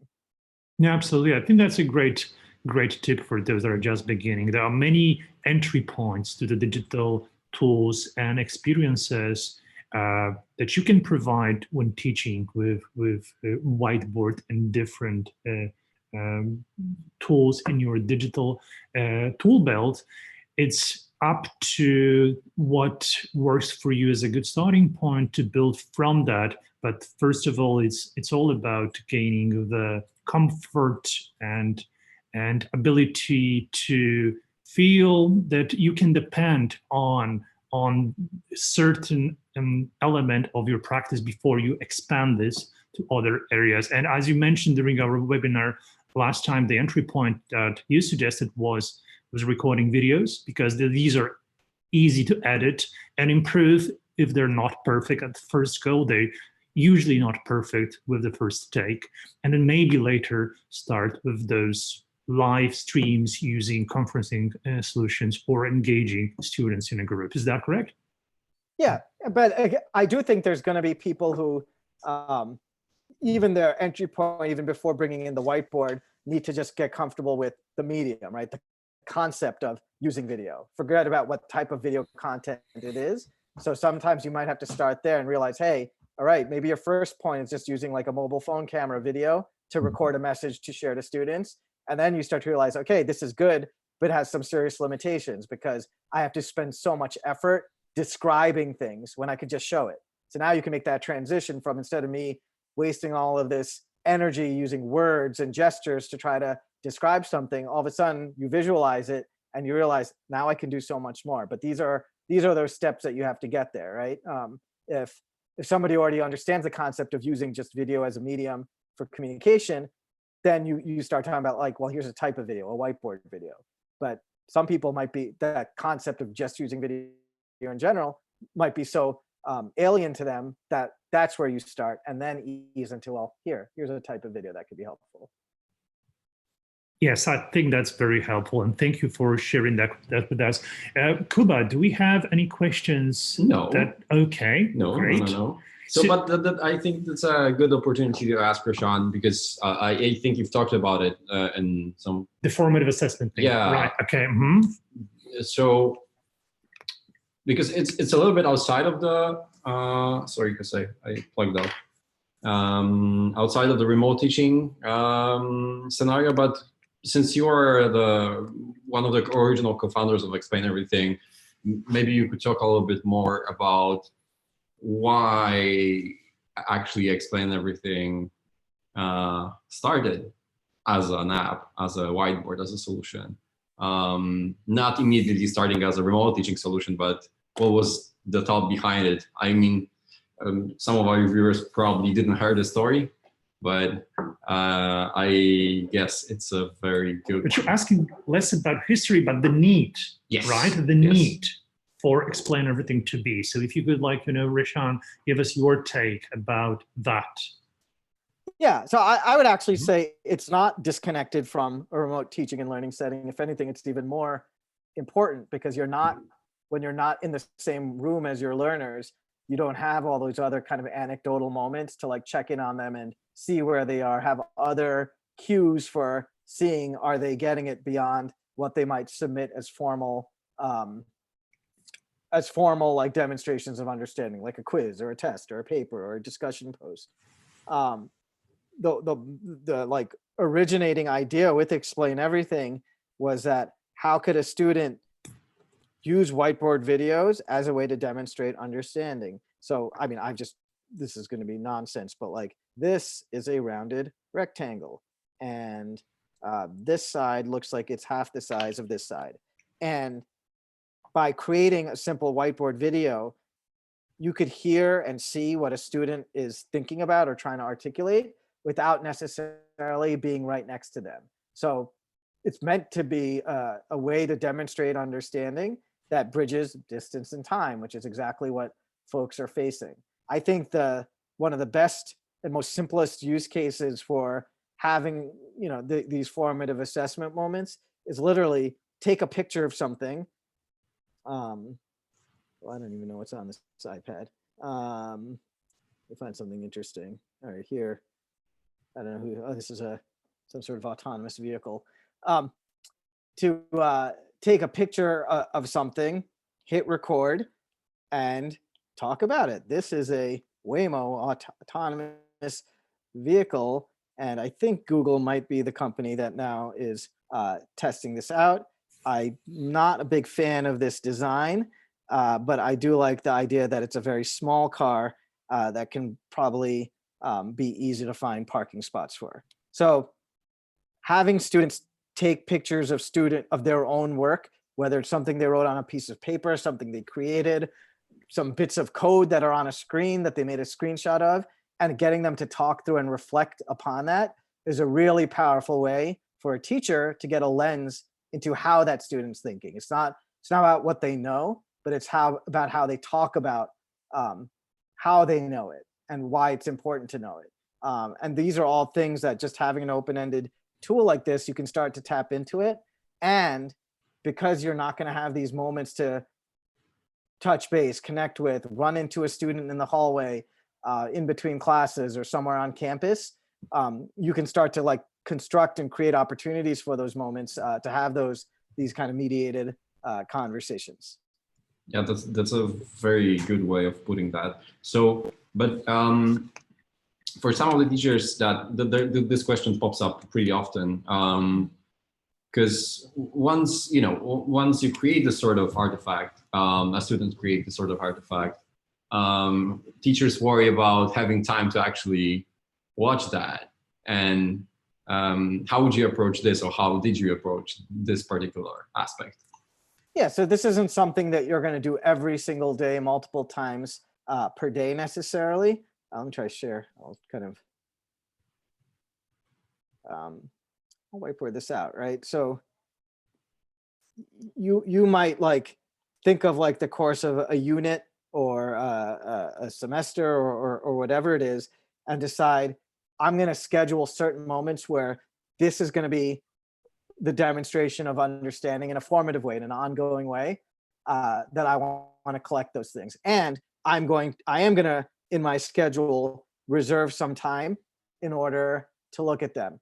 I would also introduce constraints. For example, that like, if you're going to make a recording, it can only be a certain length of time, right? So you have to like manage how many students do you have, right? If you're somebody who's like what sometimes is known as like a specialist teacher, so you see like 200 students because you're seeing every student, but just with less frequency. That's a different story than somebody who has like a class of 18 kids that they see every day for a long time of the day, but then may not have as many free periods in their day or planning or prep periods to actually review that content. So I think you have to look at what's your available time and the number of artifacts, and then introduce some constraints both in the length of recordings as well as the frequency of those points. And then you can start to create a structure. I think the most powerful thing is when you set these routines up over the course of like a year, you start to build this cool like arc of learning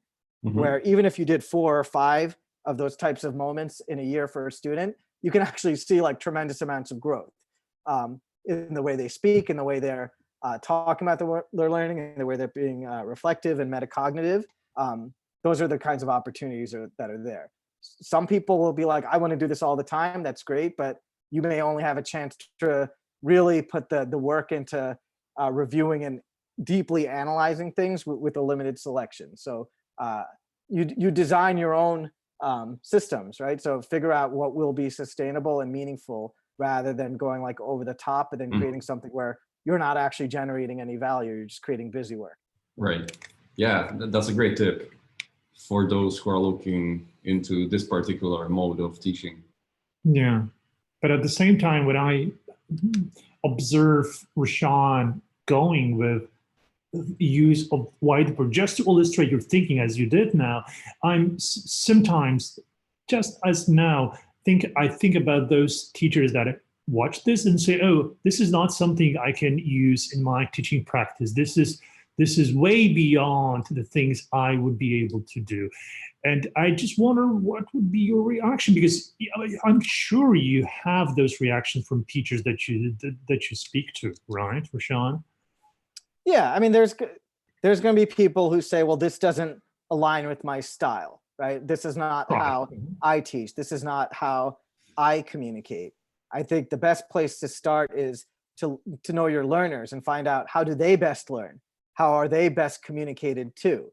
And I think that kind of mindset, you spoke about mindsets before, that's what it comes down to. Like, is your audience meant to adapt to you, or are you meant to adapt to your audience who might be changing year after year, and all of those things? And I would argue that the role of the teacher is to meet students where they are, right? And with the intention of helping them grow, right? It is important for learners to get used to different types of communication styles and all of that thing. That doesn't mean we should all be kind of all over the place. And people have really interesting and unique personalities, and this isn't meant to say like you shouldn't bring that to the workplace or to the classroom or to the teaching environment. But at the same time, if it's so kind of one directional, it's like my way or the highway, that's not actually putting students' needs or students' learning first. That's putting like, hey, I'm going to do what I do, and like, you have to survive. And if you make it, and that's kind of this like Darwinian survival of the fittest model, which is really not part of true like progressive education. Yeah, absolutely. As you said, you need to meet them where they are. And I think use of visuals was always an aid, a way to support argumentation and lectures in the classroom, even before digital technology was available. And digital whiteboards of a different kind now are the tools that can only improve the visual aspect of providing illustration and exploration of complex phenomena and ideas, right? That's right. Kuba, any questions for Rashaan? Chat's silent. I guess they like to listen to you, Rashaan. Or it's also, it's probably on the East Coast, it's getting close to dinner time. Oh yeah. Dinner time, what's that? What did you guys do? Did you order food in? Like, how have you been sustaining yourselves? A lot of coffee. A lot of coffee. If you look at the caps, we have actually, I counted 10 caps. So a cap for each of our live stream, and we got sushi. So we were eating during short breaks. But yes, I guess we're doing okay. There are good reactions on the comment section of YouTube. We have a very positive reactions on Facebook as well. So yeah, I hope those that are watching that what we provided to you was useful. We had, Rashaan, 5 other conversations during this live stream. Yep. Right? So you think about our webinars last week, we had a total of 4 hours webinar. This is like twice as much in one take. Yeah. What time are you going until? Oh, sorry. 30 minutes more. Oh, okay, all right. So you're in the home stretch. That's good. Yes. Yeah. Right. So there are some questions not really related to what we were talking about, but That's fine. I can try to. Some. I'm pretty good with tech support, so let me. I'll put my sorry. whiteboard up and try to answer them. So the first one is it possible to create a project that is a student assignment, assign it in Google Classroom, and create an individual project for each student? So let me try to model through this. Okay. So I'm basically at the home screen because I think I have the classroom app on here because I'm on my school iPad right now. So I'm gonna put my math teacher hat on, and this will be kind of like an elementary example. I'm just gonna create some like counters. Why is the shadow on? I love this. The shadow's on by default for some reason. Looks okay. Yeah. All right. So let's say I'm gonna draw a little. So right now, for whoever asked that question, I'm like thinking like a instructional designer. I'm like setting up what's going to ultimately be an activity or a template. Will this work? Let me see.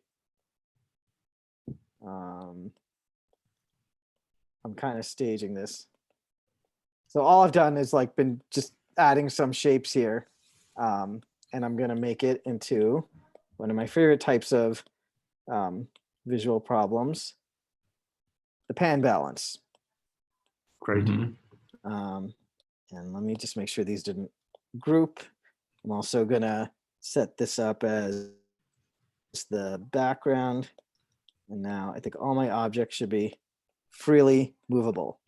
So imagine this was like a really rough creation, but imagine my instructions, and I'll type it in Google Classroom, would be I want my students to like record talking through how they might solve this problem to figure out, one of these rectangle shapes is the same as, let me make that a little smaller, switch to black. One of these rectangles is the same as how many of these. I actually don't know if this is going to work out evenly because I did it so quickly. Like that might be my goal, right? To figure out that, right? Like how many, one of those is equal to how many of those. So I've got this all set up. And what I'm going to do, let me rename it. Pan balance, backends balance, spell things correctly. So I've got this project. And what I'm going to do is I'm going to, there's a lot of ways I can do this. I could upload this to Explain Everything and then give folks a link and instructions to download it. But I'm going to kind of try a different format, which is I'm going to export this project file to a Google Classroom class. Let us hope that this works. Okay. Project. Do you see my tabs? Oh, you do. Good. Yes. I just realized I'm going to change my frame to 4:3 so it looks better. Export project, and I'm going to try the open in. Right here is Google Classroom. Okay, and it should log me in correctly. Yes, let's see. So I'm coincidentally working on an Explain Everything Google Classroom course for the teachers at my school. Wouldn't you know it? This is totally random that this is coming up like this. These are some other Google Classroom classes that I'm in. So let me say I'm going to create a material. Actually, I could create an assignment, and I might type in pan balance thing. Here are my instructions. Do this and then that. Obviously, you would do a better version of that. Of course. But you can see at the bottom here, the file is attached there. And I'm going to say, what is that? Students can edit, students can view. Wonder what that does. Make a copy for each student. I've never tried that. And I'm going to say save changes. And now I'm going to go over to Google Classroom so we can see what this looks like. I don't know how to preview as a student view in Classroom. You would have to use a different account for that. Okay. But at least from the teacher side, I can see what got created here. We got classwork. Oh, it's still in a draft form, so I still have to publish it, I guess. But there it is. So I went right from explain everything to here. Schedule. Yeah, why not? For then, schedule.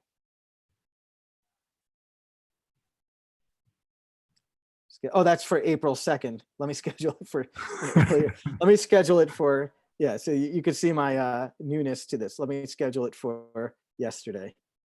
Must be scheduled for the future. What? I'm gonna, what's today, the 1st? Yes. Yep. And it is 5:43. So I'm gonna choose 5:44. Just to see what happens. That's 1 minute from now. Okay.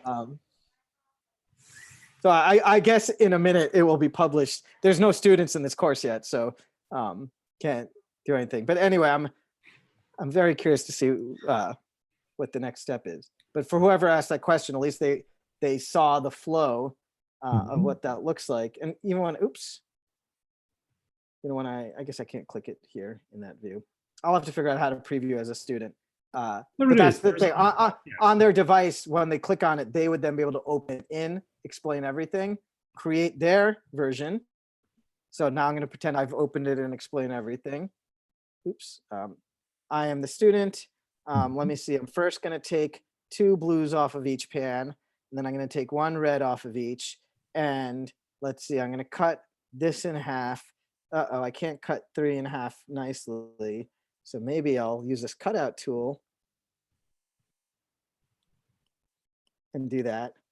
And what I find is that 1 ball equals 1.5 of these, but that doesn't answer my question. So I guess one of those would be 2/3 of that. So there's my answer. And now if I was a student, I would say the probably easiest way to do it is that they can just save the thing as a video. And they could then submit it to Classroom. So now it's rendering the thing as a video and saving it to Classroom. And if I was a student, I would be able to choose the assignment that I was submitting it to.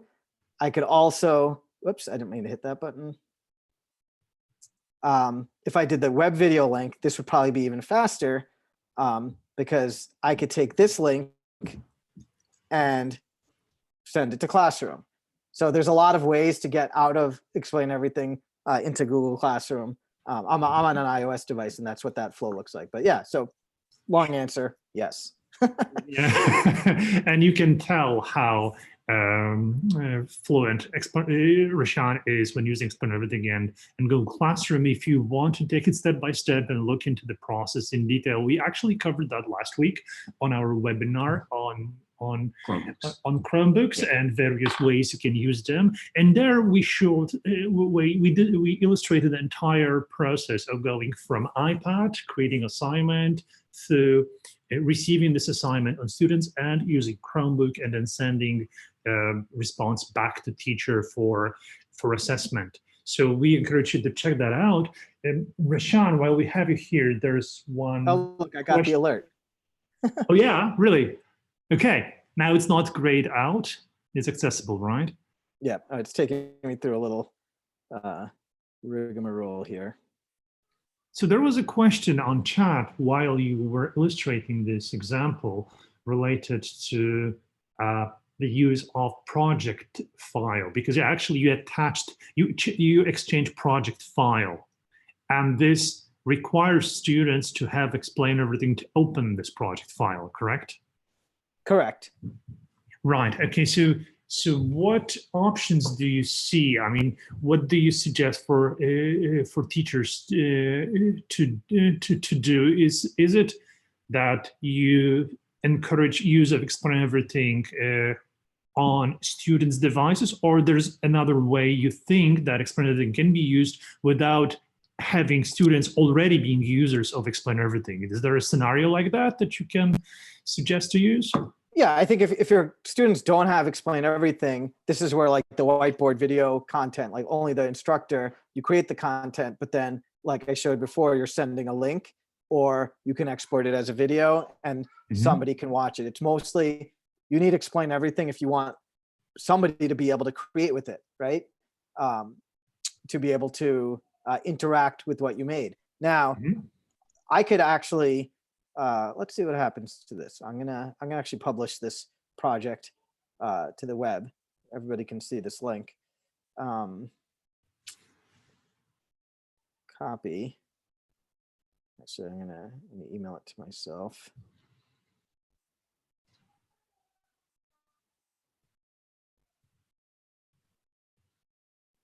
Put my name wrong. So I published this to Explain Drive just now. So again, I'm pretending I'm a teacher who has the application, but even somebody who doesn't have Explain Everything, I could set up a project, and I'm going to try to open it on my desktop. Let me stop my share while this is going. This might be way too confusing for some folks, but you asked. Yeah, but where Rashaan, in the meantime, let me explain. So where Rashaan is going with that is that if you have a cloud project, that is this process of uploading that Rashaan just did, it allows you, it provides you with an opportunity to have your students joining this project without actually being users of Explain Everything. Is that where you were going with this, Rashaan? It's exactly where. So let me share my browser. So I'm in my email that just received this this invitation, and I'm going to click Join Now.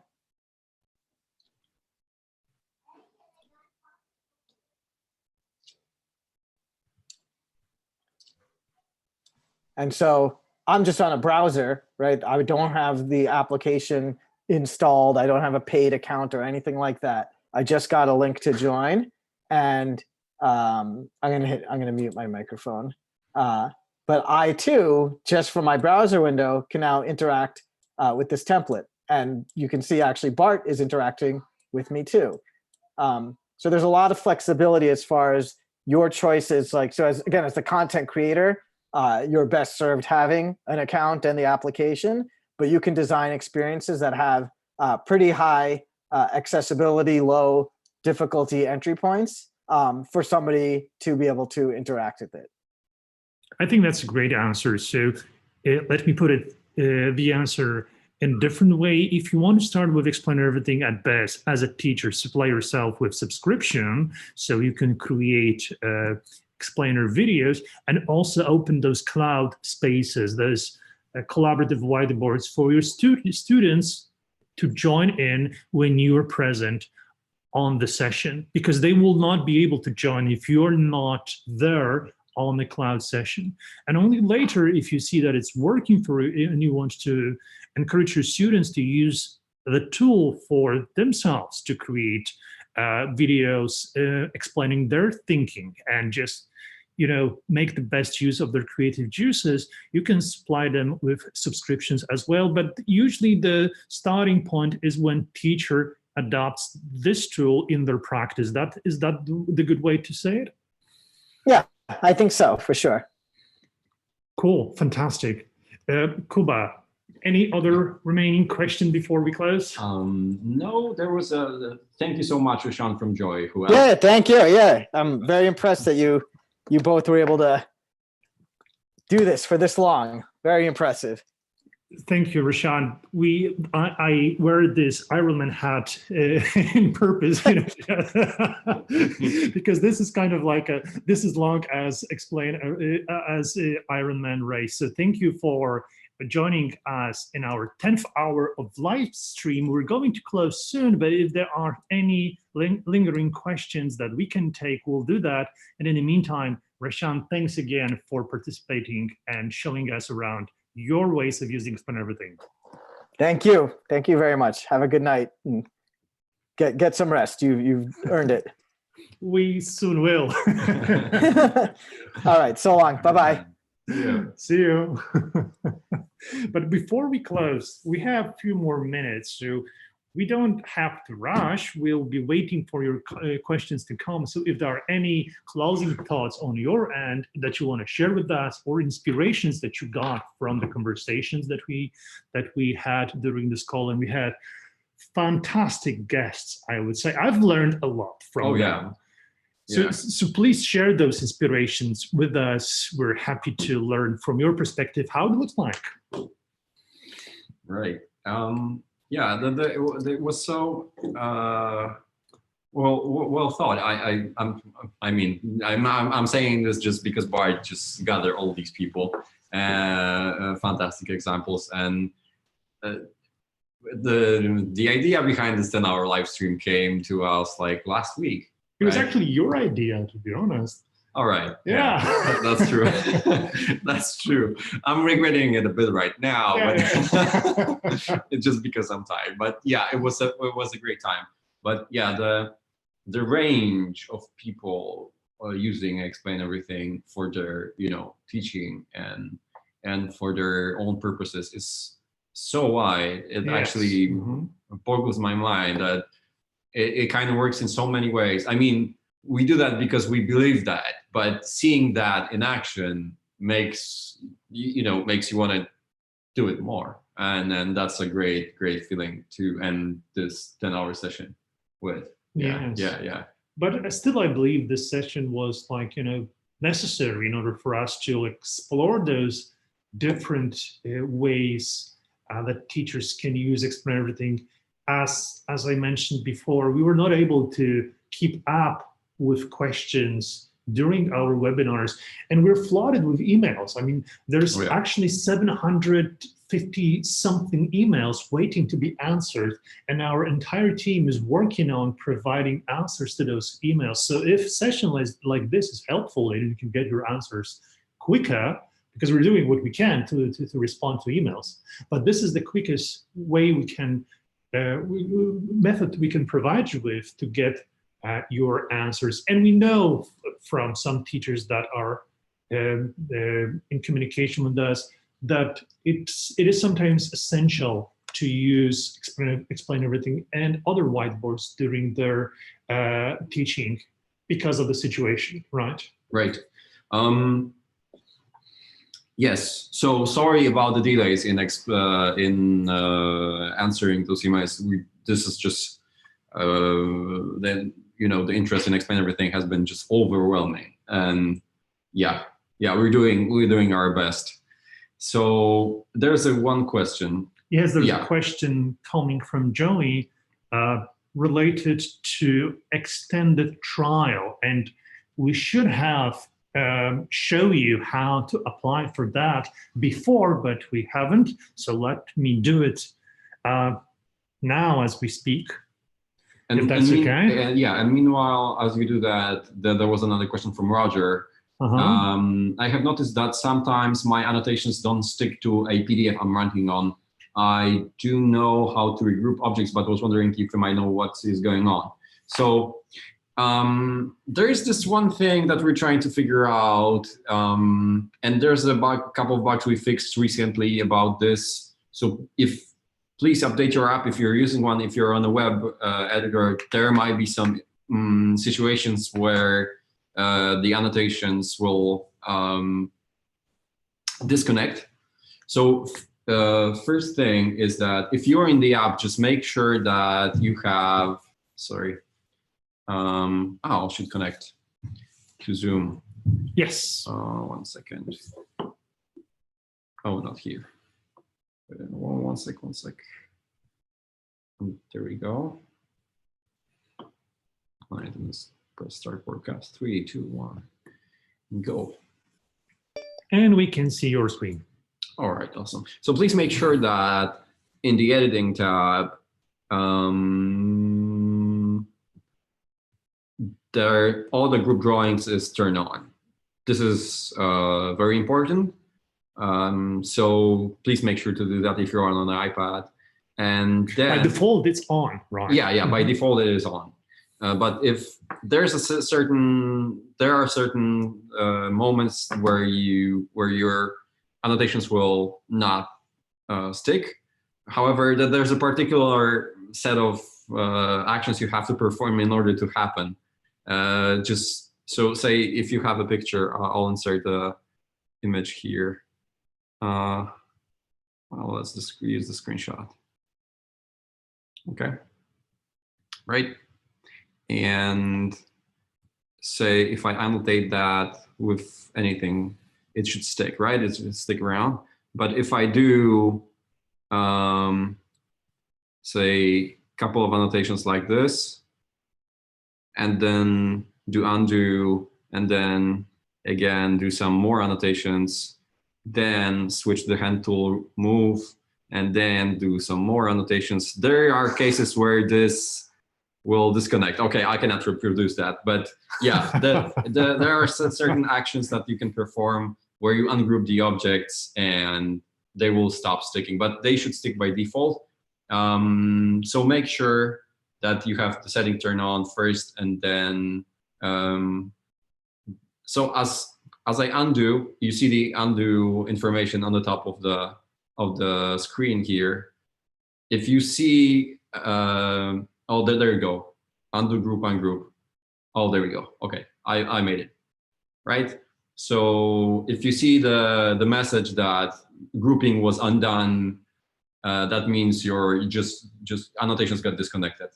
So it's related to how grouping works with drawing. So this is very specific. Yes, this is very specific, but that's how I found it. So yeah, just make sure that you don't ungroup while undoing, and it should be all okay. Great. So if you could. Oh, right. And sorry. And if please make sure that you have if you're on an app, make sure that you're on the latest version of the app. So back to the question related to extended free trial. If you could, stop your screen sharing, I'll share mine and show you where you can apply for that, because we should show you that at the very beginning of our stream, not 10 hours later, 10 hours. Yeah, it's midnight. Yes. In Poland, so that was fun. And yes, but let's do it now. So I'm on our page, that explain everything. That's explaineverything.com. That's our product page. And if you go to our blog section, you're sharing your screen. Oh, sorry, that's fatigue for you. Sorry about that. So now you should see my screen. I'm using the browser inside of Explain Everything. Okay. And I'll go, that's our web page. I'll go to the bottom of the web page. You'll find blog there, right? That's the blog section of Explain Everything. So go to blog, and you'll find this article, Keep Calm and Teach Online, Free Explain Everything for Closed Schools, where we provide you with the ability to onboard for free extended trial. There's a form that needs to be, there's a form that needs to be filled. So first create your account on Explain Everything and go there, fill in the form, and we will provide you with extended trial. Usually we don't provide longer than 7-day trials. This one is over a month, and we can extend it when necessary. However, keep in mind that the demand for free seats on Explain Everything is so high recently that we recently provided over 500,000 accounts. 500,000 accounts. This puts a bit of stress on our heads, because we need to make sure that every user have enough computing power to process through those videos and sessions. So if you try a free extended trial and you're happy with service, please go ahead and purchase a subscription if possible, because every paid subscription actually allows us to provide 5 free extended trial seats for other teachers that are just trying to Explain Everything in their practice. So with every paid account, we can provide 5 free accounts for those that are just beginning. And if you need to extend your free extended trial, just contact us. There'll be an option because we'll send you a list of onboarding emails with instructions, recorded webinars. And at the very end of your trial, we'll ask you, how do you want to proceed? And we'll send you a very good option to convert your free account into a paid account. We actually have a discounted offer for that to help schools as much as we can. And of course, we'll be there for you if you need questions from us. Maybe we're not responding as fast as we could to emails that are coming in, but we'll be innovative, trying to provide you with different formats like this video, this live stream we did this week to answer as many questions as we can. Right, so that answers the final question. For what time the period is free extended access? So right now we're offering till the end of April. Yes. Yes. Till the end of April, and then we'll reach out to you and ask what's the next step. So yeah, feel free to reach out. Most of the process in getting those trials is automated. So this is the priority thing for us in responding to those requests. Please keep in mind that we're doing our best with the support team. And so half of the company currently is responding to emails. So yeah. But we're also supporting ourselves with additional materials that we prepare by request. And one of the most frequent requests was to provide a step-by-step printable guides on each of those 3 scenarios to teach remotely. And we did those. So once you sign up for a free extended trial in one of the onboarding emails, you'll get a set of links, and one of those links also provides you, and it leads you through those printable PDF guides. So whenever you see that is necessary for you to start your use Explain Everything, just let us know, and we'll be happy to provide you with what you need when you need it. Right, and there's a lot of content that we've created in the past 2 months, especially recording of webinars. You can find them on our webinars page. So probably the question, if you're starting with Explain Everything and you have a question, it was probably answered in one of those webinars. Though if you need more guidance, you can reach out to us via Twitter, Facebook, support channel, or YouTube in comments. You can use whatever channel you find most fitting, and we'll try to answer those questions or point you at the right direction where to find those answers. So we'll be happy to help you. You mentioned webinars, so let me show you, because there's a webinar coming. Upcoming webinar is actually tomorrow.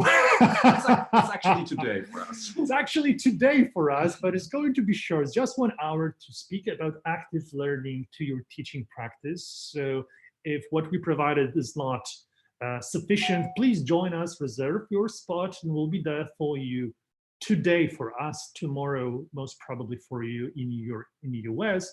And more webinars will come up to the schedule here under the link explaineverything.com/webinars, as you see here.